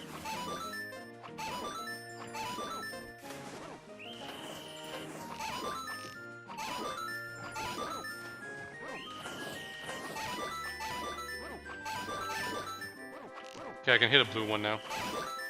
Okay, for this final one, there's no blues. Okay, I missed 3. It's a little worrisome, but let's try to get the perfect, because that's how you get a piece of heart here.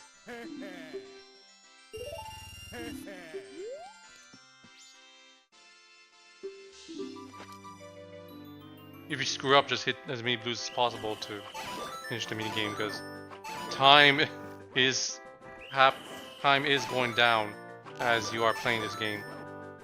It's passing, elapsing. No time to waste.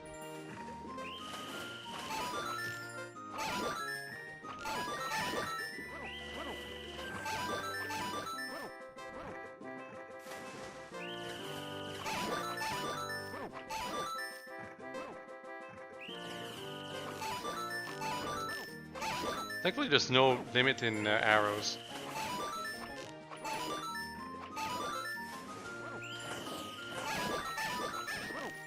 Okay, here comes the tough parts.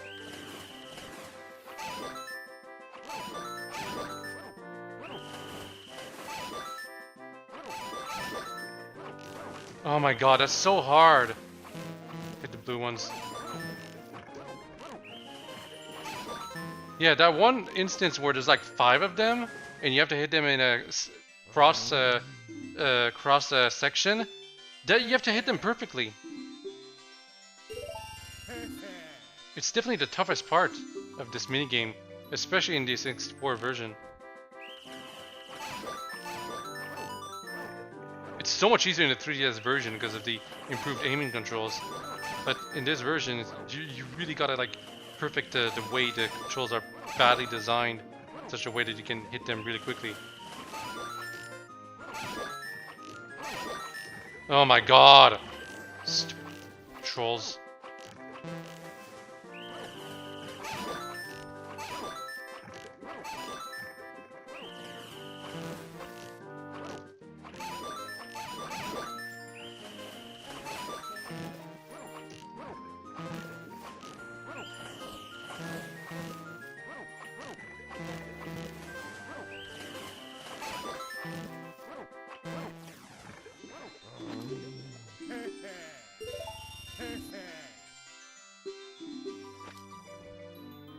Half an hour basically every time I screw up.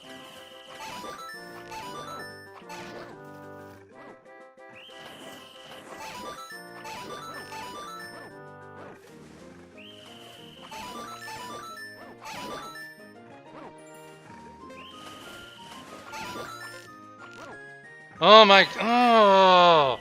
I'm just trying to flick a little in one direction, but no, it has to send me off way too far. Screw up with this game. Gyro controls just make this so much easier.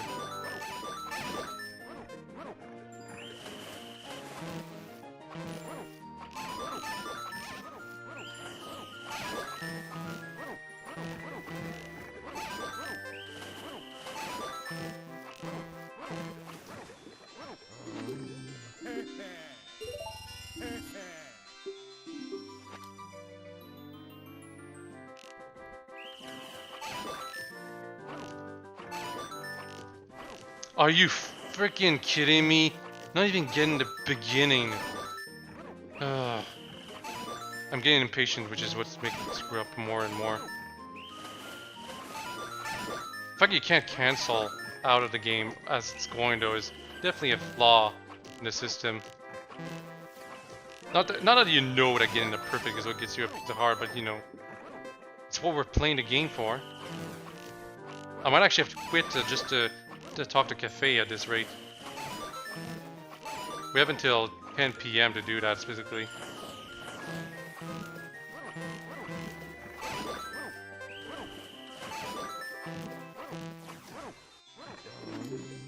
But yeah, this is my last attempt. Otherwise, I gotta do some other things. And then I'll try again on the final day. Or, yeah, the final day.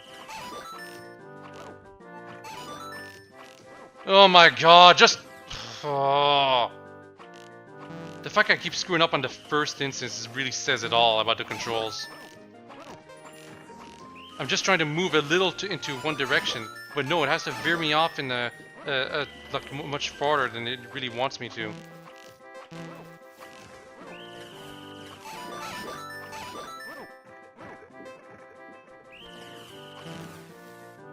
But yeah, it's probably because I'm pissed off right now, because I kept screwing up so many times. If I calm down, I should be able to do it. Because even though this is the Wii U version and I can remap controls, there's no remapping the control stick controls. That's the problem. No thanks. Yeah, be that way because your stupid minigame makes it accentuates how horrible the control sticks are, controls wise.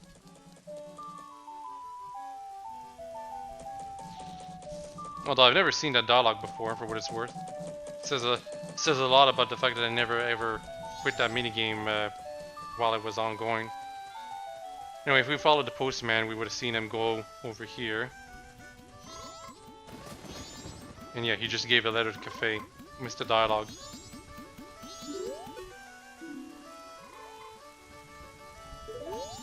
If you ring this, but your link, and you see that it's Cafe, he'll open the door and you look around, but then you'll close it back and you won't be able to get in. Incidentally, Cafe is so damn slow in this version.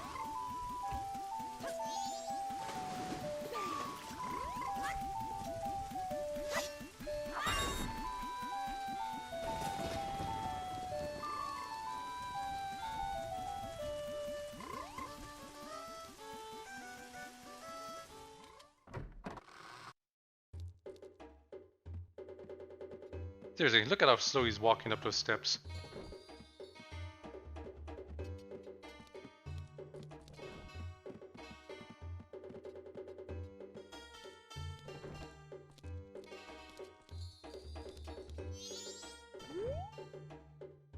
Green hat, green clothes. Anju wrote about you in your letter. Seems you're looking for Cafe. Can you keep a secret? Can you keep a secret? Oh, blah blah blah. No. Listen, when someone asks you that, you say yes. And then it just pretends you said yes. Anju trusted you, I shall also trust you. I am Cafe. Duh. The Cafe we're looking for is an adult. When I look at you, I just see a child. This was never informed to us that we are looking for an adult. I always thought we were looking for a child or just a short man. But anyway, he's not hiding because he looks this way. Sure, yeah, he's not liking it because he looks this way. The reason he's hiding is because he lost his mask because he was freaking showing it off at a bar. Also, I like that he mentioned that he was gonna look to the Great Fairy for aid. The Great Fairy is not just designated for you to be aided, it's actually for everyone in the town, apparently. I know I'm just worried, but I can't go out yet. I made a promise to her that I would bring the winning mask and greet her. This pendant. Give it to Anju. Unfortunately, we won't be able to recover the mask for him because we don't have access to the area that he's going to go to. But we can do a part of the side quest. Mysterious youth Cafe was added to your notebook. You've been entrusted with a precious item. This was added to your notebook.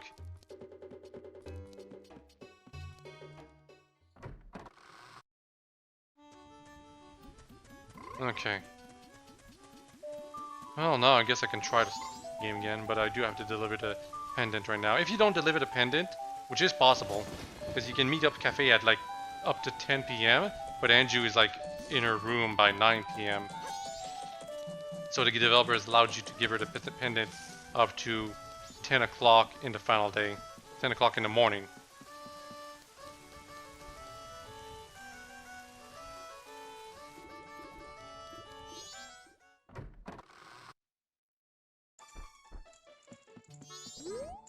Oh, did you meet him? Yes, I did. And like we can have up to 3 things here. This is the 3rd item you would normally get. Either the Pendant of Memories or the other item in this side quest. That face looks so happy. This was added to your notebook.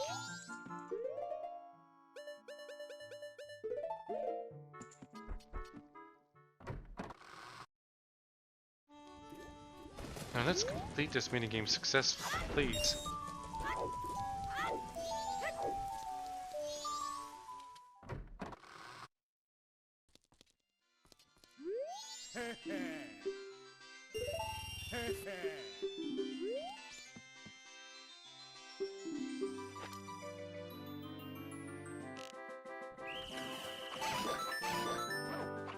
Well, I was able to get past the beginning at least now.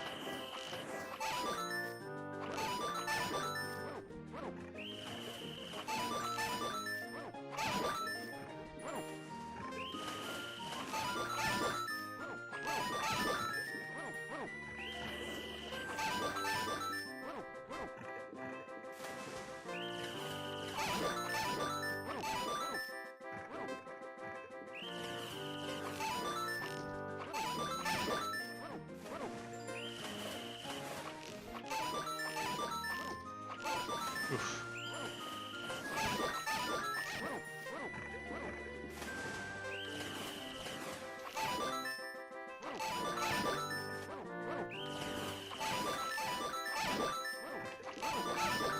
Oof.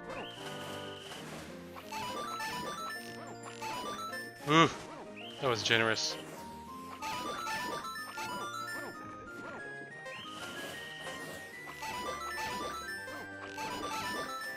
Last one. Oh my god. See, all I need to do was calm down by leaving. They're still really extremely nervous, by the way. Also, time is still passing while we're looking at a perfect thing. If you don't have the time slowed down, it's actually like a good 15 minutes that you lose just staring at that perfect. Okay, I'm actually gonna have to get 3 more rupees because I need to play the Southern Swamp version of this minigame now. And then we'll do the Skulltula thing. Should we walk there? Yes. Yeah, it'd be much faster to warp.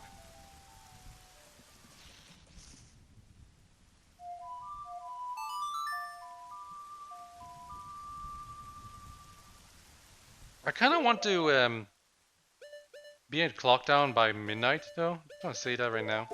Special scene I want to show to you all. This game has so many optional scenes that you only notice. Like they have a reason to be there. They basically tell you why some characters are in certain locations, and they exist to, you know, explain why some characters also leave. Because if you did something on the day beforehand, there's a reason that scene doesn't play. Crap, I need 1 more rupee. Hopefully I'll find one in the grass over here.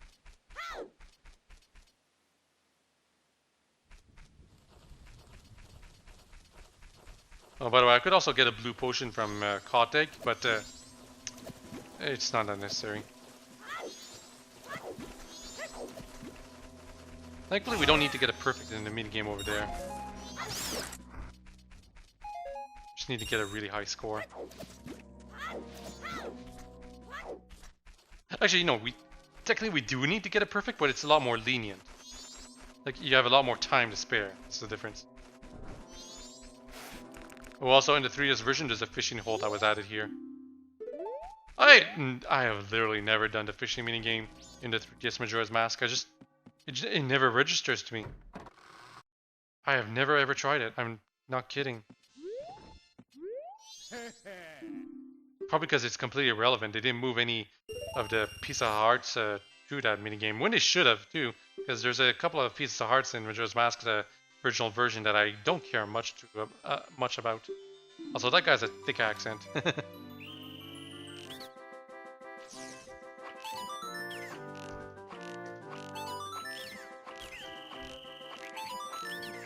Go.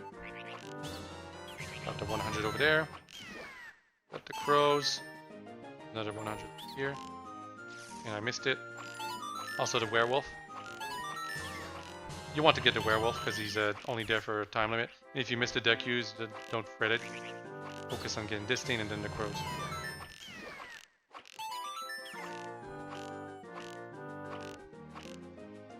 Come on.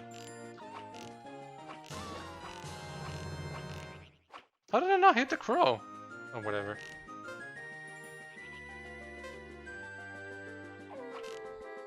Oh, also Night of the Second Day. There we go, finally, jeez. I guess I guess you don't miss the crow, it just keeps looping over and over.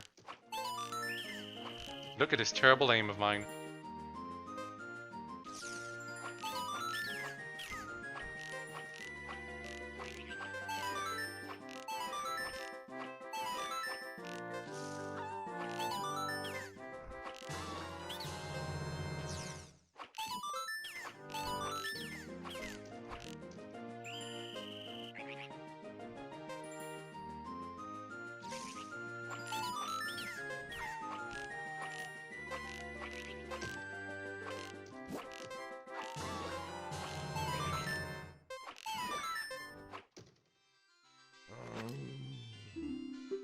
Wait, I actually have to get it perfect? Oh wow, I thought you just had to score enough points. Wow, okay, this is literally the first time I ever failed that minigame just because of the terrible aiming controls. Also because, but it's also because I wasn't taking it too seriously. I was sure you only had to get like enough points the first time. But yeah, I kept missing one of those stupid ravens that delayed me way too much.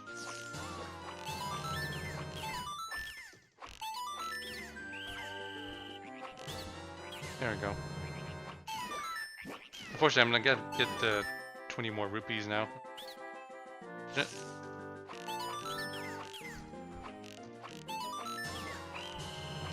Oh, come on.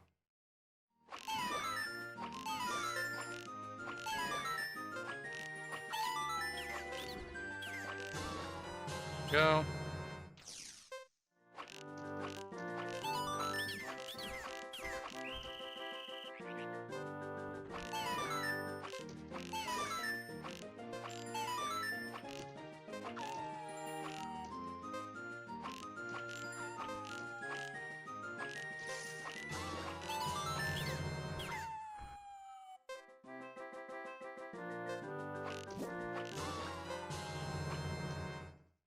Oh, that was it. Wait, what? I almost had it? What is going on? So not only do I fail it for the first time, but I also get like the almost had it dialogue.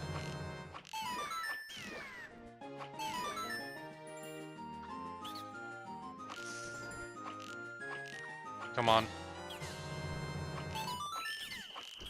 Oh, fuck. The werewolf.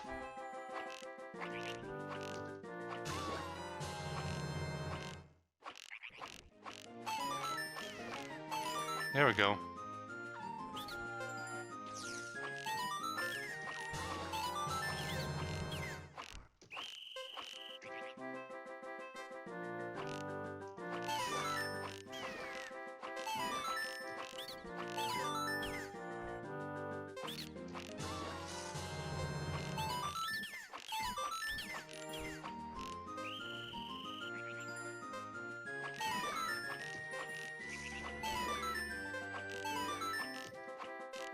Oh, incidentally, if you get into like if you're in this area and it goes from first day to the second day, you will notice the moon getting bigger like right away. Oh, come on, man! I have to get everything.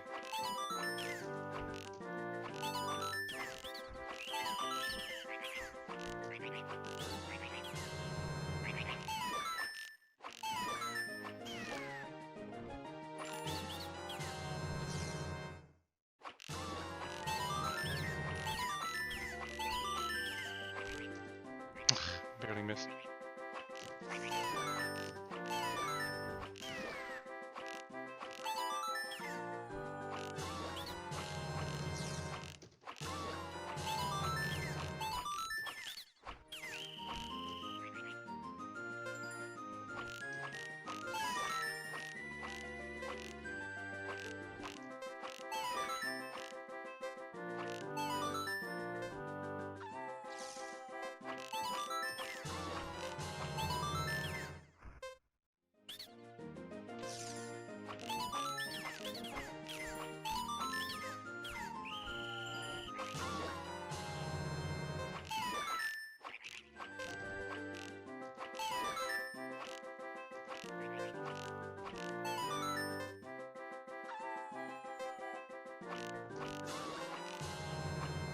There we go. Finally, perfect.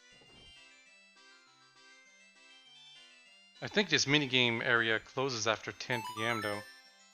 Problem. Also, there's this countdown, especially if you have it slowed down time. It just consumes all of it.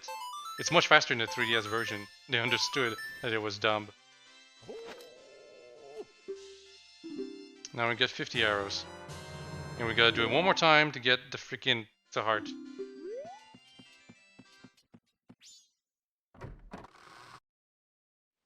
But I need the money for it now.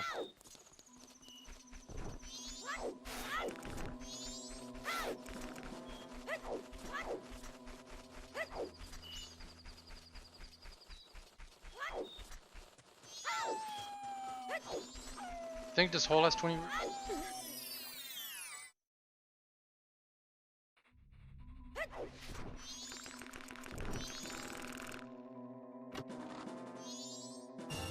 Yep.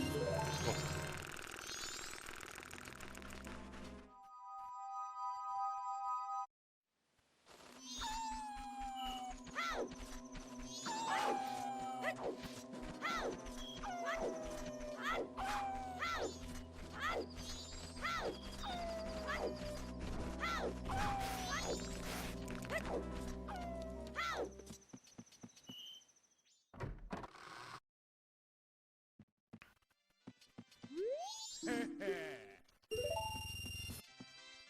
I keeps telling ya.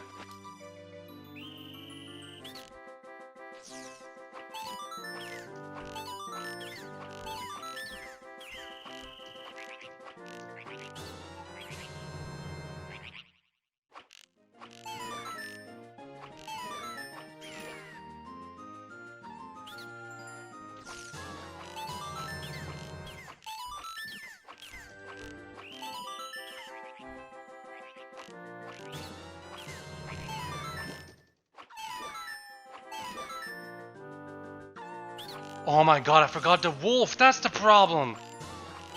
That's why I kept getting the, like, I'm almost close kind of thing. Oh my god. No wonder I kept screwing up.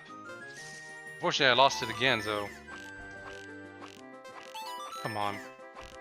I'm trying to hit Deku Scrubs.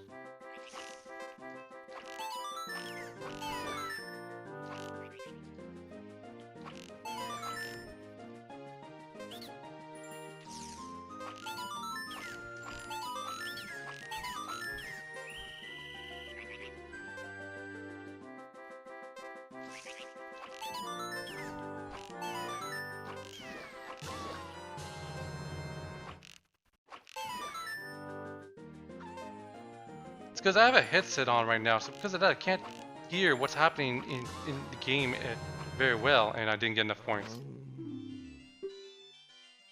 Yeah, I want to play again, but I don't have the money. Don't be stupid, mate. Ugh.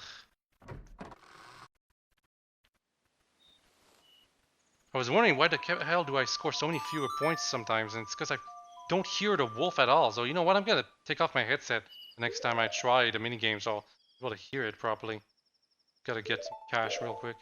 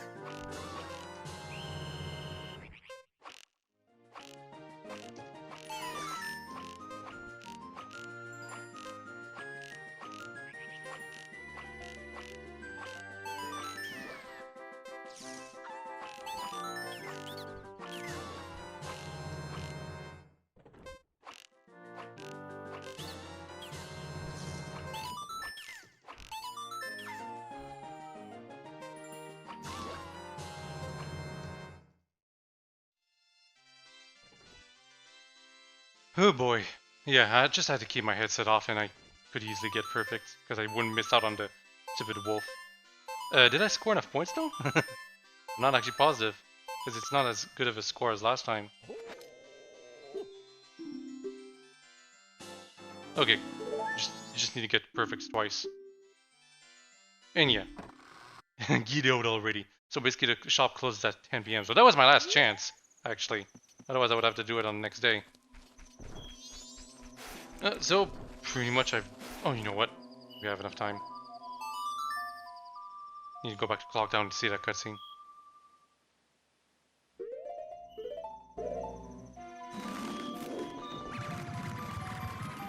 Otherwise, we're gonna spend a final day doing most of the Goron area. I don't think I'll complete the dungeon, because I won't have enough time for that, but we will get enough material. Probably enough to get to the dungeon itself, essentially.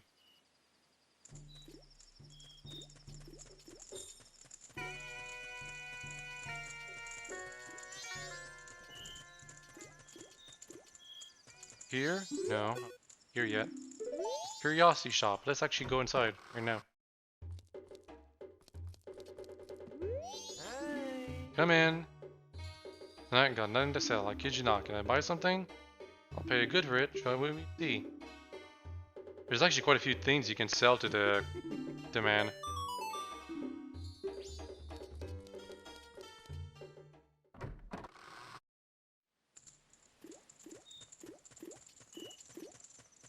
Now let's go back to the laundry area. See if we can go in there at all, actually.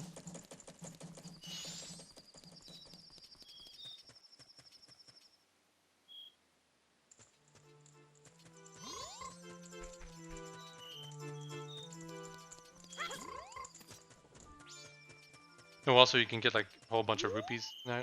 Yeah, it's locked. Okay. However, if you had stopped the Sakon from getting the big bong bag yesterday, you would still be able to go in there, and you would be able to go in there until the very end, until the moon crashes into Firmina. Why? Because Sakon never visits freaking Curiosity Shop. Like, I'm not sure if we're gonna catch him entering the place, but go back here.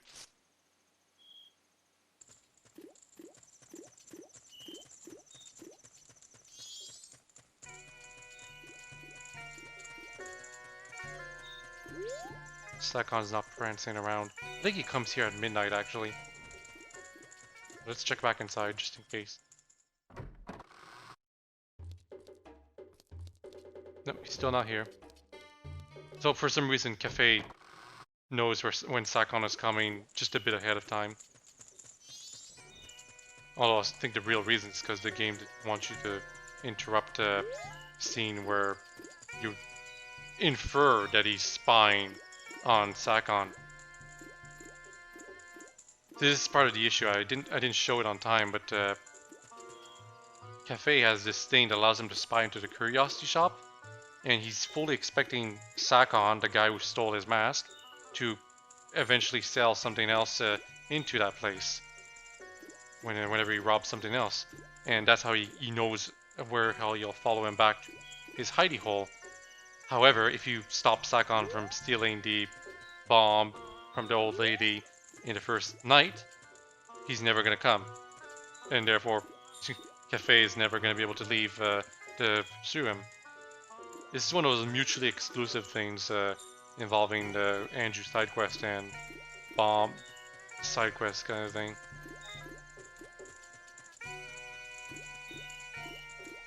The unfortunate thing is that if you save the old lady's big bomb bag, the Curiosity Man sells something different in the third night, and it costs 500 rupees, so you won't be able to buy it if you do the bomb side quest thing initially.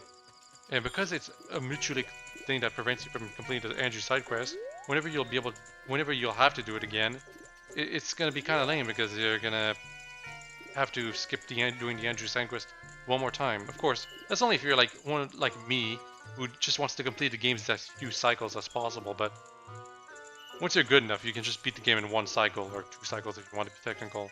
And because of that, you just don't consider that anymore. Not to mention stuff like the wedding mask that allows you, and the wedding mask, couple's mask, that you basically need to spend an entire cycle getting a piece of heart for, just because of the dumb. Anyway, yeah, he appears at midnight, assuming you didn't stop in the previous night. And he moves really quickly if you don't have time slowed down, like super quickly. Can't talk to him.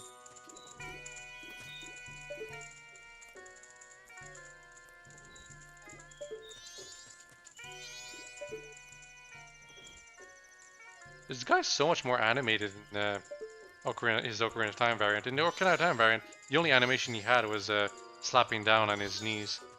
Like, I'm gonna show it right here.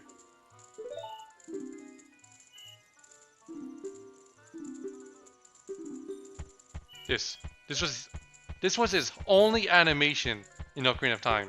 Compare that to all the other animation he has now.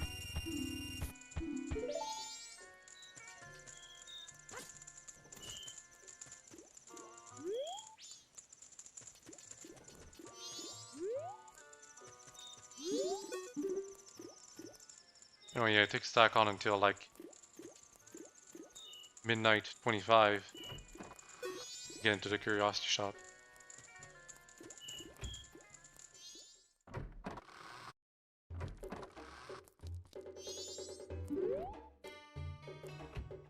This cutscene plays automatically whenever you're in this curiosity shop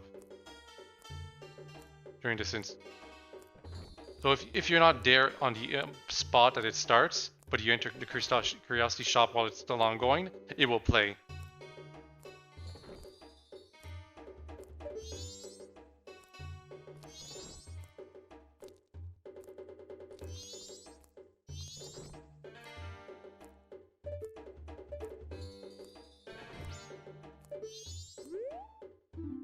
$100.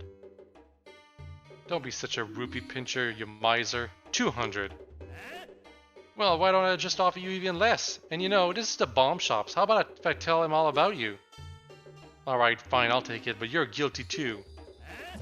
Don't be a fool. A seller of stolen goods is just a middleman who's trying to provide his customers with good product. Look, I know nothing. If it comes to me, I buy it. I'm a charitable organization that helps people in need. I understand, and the total is... It's 50 now, so there you go. What? You said 100! Oh, so you don't want me to take it off your hands. Wait, it's a deal, it's a deal! This curiosity shop's guy is taking advantage of me. I just want my fair share. I love the curiosity shop guy. He's also the fishing guy in Ocarina of Time, and he is the fishing guy in Majora's Mask 2 now. I think they hand wave it as him having brothers or something. I'm not sure. It's like Gorman, as we will find out with Gorman, who's a copied model from Ocarina of Time. Now he's got two brothers that look exactly like him, but got slightly different animations and looks, so it works. Okay, let's just go up to the north. But first, because we completed the swamp area, if we go right over here, because the mountains through the north gate. Basically, the way this works is that the developers expected you to do a time, like to use the Song of Time, and then when you start up again, Tatl would tell you which next area you're supposed to go through. You know, it's helpful. But if you go there manually, it plays anyway.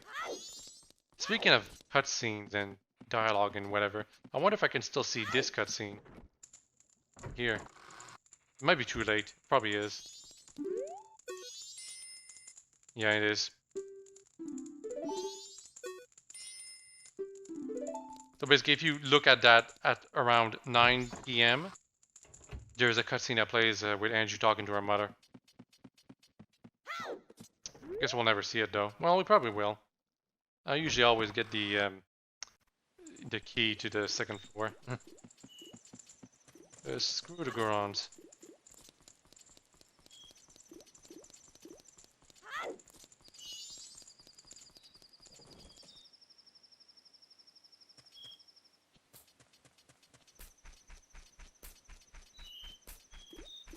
Oh my God! What? No, let's go ahead. Let's go ahead and do the Goron area, but there's still the House of Skulltula that I can do in the Southern Swamp area. But it'll be easier if I have the Goron mask with me, so might as well go get it.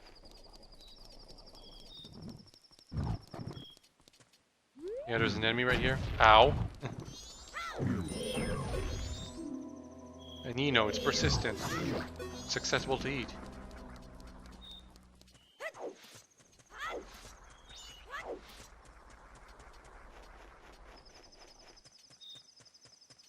I just had a weird thought right now. Why is there no Legend of Zelda gacha, Nintendo? There's a Fire Emblem gacha, there's a Pokemon gacha, there's a Mario Kart gacha. They haven't done a Zelda gacha yet, I'm surprised. Or Zelda mobile games at all in general, I guess. Miyamoto will probably do Pikmin first.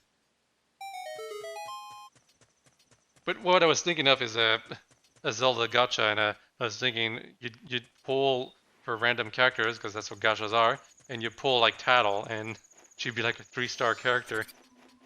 And her intro dialogue would be like being mean to you.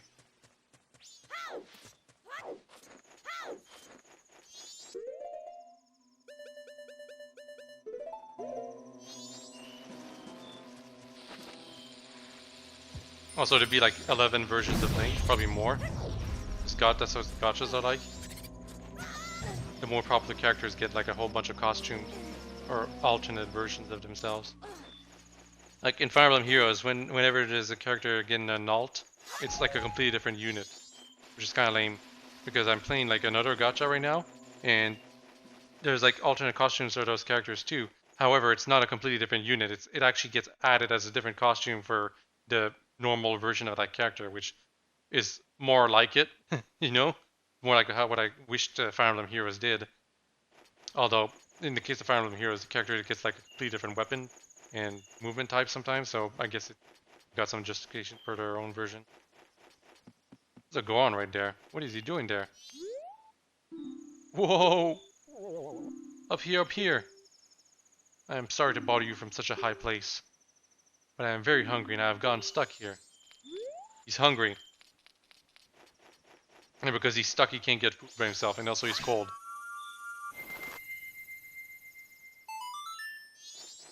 By the way, you notice something that's nice? Tatl has been really quiet for the most part.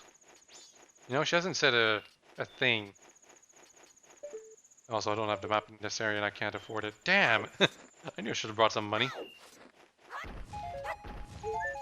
And unfortunately, I don't think you can really get much money in this area.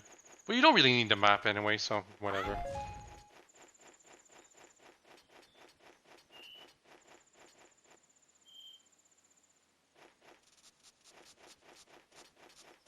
I'm just here to get the Goron mask, honestly. hideout. Oh yeah, there's the white wolf that's right here. Not any different than the normal wolf.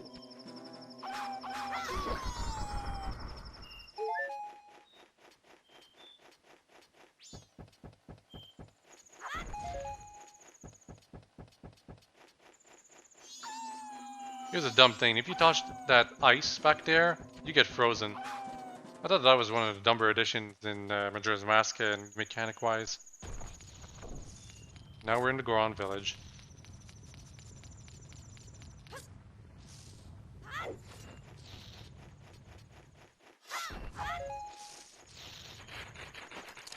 Let's exchange a title deed with this guy.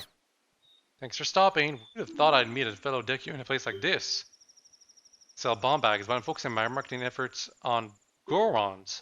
What I'd really like to do is go back home and do business where I'm surrounded by trees and grass. But I can't open a business back home without following the proper procedures. You know what I mean? Yep. Ah, that's a swamp title deed. I wish you would give that to me. I'll give you this land in exchange. So to get the biggest bomb bag, you actually have to talk to this Deku specifically. And I'm sending him back to the swamp, so I'll have to talk to him at the swamp if I want to get the biggest bomb bag now. I'm not sure if you still have to be Goron, a Goron, to get it when you're talking to him when he's in the swamp, though. You absolutely must if you're you absolutely must talk to him as a Goron if you're talking to him here, but if he's in the southern swamp, you might not. I'm not sure. Anyway, that's pretty much the last trade I'll be able to do because I won't be able to get into the Zora area for sure. Like, I just remembered, I gotta go to the ranch when it's the final day. I want to get the bunny hood.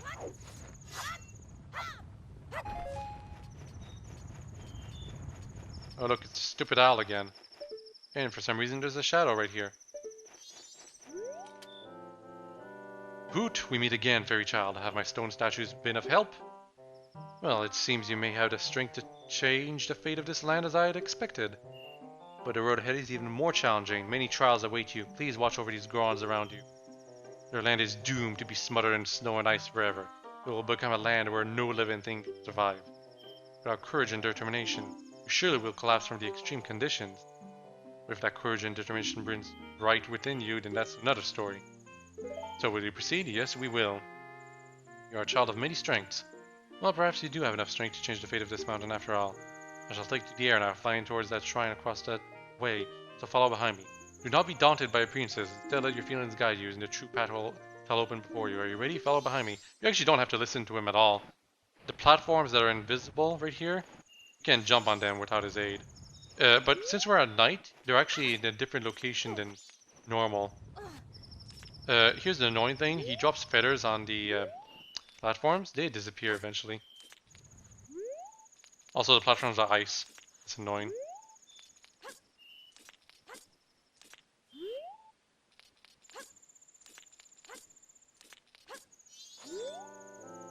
Hoot hoot, I have certainly been assured of your courage and determination. If you keep screwing up, he keeps mocking you for it. From here on, you must not be fooled by appearances, you must rely on your feelings. Now enter the shrine, something that will aid you in your quest lies within. Use that item when returning from here. Also, there's money in this area, so that's going to be helpful too. What is this?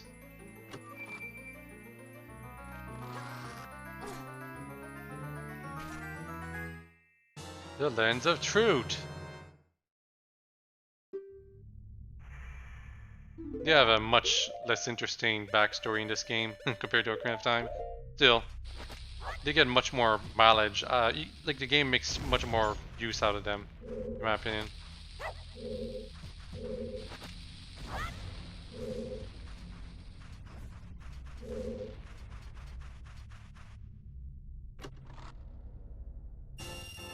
$50.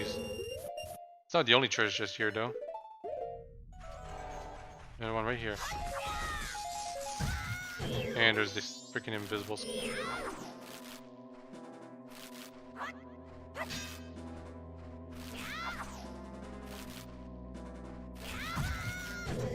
God damn it.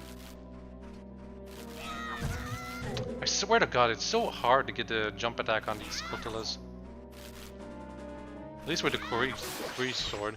It is possible, as I showed right there, but it's a lot easier once you get the longer swords. Basically.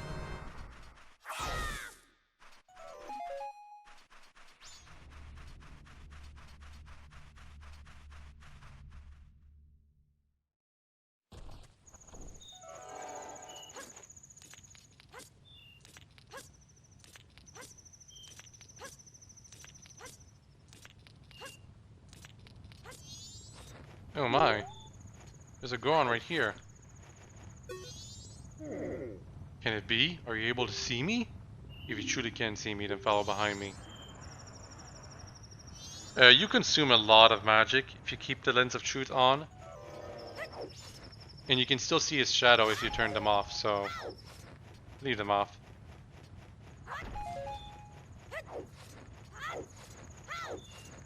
Like, if you absolutely have to keep it on, do so, but you don't have to, in my opinion.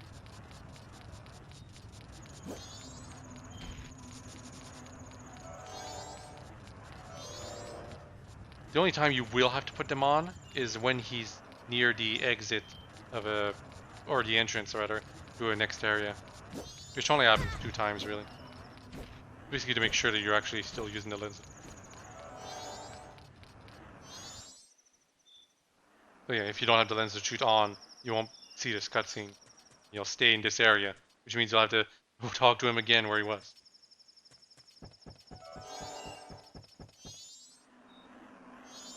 And that's so dumb. They really shouldn't have put it in the white waffles right there.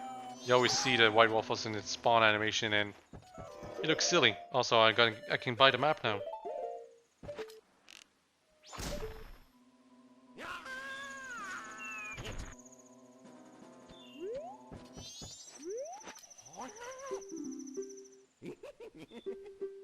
Also, yeah, Tinkle is going through his dialogue again because I didn't talk to him in this loop.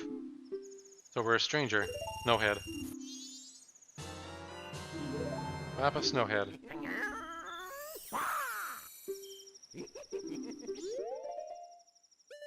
Do not steal my magic words.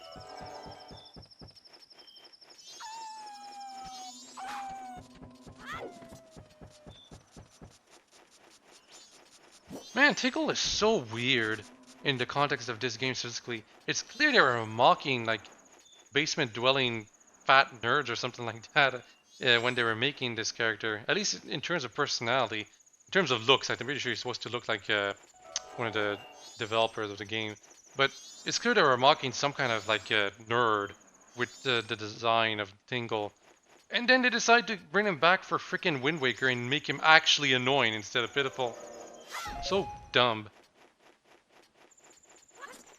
Because there's a certain level of pity when it comes for Tingle in this game, you know? Also, yeah, he's going all the way up there, so you can't really follow him. Go right, left, right. Basically how you go all the way to the top. Also, it's almost daytime. Kind of annoying.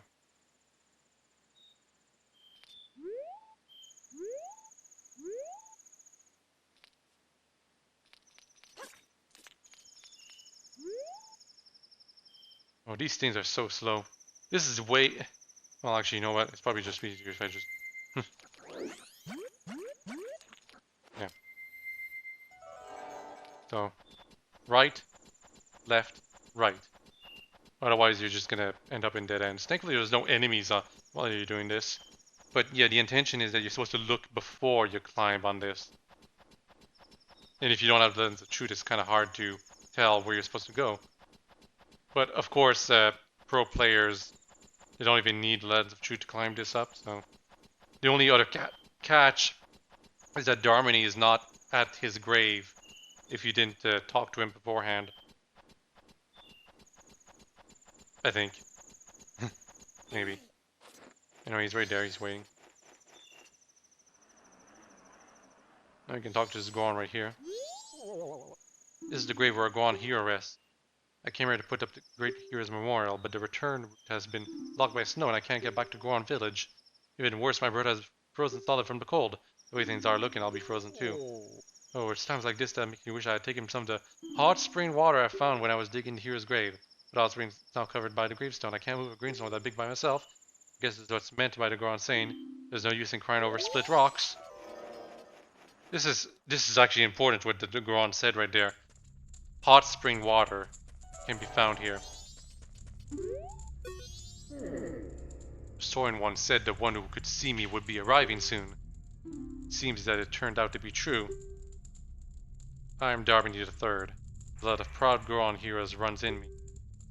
It feels strange for me to say, but when I was alive, I was a renowned warrior and veteran. Yes, when I was alive. But alas, I am now dead. I was fine until I marched off to Snowhead by myself, hoping that I could drive off a demon. If it had been wreaking havoc on Goron Village, then the blizzard of Snowhead blew me into the valley, and now here I am. How infuriating! As I am, I can only watch as Goron Village is slowly buried in ice.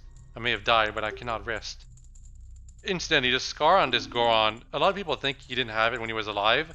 People think that he got it when he fell down to the valley, and they think he fell into a spike, basically, which is how he got the scar. So, you can use magic. The sword one also so many you will be able to use it. I beg you, bring me back to life with your magic. If it is beyond your power, then I beg of you to do this for me instead. Heal my sorrows. Any way that I can do it will suffice. Please, heal my sorrows. You don't have to listen to him, by the way. You can just play the Song of Healing right away. As soon as you get here.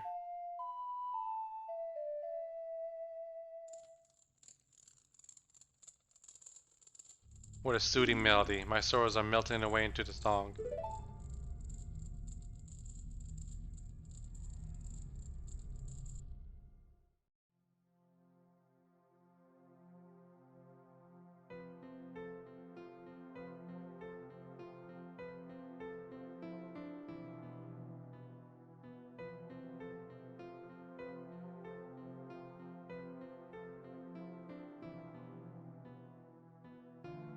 Yet another glorious cutscene. No words necessary. No freaking narration. Every time I see these cutscenes, I think they're so great. And I know some people are like, oh man, they're not that great. Well, you know what? It's not great. You stupid Ocarina of Time cutscenes about the legend of the three goddesses and the Triforce and that nonsense. Like, freaking, I hate those cutscenes so much. They're just narration with nonsense happening on screen. And the lore was just, like, mostly retconned in the following game. Meanwhile, these cutscenes are never going to be retconned or screwed up by the next games because they work as they are. For the Goron Village, I have asked for assistance. Okay, we got the best mask right here. Because for some reason, Nintendo decided that the Gorons should be the fastest race in the entirety of the series. This is something I never figured out until much later on when I was younger. Because you need hot spring water to melt a couple of things to proceed with the game.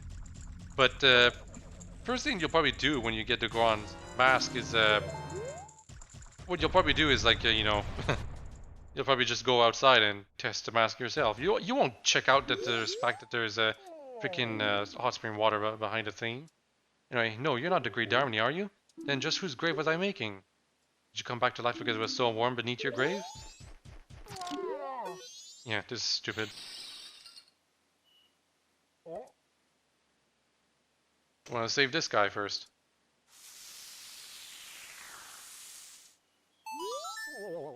Huh? What have I been doing? Oh, are you alright, brother? You were frozen, but the Great Darmony saved you. Great Darmony? What's with you? Are you half asleep? You hear this guy? The Great Darmony died long ago and it's lying in his... Darmony! I was shocked too, but somehow it seems Great Darmony isn't dead. Really? This the start of hope appears in Goron Village. Great Darmony, please do something about the blizzard blowing in from Snowhead. You can free the other guy and not be Darmony. Or the Goron specifically, if you want. The dialogue is different. Now we gotta do this for real.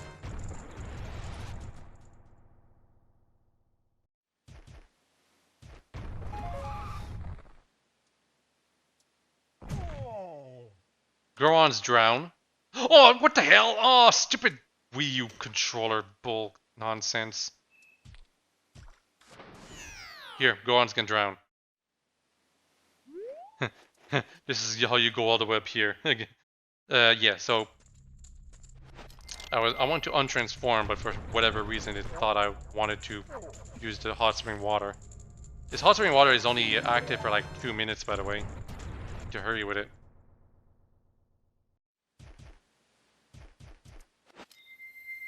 I'm gonna transform ahead of time. Because I was so proud that I landed on that ice platform. Because that means I didn't drown. But then I accidentally used the hot spring water, so that was annoying. What we need to do is go all the way here. And use the hot spring water thing on this. I think I'm close enough because the arm stretches out quite a bit when you use it here. Yep. That's what you wanted to do. And I'm gonna enter just in case.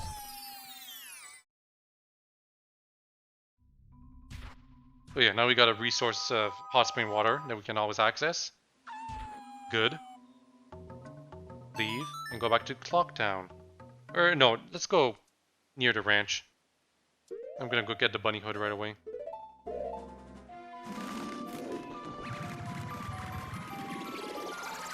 There's another thing, side quest we can do in the ranch that we could have done if we had done gotten the Mask of Truth, but I guess not. We'll keep it for another loop.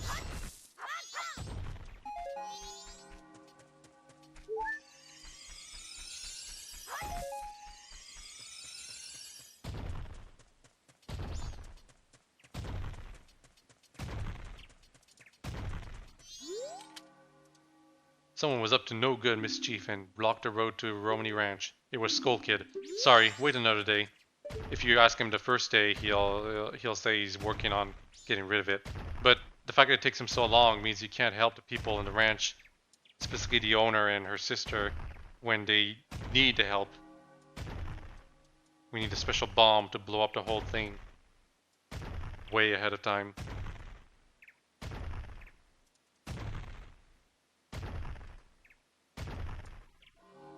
Incidentally, it doesn't look like he's close to done, but he's gonna be done in just like 20 minutes.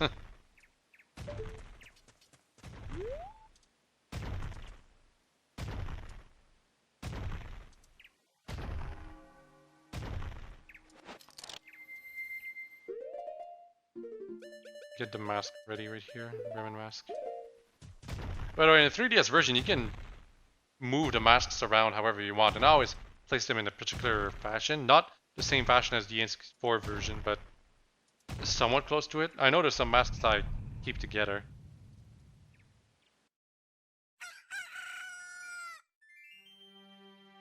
Yep, he's done. All of a sudden, I opened the way. Oh, by the way, I just want to mention something. Look at this. This attack pattern is kind of weak, but it works with the Goron, because Goron is like super overpowered with how fast he moves. For whatever reason, they buffed that punch combo tremendously in the 3DS version, so Gorons are like even stronger in the 3DS version. Anyway, our horse is right over there, but I'm not gonna check that out because the cutscene that plays, like we can't free Epona unfortunately. So we get a cutscene of us running up all the way to our horse, and it sounds like we can save her, but no, she's stuck there because it's not the first day. We can only free her if we're on the first day. That's the problem. But we can do this here instead. Got the Bremen mask.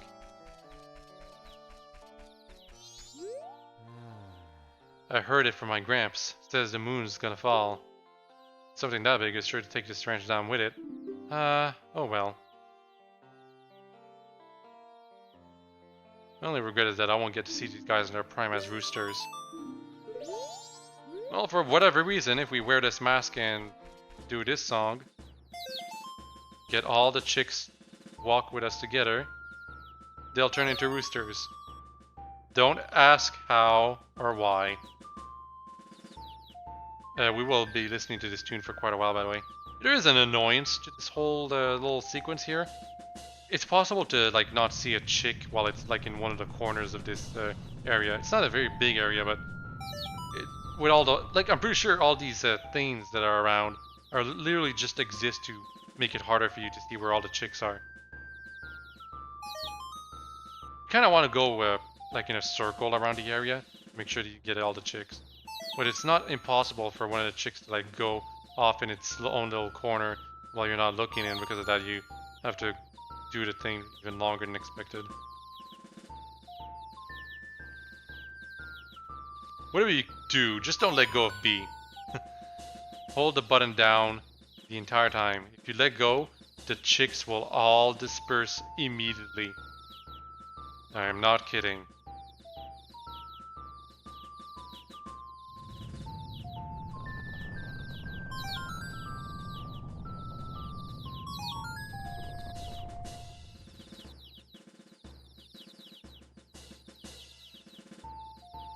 There's only left, maybe one.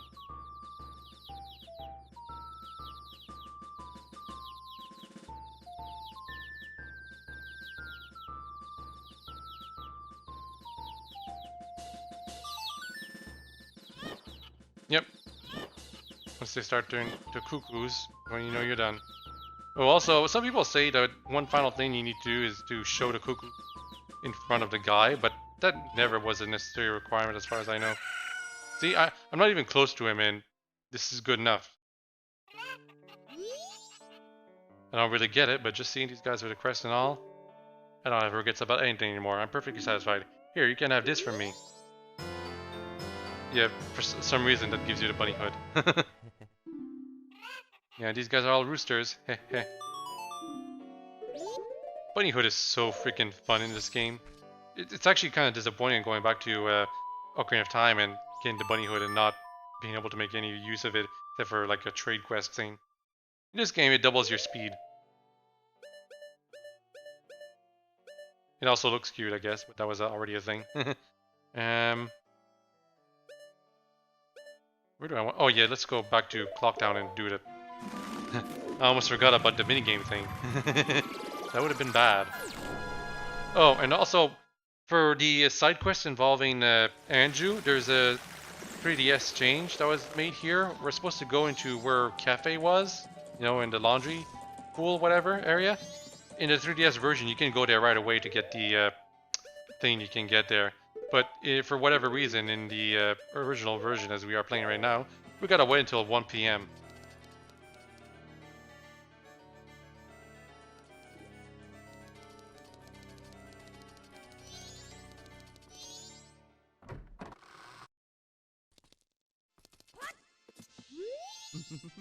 Looks like we have a visitor, honey. Now, what if it's a customer, darling? Oh, are you the one who got a perfect score 2 days in a row? Do you want to play again? Today's target shooting day. Yep. Yeah, if you fall from this platform, but in this minigame's case, you don't even get to... You don't have to move. And you have infinite arrows too. Also, you can hit the couple. I'm not sure if they punish you if you hit them too many times.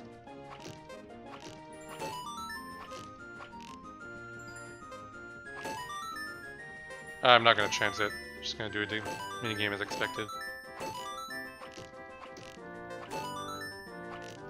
Compared to the hell that is the target shooting of the target shooting minigames, this is way easier.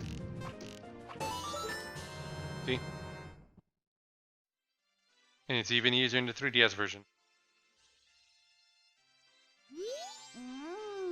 Honey, he got a perfect score 3 days in a row.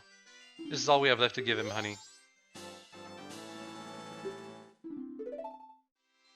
I wonder, are we truly happy, darling? The guy said that. So yeah, that's that area done with, finally.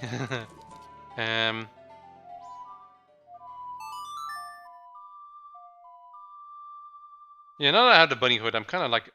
I get into this kind of rush, where I just kind of want to go through everything real quick. Just gotta remember that I need to do the thing at 1 PM here. In Clocktown, that is.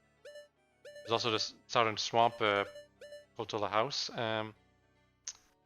But I kind of want to do the mountain village stuff first. I want to do the mountain village stuff up until I get what's required to get into the dungeon.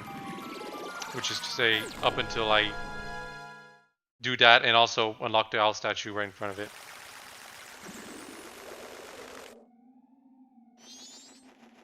Huh. What's this thing? Bigger than the others. Well, let's ignore it for now. Also, I can't wear the bunny hood anymore. Rip. Better wear this again. And I'm gonna need this.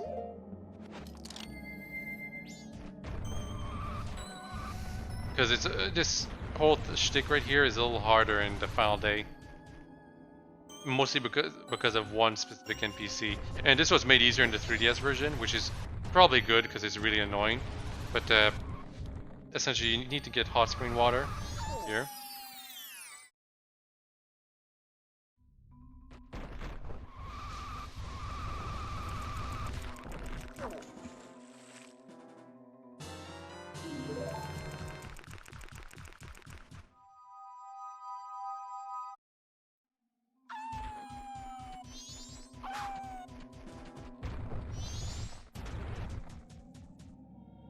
And you go all the way here. You see this snowball going around.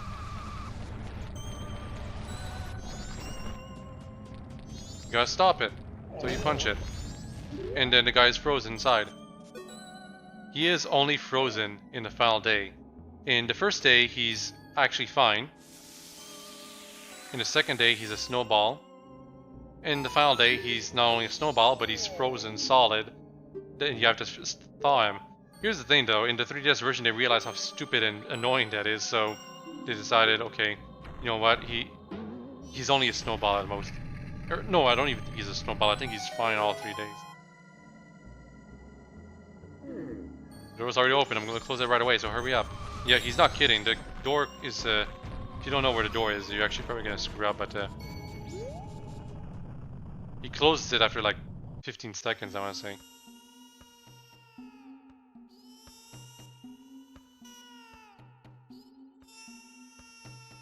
I wonder why it's showing me that.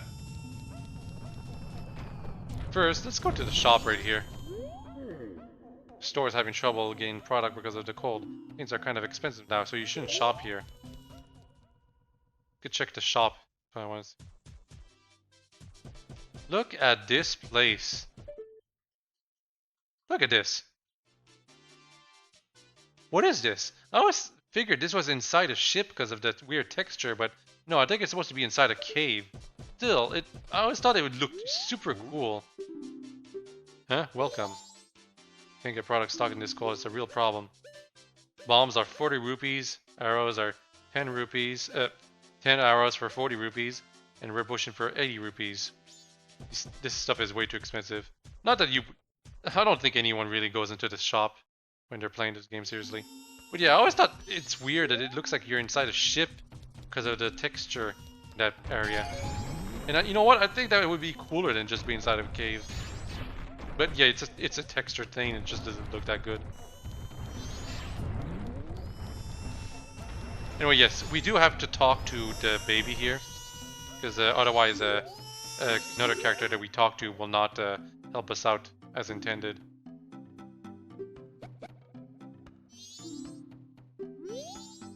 Yep, baby wants his daddy. Where's the mom or any of the female Gorons? I have no idea. Female Gorons have never existed. They were implied in Ocarina of Time, but they just look the exact same as the male Goron, so it doesn't quite work for me. The Gorons are just like this really gonkish species that just cannot be made in the form of a female, as far as Nintendo's concerned. The Gerudo, the Zoras, those can be male and female. The freaking... Actually, you know what? Speaking of the Gerudo, they really only been females and they were brought back for Breath of the Wild. I'm not sure if they're gonna have them in Breath of the Wild too, but I really wish they would have a non-Ganondorf male Gerudo at some point. Just to see what he would look like. And we got this hot spring water again. We gotta bring it to a different Goron, who is also frozen. And this one is frozen no matter which day you find him. Although where he is is different depending on the day. In the 3DS version, he's always in that area I was back there, but in the original version, he changes areas. And this one is actually a bit easier to deal with, if you ask me. How he manages to move between days, considering he's frozen during the entirety of them, is weird, but you know, not question it. But yeah, he's frozen like this on all 3 days, and yet for some reason he moves areas between the days. So some people might say, well, it's interesting that he changes location depending on the day, but how does he move at all between the days, considering he's frozen like this during the entire day? Talk to him again. Huh? Oh, you're Darmony! But you're supposed to be dead. Am I hallucinating? Maybe this is also doing with Snowhead's magic power. I've been made a fool of. But that's impossible. I refuse to flinch. If I can see past the illusion, you'll vanish in an instant. If you did not talk to the baby, the scene will end back there. But because I did, you can inform him that his son is crying because he misses him.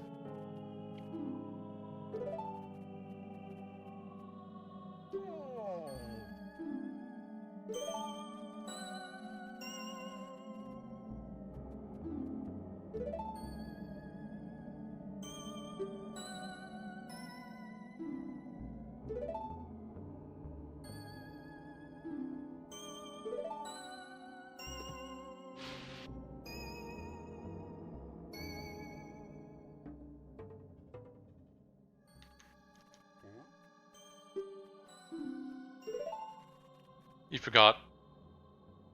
Even though it's an extremely simple song, you forgot.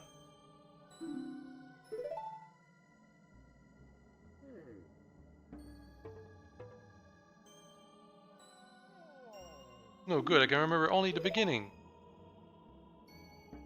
Teach you just the beginning.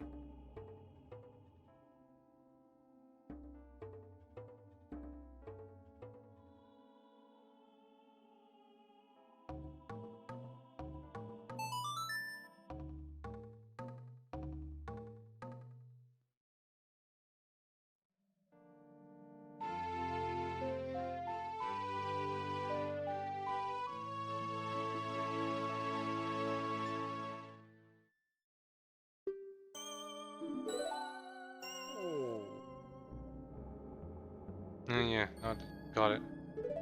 Yep, he's counting on me. And now we're gonna have to get some more hot spring water because that guy who opens the door to the Goron's place has already frozen over again because we moved it to a different area.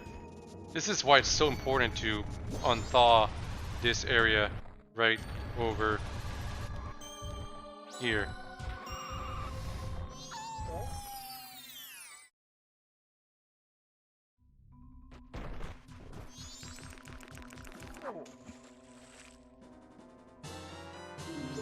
Because if you didn't have access to this, you'd have to go up the to the Goron Grave to get the hot spring water every single time. That's no good.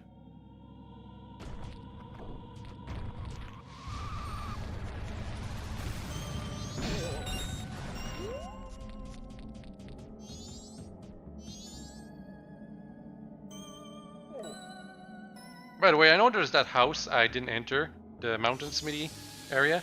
It's because there's nothing I can do in there, really. Yes.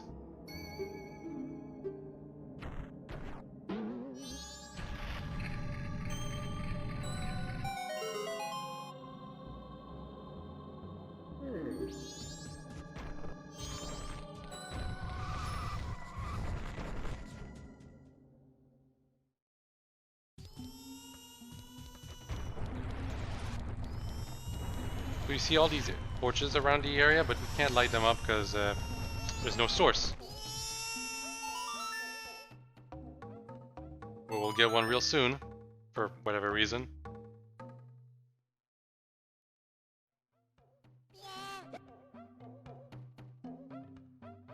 It's a song Daddy always plays to me before I go to sleep.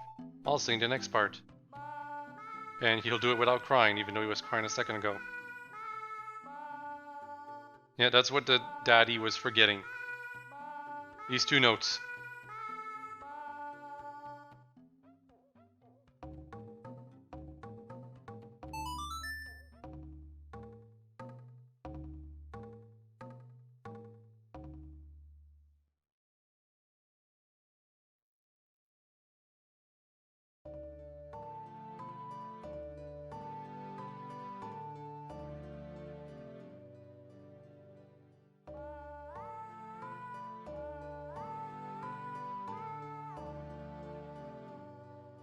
We got, for the Dekus, we got a song that wakes them up. For the Gorons, we get a song that puts people to sleep. And unfortunately, it doesn't really have any application in gameplay. And I'm pretty sure it's only used for the one instance that you use it for, you know, opening the dungeon. It does work if you play it around Gorons. Makes them all fall asleep. It's just no application in gameplay. It's just a neat thing you can do, but doesn't really do anything for any side quest. You know, like the only exception is that side quest we did earlier, where I was trying to play for the four Stone of Truth things. You know, those things. That's the only time we could have used the Goron's Lullaby instead of the freaking the Sonnet of Awakening. By the way, the Deku stick is smaller than normal. That's because it almost burned up as I was searching for torches to use it on. Kind of nifty.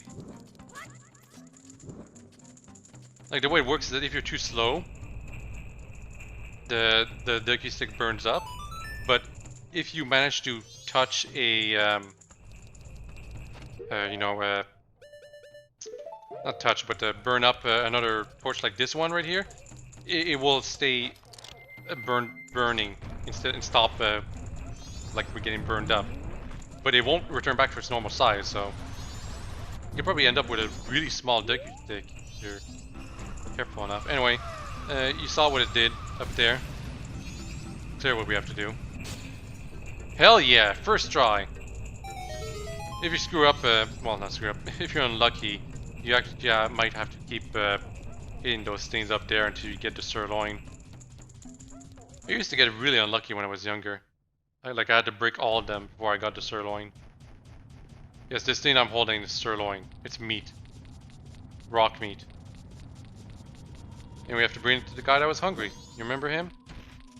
It's fine if you get hit, you'll just drop the thing, but you can pick it back up. Just make sure you're carrying it when you're going through another exit. That's the only thing you have to be sure of.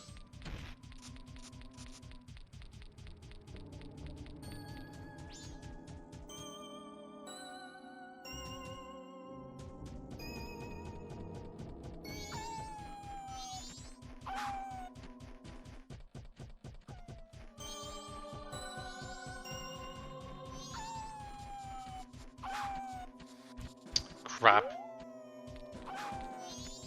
Piece of crap. Freaking white wolfos. Better go away. Good thing we can just walk up this. And yeah, you can get hit by those enemies and you won't drop it.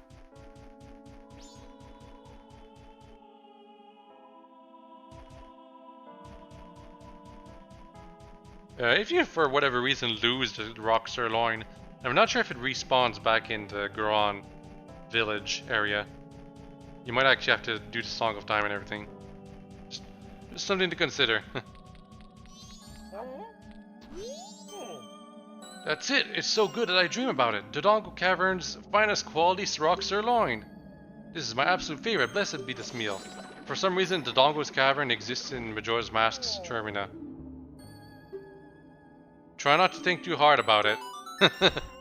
Must be an alternate to Dodongo's Cavern, because the Dodongos do exist in this universe.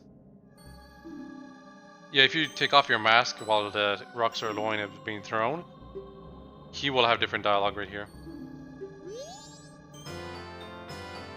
Dangero's mask.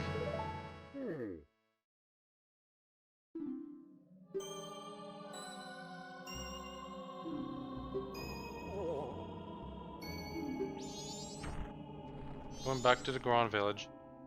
And you know what? I lied. I'm actually gonna do a bit of the dungeon until I get the fire arrows, because I really want the fire arrows.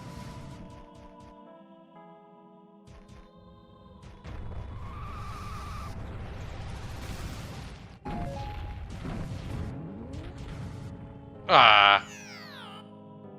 Yeah, Goron rolling is really cool, but it's also tricky to master. Definitely. It was made a bit easier in the 3DS version, thankfully. Oh my god, I keep turning too sharply. This is another controller issue.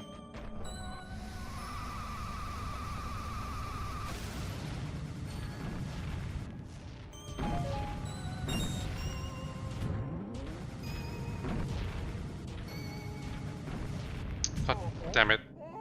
This time I was... Like, the problem is that you're really affected by the layout of the area when you're Goron rolling like this. If you're not rolling on areas that are like straight and you go on like a slope, you will get screwed up so badly. Anyway, we did it this time, so it's not a big of a deal.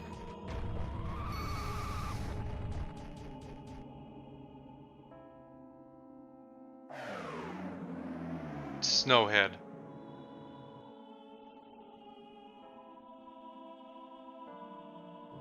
We got this thing right here. Yeah, this is where I was expecting to stop, but I really want those fire arrows. Oh, and we have to play this as a Goron. It won't work if you're normal Link.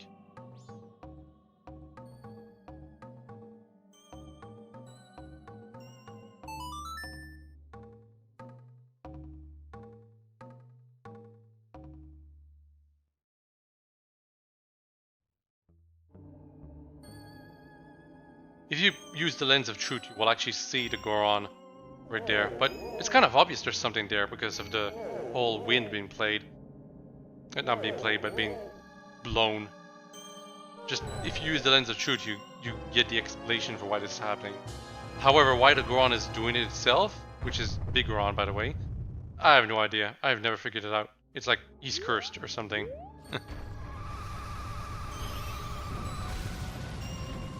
And we're now gonna do something pretty tough right here. Gotta roll all the way up to here. Take our time once we're here, but you know. Then we gotta go through here. The Great Fairy is on the other side, by the way. Don't forget that.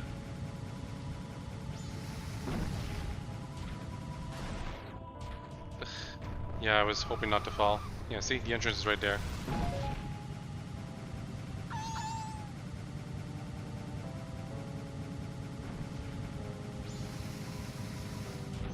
We're not going to be doing the Great Fairy, obviously, because not completing the dungeon.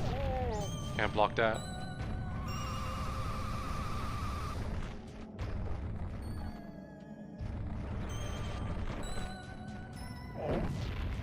Can't punch them, though.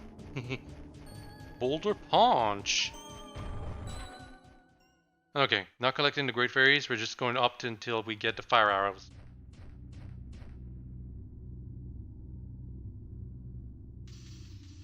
Because the fire arrows opened up this dungeon a great deal.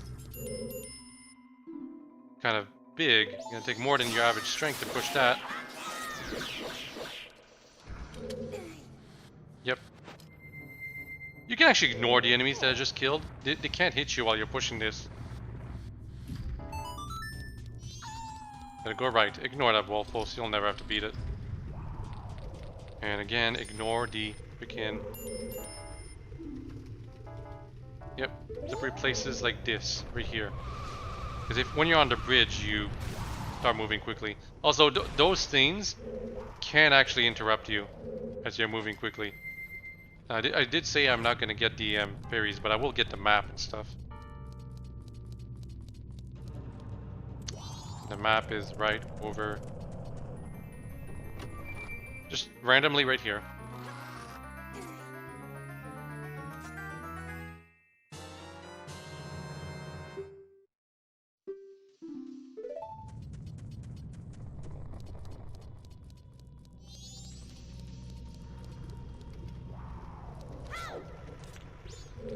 You know what, I really could complete this dungeon if I really wanted to, in the time I have left.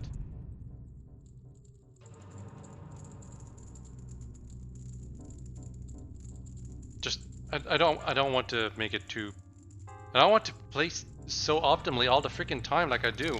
Like, remember when I said I would take my time with this game and literally not do the first dungeon in the first loop that I'm going through right now?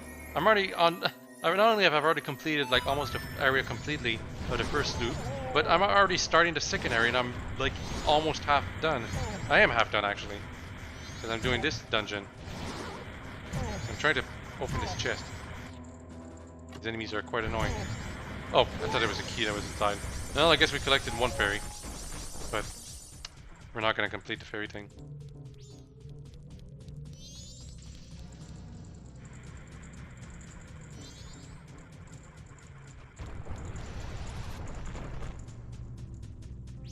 Going over here. This out.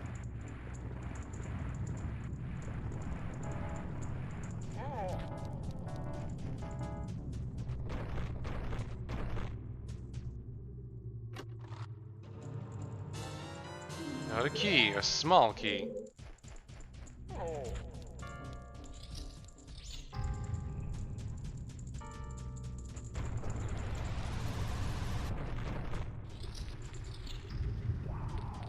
And yeah, we gotta go back to the entrance. To be honest, it'd be faster if I just go down. Oh wow, it interrupted me. You all saw that? And yeah, you can walk on lava as a Goron. No explanation why.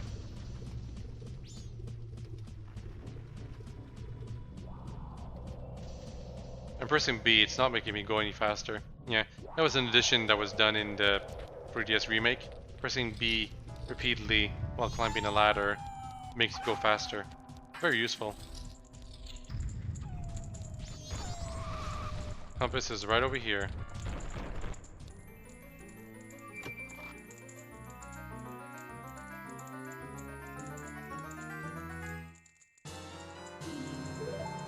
And yeah, there's lots in this room. Can't really do much though, so we're just gonna ignore. Just want to do this.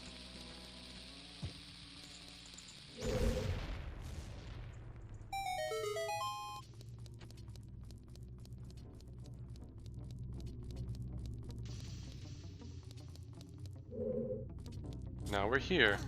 We're gonna need the bow. Why do we need the bow? These things.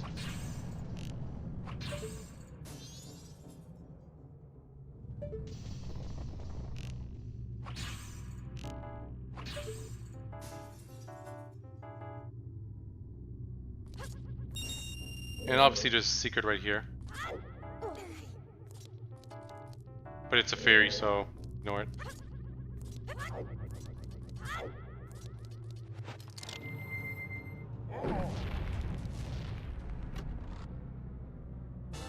Like even if we didn't know about the invisible wall, you just look at the map and you see that there's a treasure chest just hanging outside of the main area.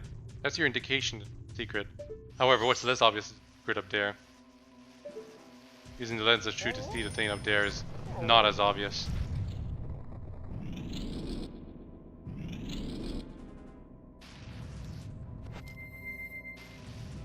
As a Goron, you can do the ground pound, you know, like how Mario does it. Kinda neat. Leads to puzzles like this.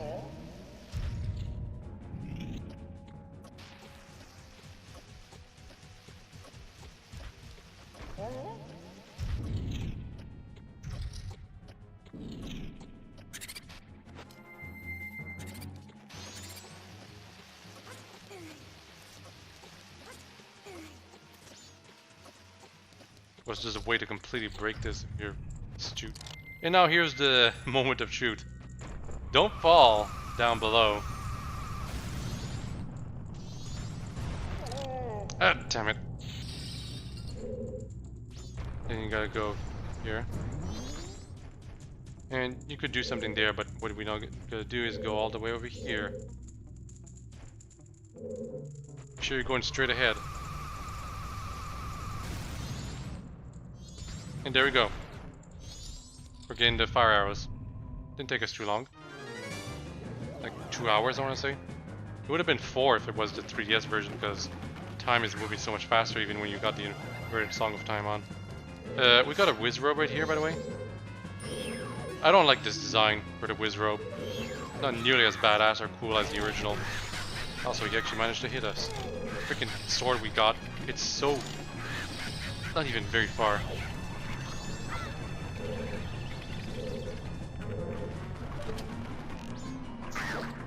Yeah, I'm gonna hit it with my bow.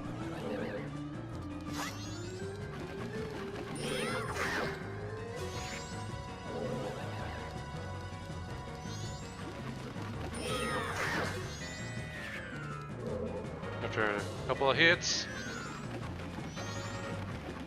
Starts using illusions. But you can still kind of tell which one's the real one. Incidentally, he casts his spell a bit faster though.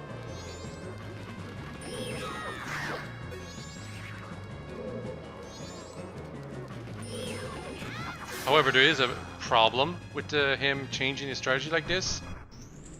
He no longer, like if in his first phase, if you try to go to where he's spawning too quickly, he's gonna respawn to some other place because he knows he's just gonna get hit. But when he's doing the illusion thing, he's not gonna bother trying to respawn. Just gonna always go to spawn the way he does normally.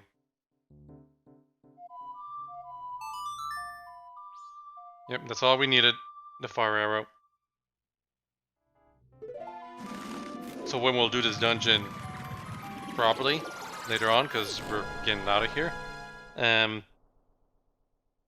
we're gonna, you know, words escape me right now. We're gonna have an easy time basically, because we're gonna be able to melt a whole bunch of stuff.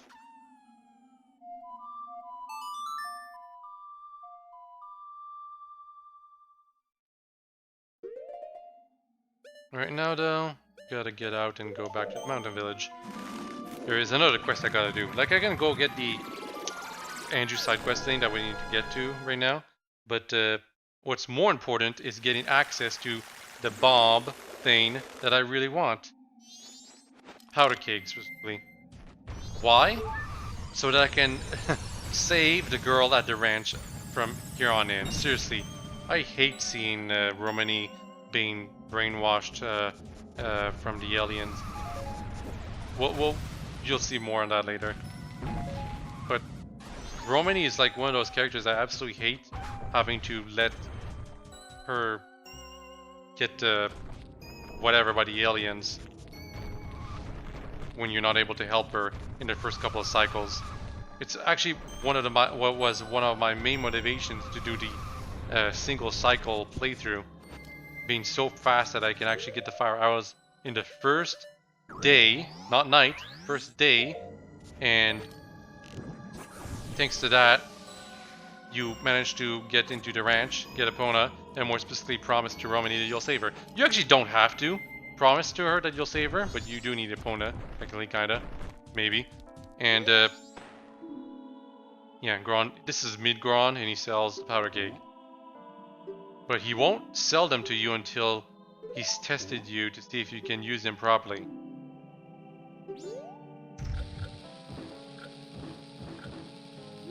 And here's another important thing. Once you've managed to successfully blow up the boulder near the Goron racetrack, make sure to go back to talk to him. Because otherwise that doesn't count. It doesn't count as you successfully completing the mission, quote unquote. Anyway, for whatever reason, we gotta do this annoying thing where we gotta grab the thing, and then throw it all the way up. However, you have ample time with this powder keg. But if you do screw up too often, you probably won't have enough. If you don't have enough time, or you don't think you have enough time, you can blow it up prematurely using your bow and arrow. But you have plenty of time. Like, you got a good 30 seconds to spare, I want to say. Probably 40, actually. Maybe not. I'm probably being a bit generous.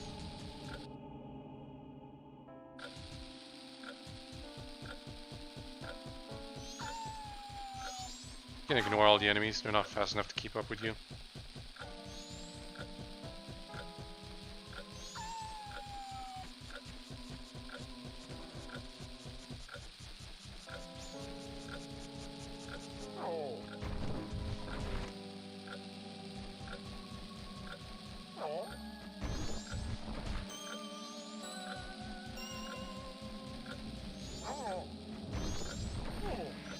Oh, come on. And here we go. See? Still another 10-20 seconds before it explodes too.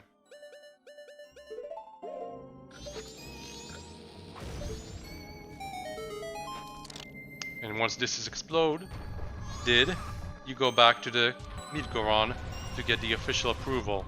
You need the official approval if you want to be able to buy powder cakes from here on in. Otherwise, you'll have to do this stupid quest again.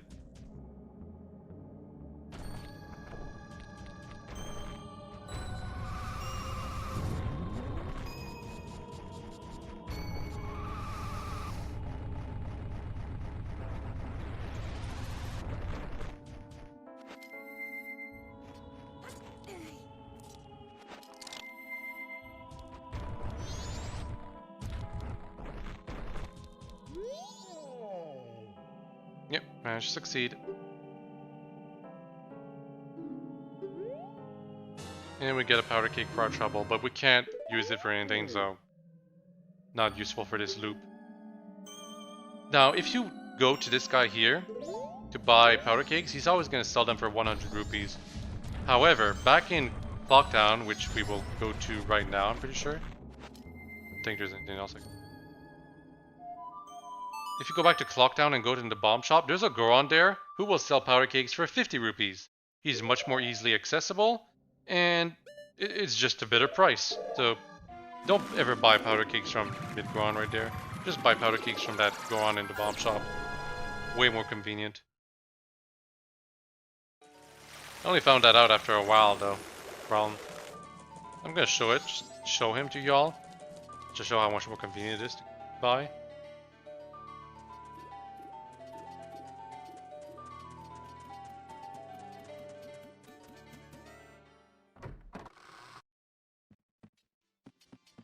Right here. Oh, of all places, you're a Goron, so you should be able to carry a powder cake, right? So I want you to buy a powder cake for 50 rupees? Oh, but you already have one.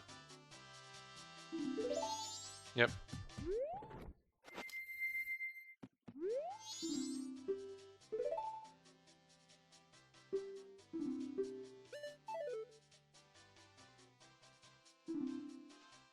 Yeah, these guys are open 24/7. Kinda neat. Look at how fast the postman is moving, even though the time is slowed down 3 times normal speed. Ridiculous. Anyway, gotta go to the laundry pool, talk to the curiosity shop guy.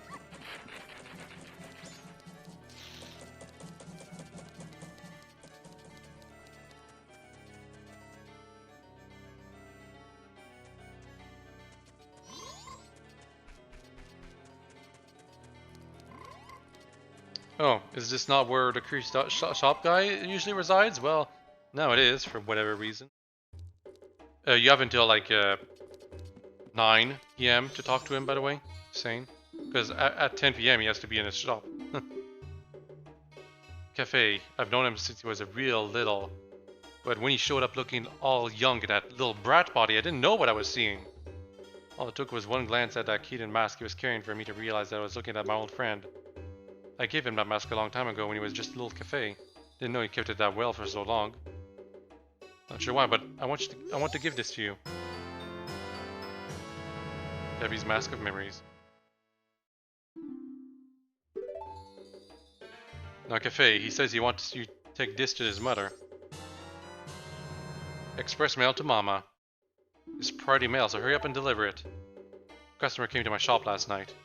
Now, Cafe sees him, and Cafe color just changes and he goes running after the guy. The guy's a regular, a greedy thief named Sakon. I think he's from Iguana Village.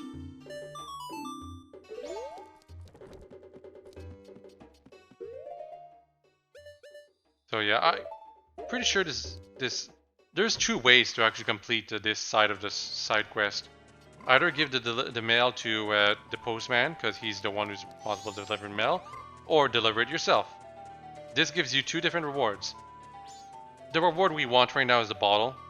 The bottle is more useful.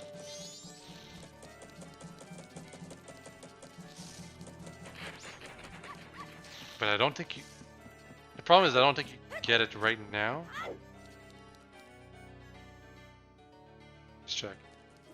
Because in the 3DS version, I think they were more lenient with when you were able to deliver it. Sherry.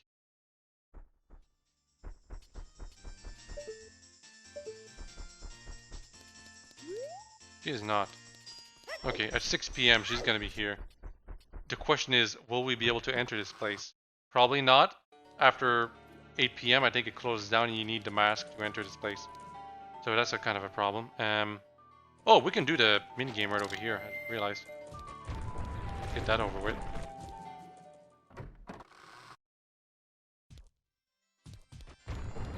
Treasure shop.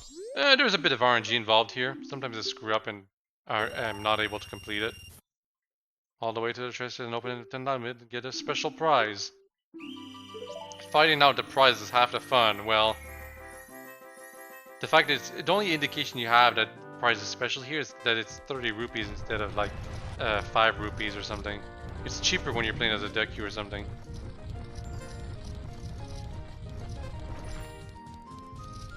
Yep, it was the wrong path. The way it works is you have to find the path to the chest, and it's randomly generated.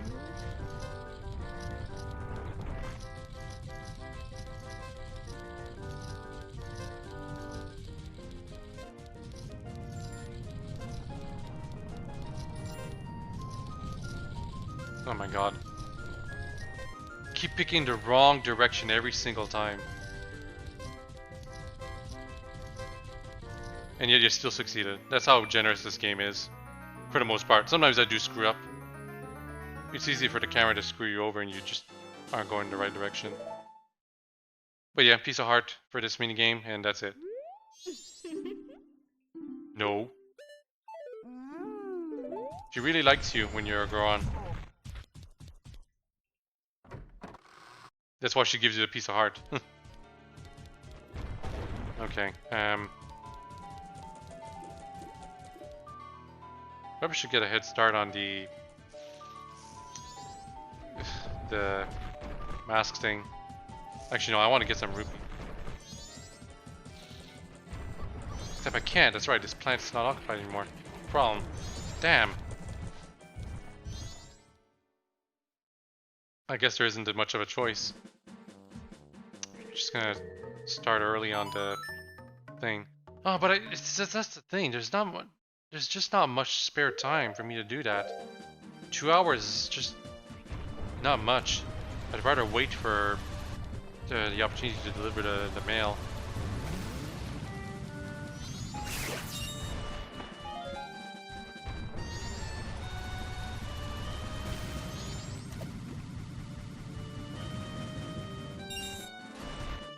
Get some 5 rupees right there.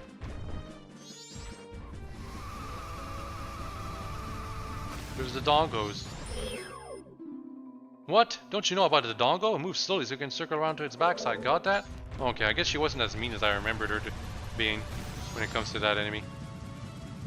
I swear her description for like their weakness was like, figure it out.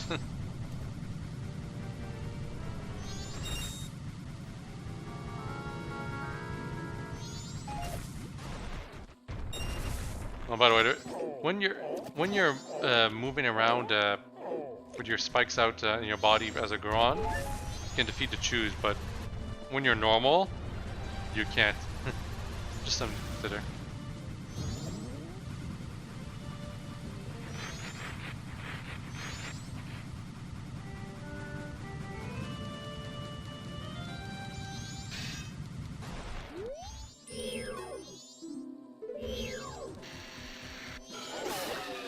Yeah, this mini Dongo is actually the same size it was in Ocarina of Time.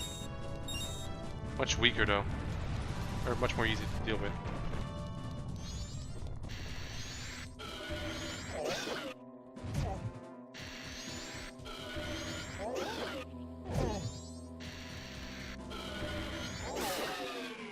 Three punches, that's all it takes. 2 rupees for your trouble.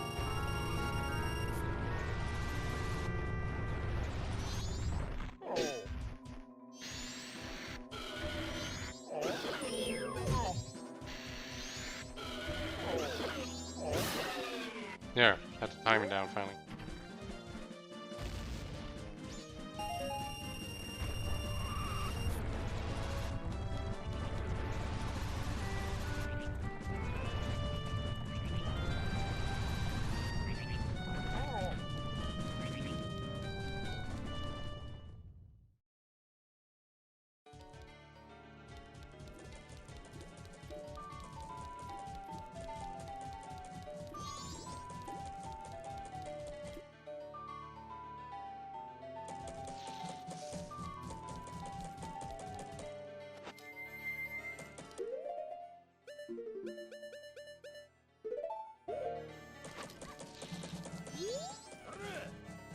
Not gonna run, not me. You got that? I'm Master Muto's apprentice.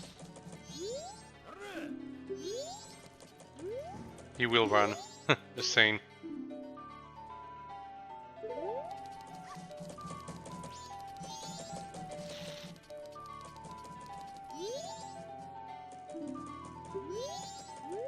Yep, he's running away. That's what he's saying. Guy all the way up there.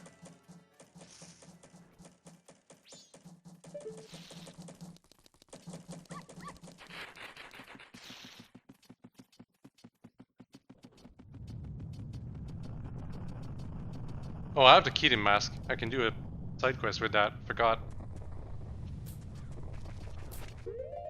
Put the mask on. And then you throw one of these things away. Do not cut them all. That's not how you do that. And make sure you're wearing the Keaton mask before you throw the thing.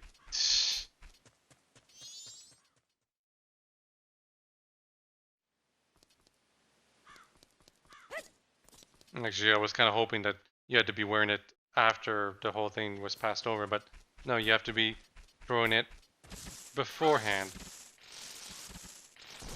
I also thought I was already wearing it, so no problem. There we go. Hee hee ho, hello child, if you are attempting to fool me, it is impossible.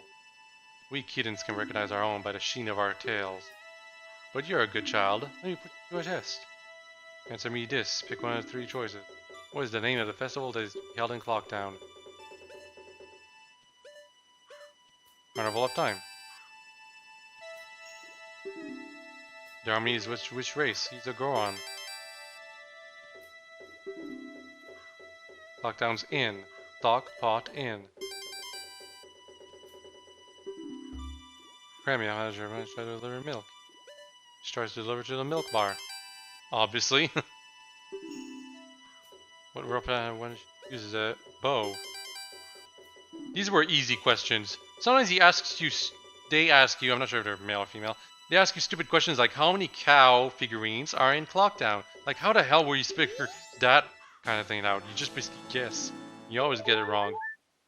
Anyway, yeah, get one piece of heart for this. There's 2 other locations you can do the quiz with them at, but for the most part, you should be able to get on your strat unless they ask you the stupid or stupidly hard questions that are like impossible to get right unless you look up on a guide. Seriously, how many cow figurines in Clocktown? How the hell are you supposed to figure that out? Like it's not how are you supposed to figure out you were supposed to keep track of how many cow figurines were everywhere? It's interesting that they're asking you to figure that out, but it's not practical. Also, we completed this entire row. And they're all animals. Y'all notice that? Got a fox, a bird, kind of like a falcon, a bunny, frog, and Peppy. I mean, pig. It's a Star Fox reference, that's the joke.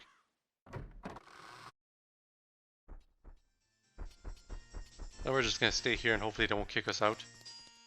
We need to be wearing the cafe mask.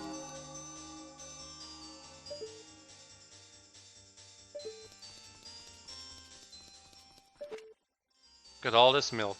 They're just showing to everyone. I think it's milk. It's supposed to be. It's the milk bar, you know? It's supposed to be like, oh, you drink and get drunk here, but it's all milk, so you get tipsy from milk. And I'm not kidding, there's one particular person who literally gets tipsy from milk. You. Oh dear, you're the one searching for cafe. How is it? Have you found him? Oh dear, priority mail? This is from cafe, correct? Correct? Wonderful, you really are an expert. Yes, yes, I'm sorry, my thanks. Here. It is your job after all. Chateau Romani.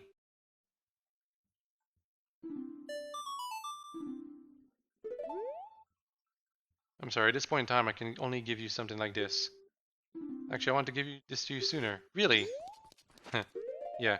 The other way to complete the quest is to give, as I said, to priority mail to the postman, and when you do that, he'll actually walk all the way to the mom, and it takes him some time, and I think you have to be present Like, you have to be present when he talks to her for him to like leave the milk bar, because he leaves as soon as you see the discussion between the two. Here's the problem though: if you do it too late, you won't be able to enter the milk bar, and because of that, you won't be able to continue their discussion, and therefore you'll be stuck in there all night until the moon crashes onto Termina. That's what I consider. He might leave and come back out after a while, but I don't take chances, which is why I just go for the bottle first. It's more useful anyway. Anyway. Finally do the freaking thing that we were supposed to do a long time ago. With 2 bottles, it's a lot easier, in my opinion.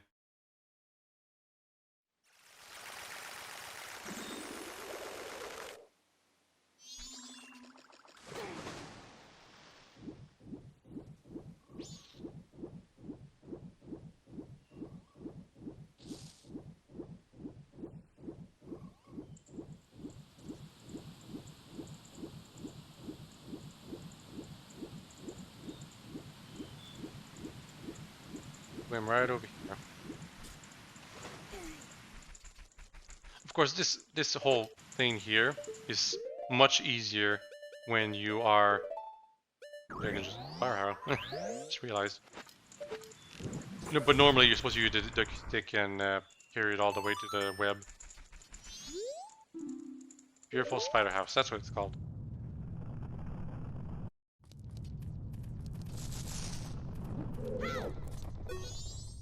Ah, help me, I'm not a monster! Spider's curse, it may be this way. I beg of you, in here, find them all, the gold ones, the cursed spiders, defeat them quickly. And when you defeat them, don't forget the spider token, it contains the spider spirit. But if the curse, I'll teach you something good. Hurry, please, this is awful. Yeah, there's another house like this in the Great Barrier area. However, you have to complete that other quest in the first day for it to matter in this version. And thankfully in the 3DS they realized how stupid that was and made it available the entire 3 days. But yeah, when you do the other one in Great Bay, make sure you're doing it on the first day, otherwise you're wasting your time. Like I think you get rewarded anyway, but it's not the proper reward. That's the problem.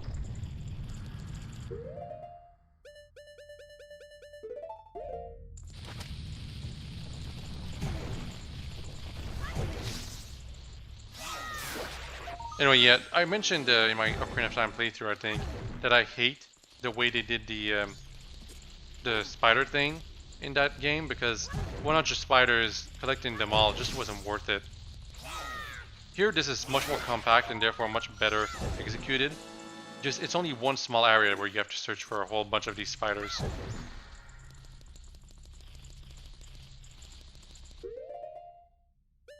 We need water. So let's go get some.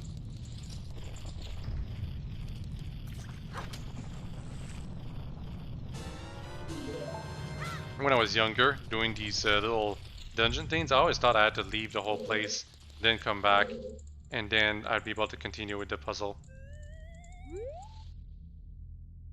So basically, whenever I needed water, I'd leave the whole place and go get water elsewhere. Or I need magic beans, well, actually you do have to leave the place if you want to get magic beans. Quite inconvenient.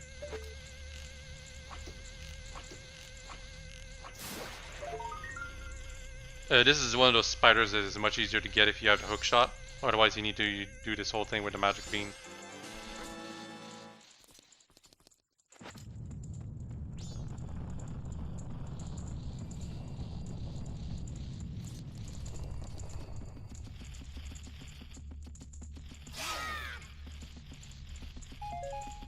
Don't know why I bothered collecting that. I have infinite magic. Yeah, I don't think I mentioned it, but the Chateau Romani, when you drink it, you have infinite magic. And that's quite fun. Especially in the 3DS version, for reasons. Because in the 3DS version, for whatever reason, decided to change controls of the Zora. And the only way to swim fast is by activating your electric shield, which consumes your magic super quickly.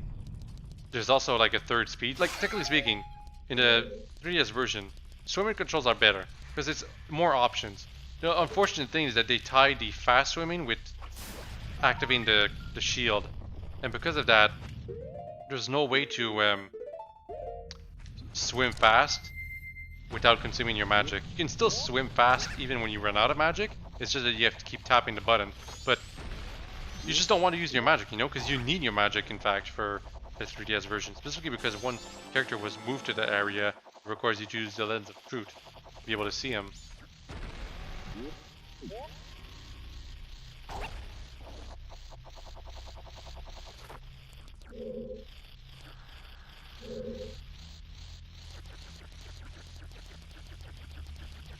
You have to remember that spider there. It's actually really easy to figure out which areas you're missing spiders from, because the spiders make noise when you're in a room that still has some of them in them.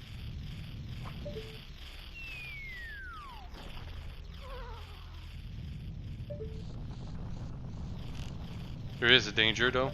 That spider all the way at the other end of this room. And one right over there. Make sure you kill it when it's only at ground level, because otherwise you won't be able to get its token.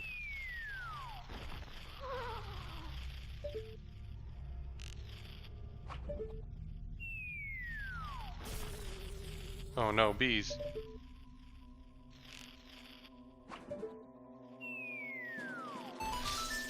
Yeah, there were 2 of them. Yeah, bees are surprisingly dangerous, by the way. Just saying. So I was stuck there.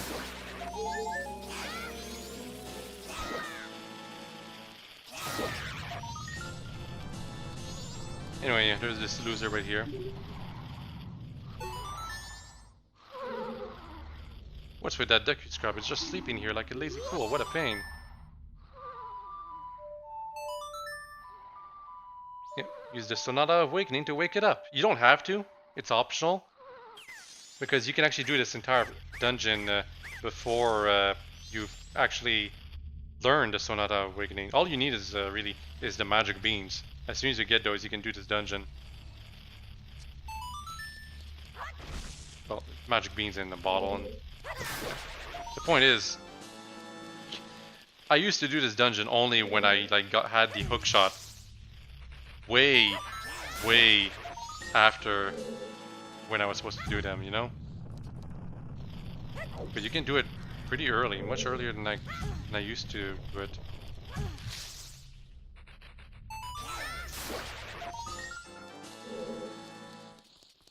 Anyway, now that's next to this. Can go all the way up here. But as you can see, that Skulltula can end up really high up on the wall. And even with the golden flower back there, you wouldn't reach it. The only way that you would be able to reach it is if you had the hook shot. Also, I don't know if you guys noticed, but it only takes 1 hit to defeat those Skulltulas now. Another major improvement. Compared to Ocarina of Time, you know? Because in Ocarina of Time it took 2 hits to beat these Skulltulas. Why 2 hits? No reason. Just to make them super tough. They also hit hard. And they still do, but the fact they only take 1 hit is kind of what's important for me. There's one right there.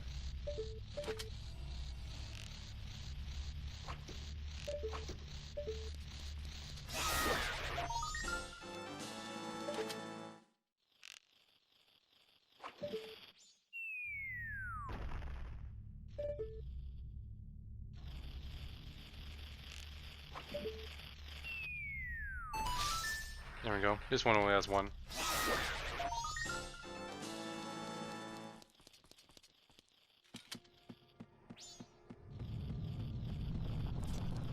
And yeah, forgot to get some water.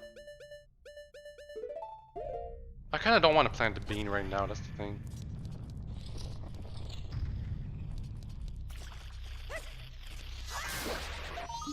Oh, it could run away? No way.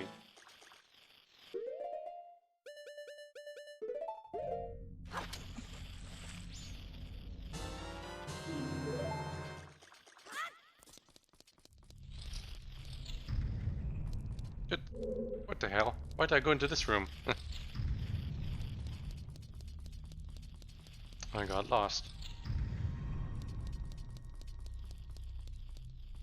Oh, by the way, if hot spring water you carry it for too long, it turns into spraying water, basically. The game warns you about it. Hey, come on, I'm close enough.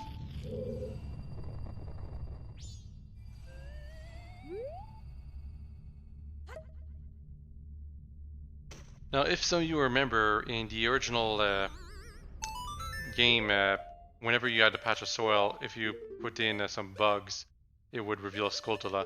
In this game, they don't quite do it that way. If it's a magic bean area, then there's no Skulltula there. What the hell?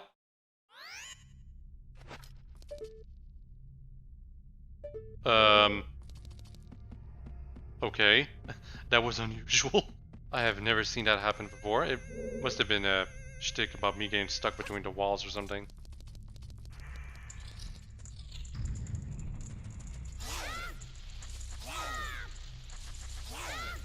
There's Skulltulas hiding in the grass.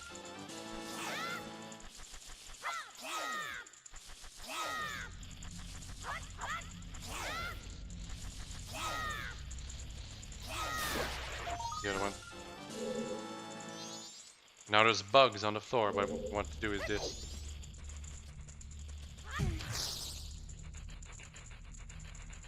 Three more.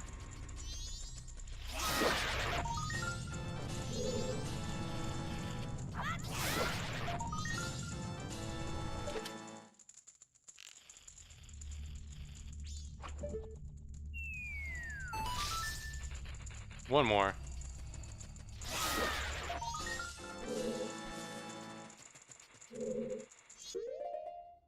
Okay, I'm actually, we need to get some bugs now, obviously, but I'm gonna need to listen because there's one that I haven't gotten yet somewhere that I'm not already aware of where it is, you know?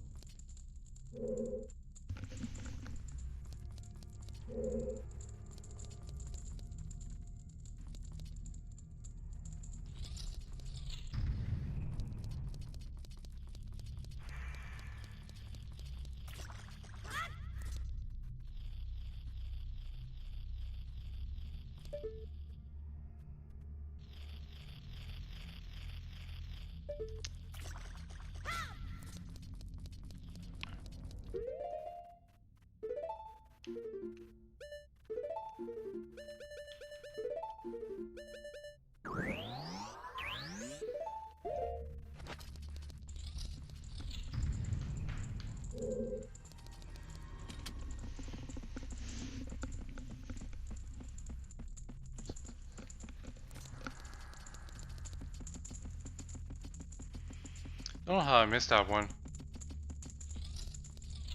So I was so distracted by the one that were wall. Got all the gold skull to the spirits. The curse is now lifted. There's no special animation for it. The guy just changes. Ooh, I've been saved. I thought I was gonna die. Yeah, someone, Skull Kid, told him he could become rich if he got this mask.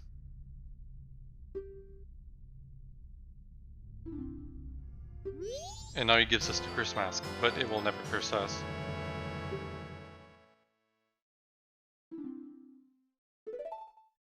Yeah, basically the Sheikah gossip stones or whatever, you can get the information from them, but as an additional thing, now you can get some information from animals when you carry them. For example, this dog. Had it with this foolish master. What's a racing dog like me doing in a place like this? Oh hi, Mr. Ranch. This is your hint about what the Mask of Truth is gonna help you do for a side quest. But that doesn't matter right now. What we need to do is get the biggest... Well yeah, we're gonna get the biggest bomb bag, but first we need to get the bigger bomb bag.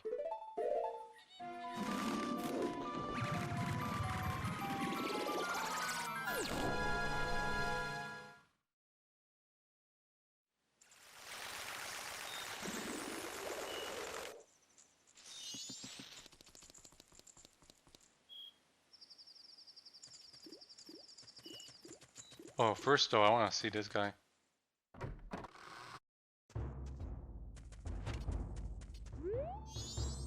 Rumors are spreading which the moon is fallen, but you can breathe easier as long as I am in town. Tonight I shall cut the moon into pieces. If one does not have such skill, he cannot teach the way of the sword to others. Be as powerful as I am, then I shall teach you until nighttime. Truly regrettable.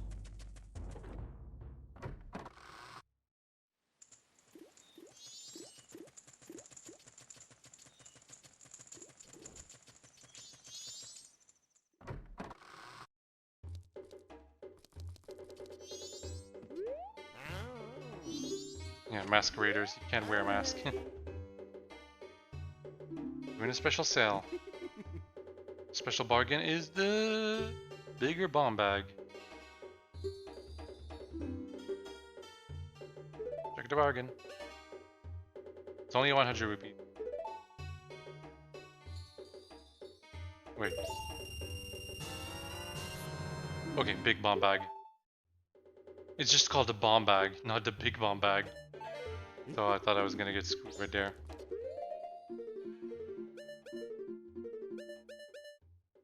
Bomb bag holds 30. Now we need the biggest bomb bag to hold 40. Get some more money though. I have to deposit money.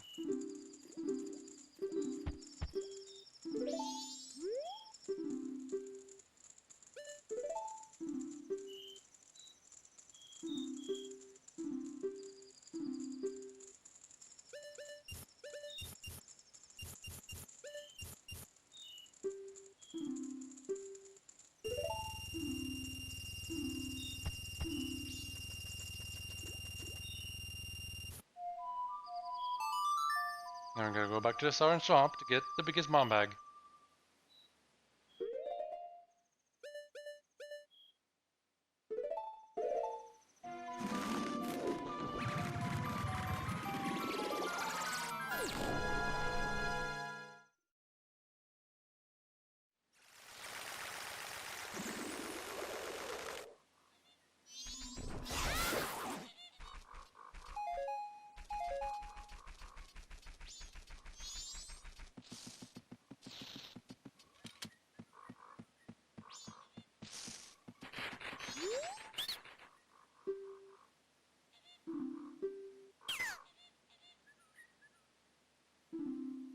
Yep.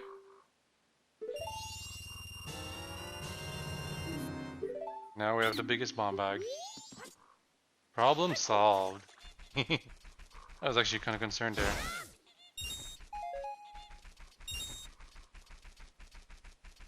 I'm actually searching for hearts right now. I want to heal up because you don't actually heal up when you do a reset and we go back to the beginning of the time loop.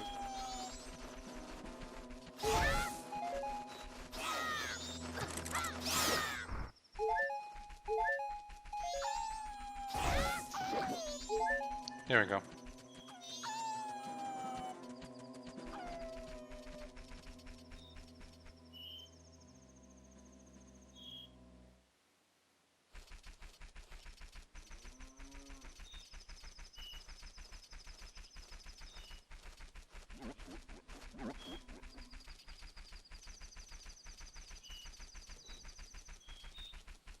So yeah, at this point I'm pretty much done with this loop. Probably just gonna reset. I'm just gonna show some lore things, quote unquote. Specifically relating to the sword man, because I was gonna show more. I'm also gonna collect an extra 100 Rupee. I just happen to be able to collect.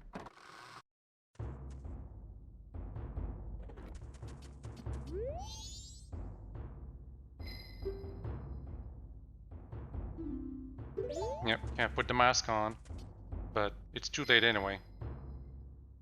Usually open all the time, but by 11 o'clock in the final night, tells her to leave. I will unite my spirit to cut the moon, so you must leave here. Yep.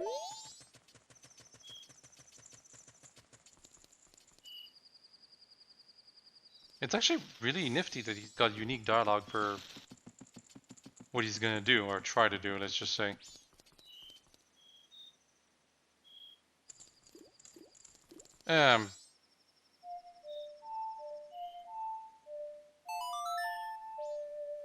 That is not what I wanted to play.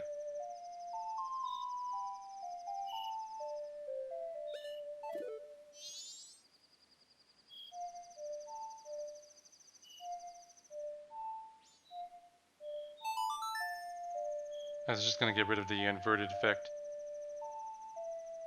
Because we don't want to wait too long.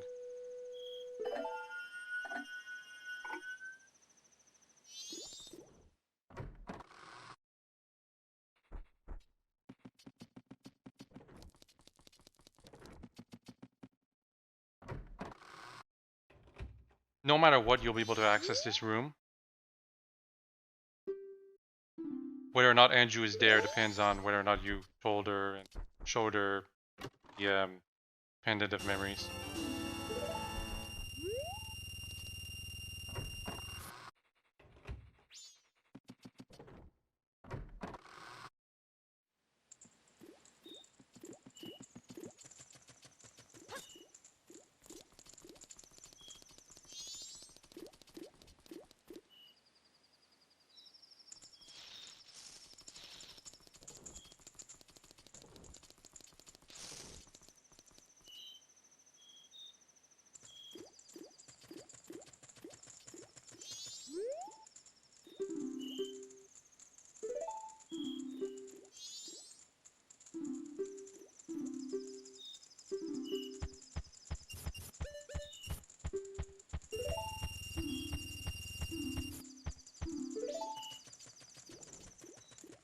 And finally, we're just gonna wait for midnight. Oh, and we're probably gonna see the cutscene of the clock tower being undone. Right? Or not. Never mind. You can see it from here, though.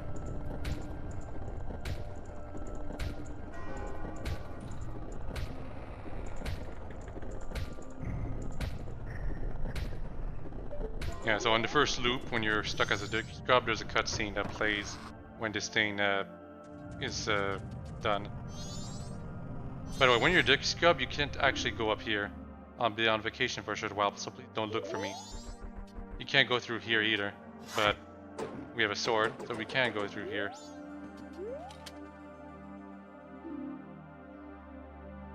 Yep. So he's boastful every other moment, but he knows he can't stop the moon. And he decided to just hide away. This is actually the kind of thing Majora's Mask is so good at, showing the humanity of the NPCs. Deep down, they're all just humans. Stopping this thing, no one can do that. Okay, there's one more thing I can do. Let me just show one more thing.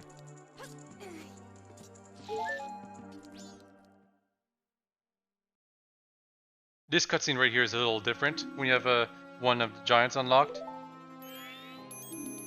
Although Tatl says the exact same thing. Tatl though says this, because get away from the skull, you'll get hit. When you have all the giants unlocked, she says something else. So.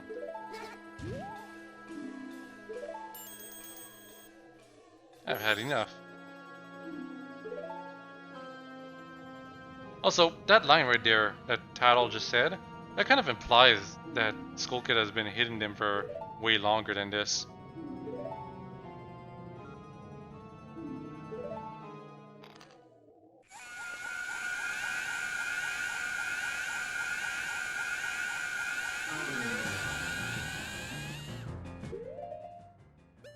Gonna put in some equipment real quick. I think we're all good. Yeah, we're gonna have a lot to do next loop. Especially with all these masks. Quite ridiculous. Anyway, here's what happens if you play the old order when you don't have all the giants unlocked. Or saved, I should say. Because they're stuck inside the dungeons, or masks of the bosses.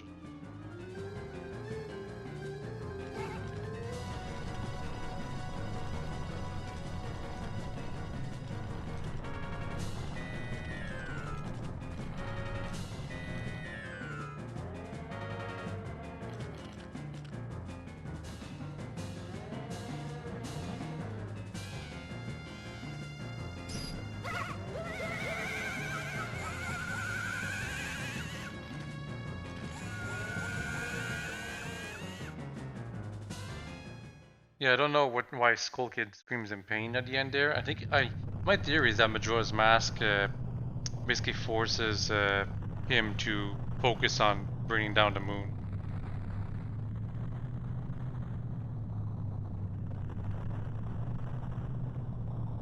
Okay, this cutscene is wonderful. Unfortunately, the emulation is not perfect. Just gonna say that right now. The music just doesn't sync up well enough. Also, you can see through the mountains.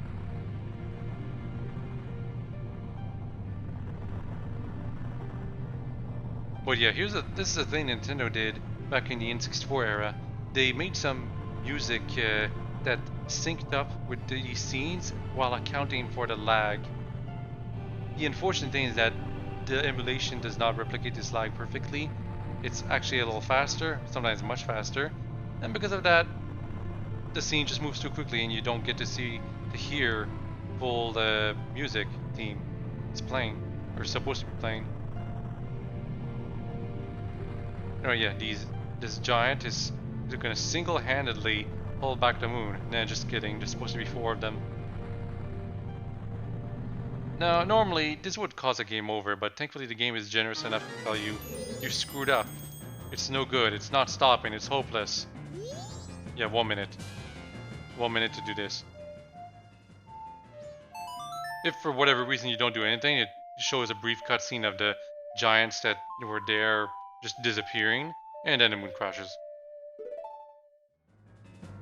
But yeah, I played for like almost 5 hours. It's about time I took a break.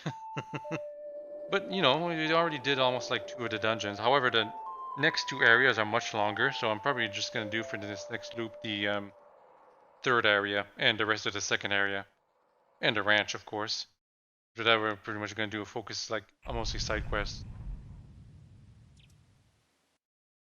Still, I would not have been able to do as much in the 3DS version because, again, the inverted Song of Time is so much more overpowered than the original version.